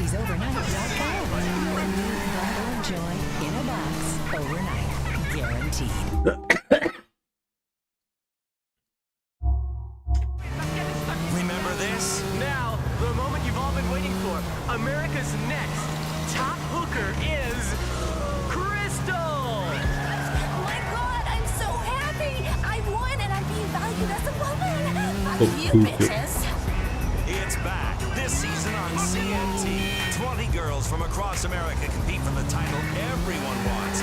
America's next top hooker returns. Yes, we make women parade in tiny clothes and pass judgments on them just like on the streets. This year, who will go away with the glory? No, bitch, you think you can do that for 8 hours straight? Who has the endurance? I can't walk. The reality show that captured our hearts and gave us herpes last season is back. Thank you for picking me up, cousin. Will you take me home? Of course, cousin. How you doing, cousin? Okay. Good. And you? How are you? Me? I'm always the same. You know me. I'm an optimist. Life is always great. You're always waiting for Life tomorrow. is strange. Feels better than always mourning yesterday. I guess. What a yesterday. Man, this has been a crazy time. We've had some insane adventures. Yes. It's been crazy for me for 17 years. For you too, but in a different way. We grew up wanting to be free, and look what freedom was. Вчера мы разбились на ногти. Killing, and not even knowing what to hate anymore. And hot tubs and fast cars and a chance to do what the hell you want. Maybe. Sometimes it feels like I do what the hell others want. Oh, stop complaining. You're pathetic. The one thing this country has taught you is how to whine. Fuck you. That's better. Grow some fucking balls. I will when you grow a brain.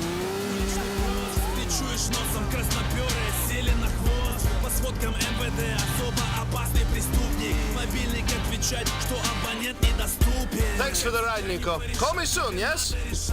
В России делать больше нечего, надо бежать. Будь осторожен сейчас, не маякуй корешам. Нет веры никому, но может быть есть еще шанс. Ты чуял западню, ты знал, что пакуют ребят. Пакуй манатки, брат, не то упакуют тебя. Легавые вышли на охоту. Hey, it's me. Listen, please. Call me after 8. Sorry, I didn't realize what time it was. Go back to sleep. Ебать, я в натуре позвонил в 3 часа ночи, нахуй. Не, ребят. Меня походу... Да... Меня походу пошлют.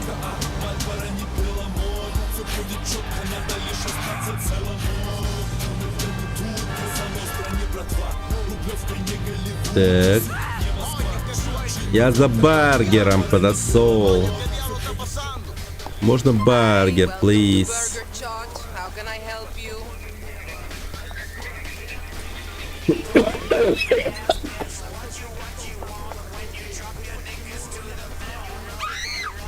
Here it is.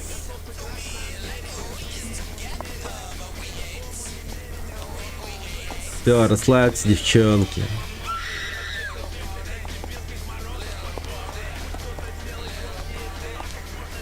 Блин, не могу зайти обратно в все машины. Thank you very much, but I can't go. Подождите. Бургер.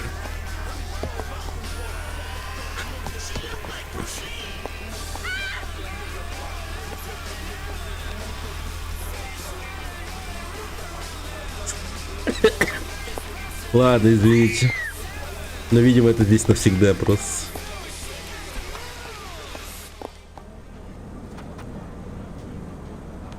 Стол расстрелять зачем? Ну, вообще, мне любопытно. Насколько выгодно грабить Бургер Кинг?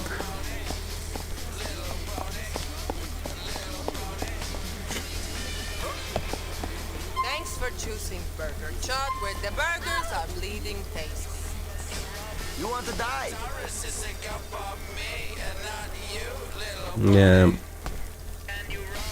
Give me money. You want to live or die? Типа кассу давай. Stay very calm. А, вы тройняшки, что ли? Okay then. Ладно. Грабить сраный Бургер Кинг — это вообще невыгодно. Ноль выгоды. Это кринж. Народ не понял даже. Да, типа они вообще не поняли. Типа что, блять? Он что, хочет, чтобы мы ему дали бургер?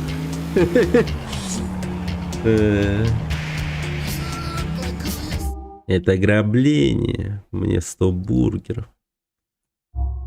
Ну, вам придется ждать целый день.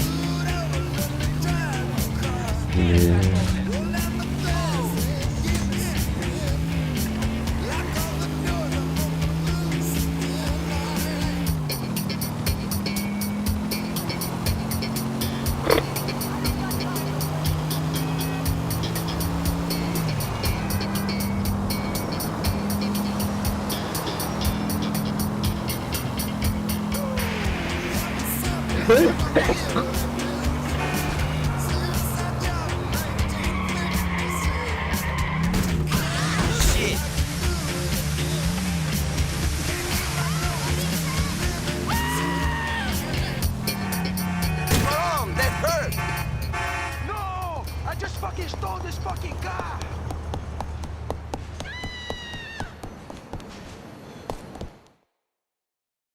Call and play.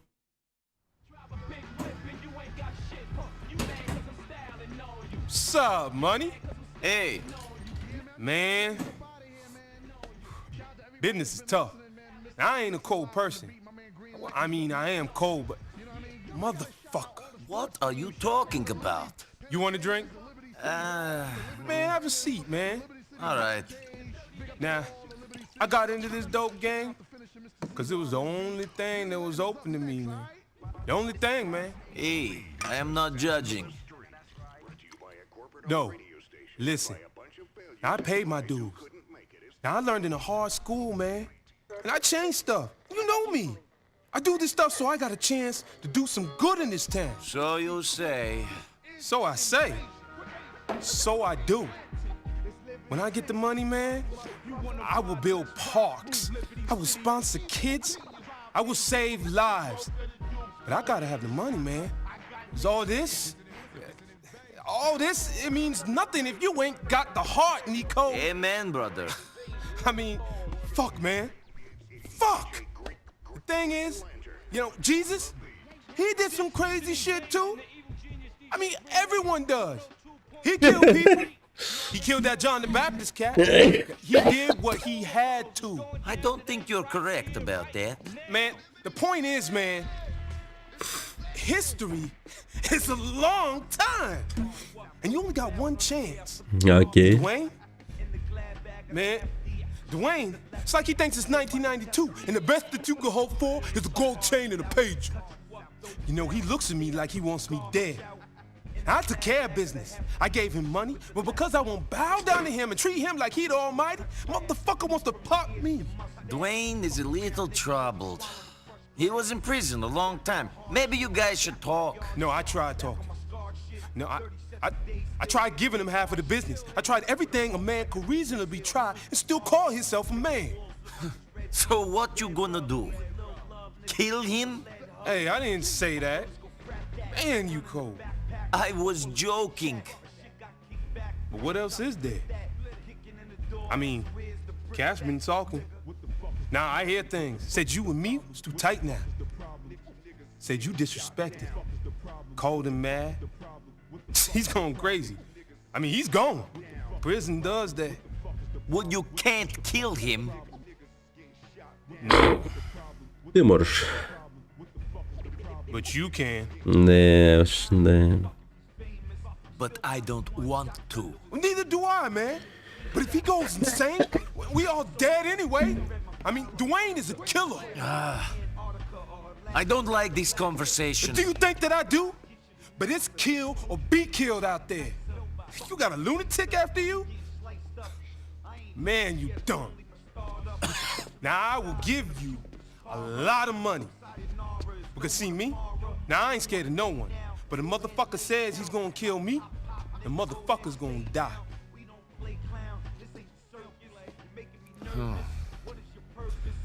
Man, I'm not sure. I got to think about it. Well, I hope you see some sense. I will be in touch. У него что, блядь, тупо лифт? Или это дверь у него такая? Серьезно? Его входная дверь — это двери лифта?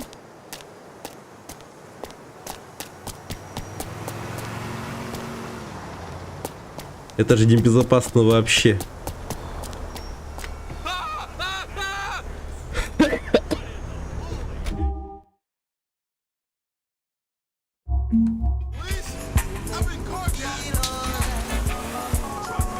Ну-ка, Дуэйну позвоним.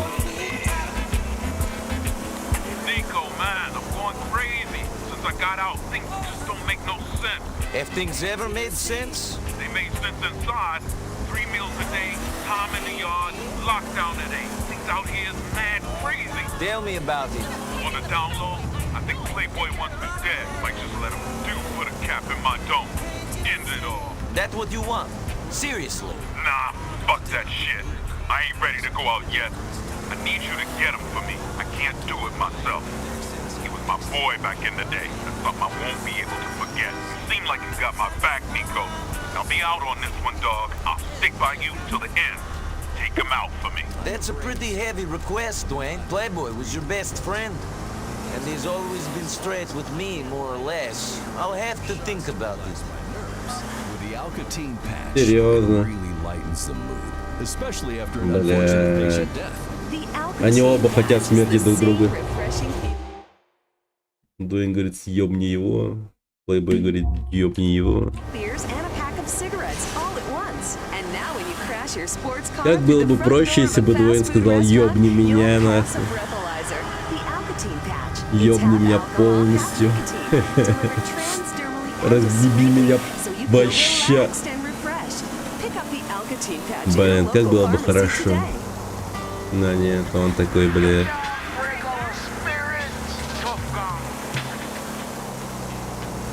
На полуэмуче говорит такой: я подумал подохнуть, но теперь я не думаю так. Так что теперь я думаю, что надо ёбнуть его. И все. Много думает, короче. Что за чел? Hey, how you doing? Good. How are you? Well, I'm shit, to be perfectly frank, buddy. Fucking shit. What? Terrible. Oh. What's wrong with you? Me? My life's a fucking Вся train моя wreck. жизнь летит в тартарары, не могу поверить, что это происходит со мной. Hey, come on, calm down. Да будь тебе, успокойся. Who you talking about? О ком ты Who's говоришь? this bitch? Whore of a fucking wife, Моя that's чертова who. жена, шлюха гребаная. Ладно, что она натворила? Моя любимая женушка, мать моего сына, сейчас где-то там. Трахается с каким-то мудаком у меня за спиной. И это после всего, что я сделал для этой потаскушки. Вот шлюха. Это в порядке? Давай уже успокойся. Ты можешь себе навредить, если продолжишь в том же духе. Это всего лишь ангина. Ладно, Джефф, успокойся, остынь. Ты сможешь, ты же победитель. Мистер, ты в порядке? Я победитель, все по плечу. Ладно, отлично, увидимся позже. Знаешь, ты мог бы оказать мне услугу? Какую? Сделал пару фоток и принеси их мне. Хочешь, чтобы я сделал тебе фотографию твоей собственной жены? Я заплачу, приятель. У меня платиновая кредитка. Боюсь, я беру только наличку. Будь тебе наличка, окей? 5 сотен пойдет? Просто проследи за ними и щелкни пару кадров. Перешли фотки мне, окей? Ну давай же, вот моя карточка. Кредитка, да.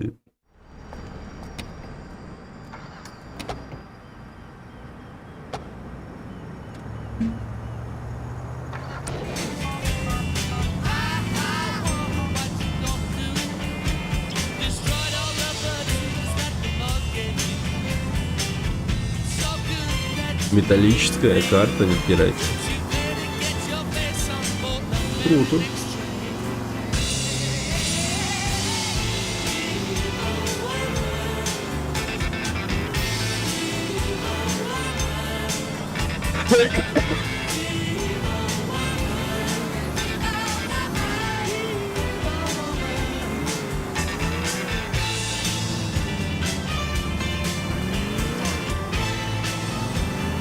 Блин, вес этой карточки, наверное, прям ощущается жестко.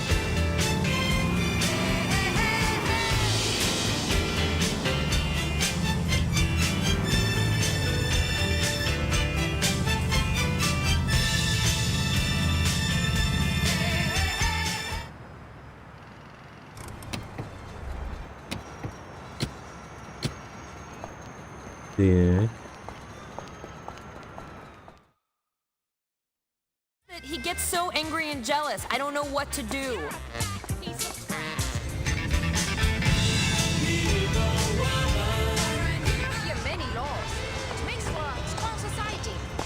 Типа она видится со своей...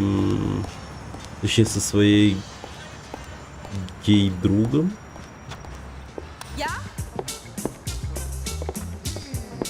Но это место выглядит не особо гетеросексуально, я бы сказал.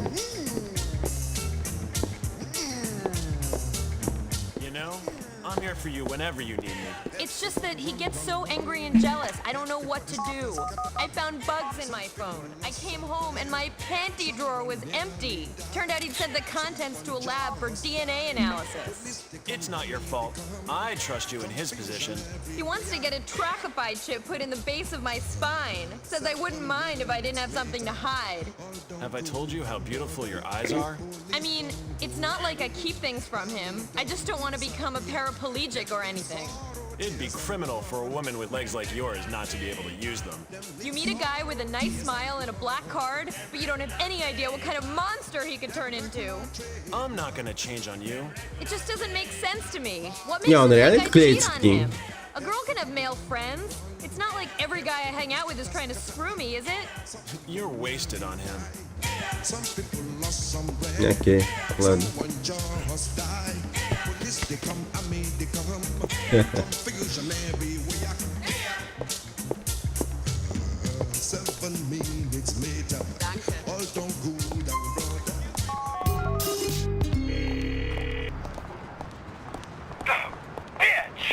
Спермосос.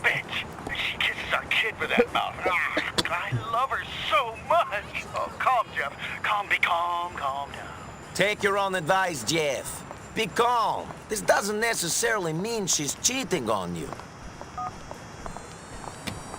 О, это очень плохо закончится, я уверен. 100% будет фулл кал. концовку. Ланкастер. Бля, ну что, Брюси, не так? Ёбаный брат, ты где же шатаешься? Мы точно не с девками, не при деньгах. Иначе будем с тобой встретились. Блин. Слишком много друзей, слишком много друзей.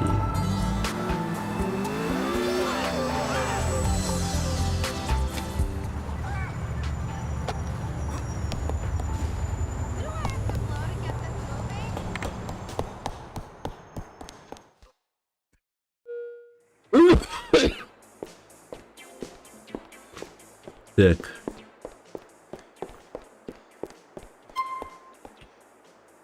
Сохранимся, давайте. Ой. Завтра бы постримить как-то пораньше намного. Надо бы.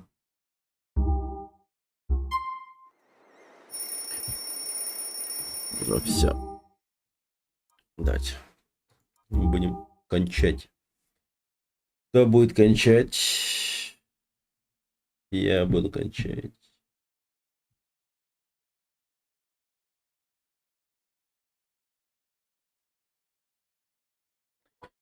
Давай пока. Давайте. Все, ребят. Завтра постараюсь постримить пораньше. Закину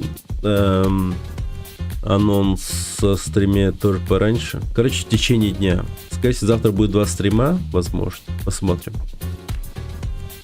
Но в любом случае надо будет пойти забрать детей и там прочее. Как-то так. Я, кстати, Helldivers купил, если что, ребят. Так что в ближайшем будущем будет Helldivers. Да-да, не удивляйтесь. Так, ну и на этом все. Всем спасибо. И всем пока. До завтра.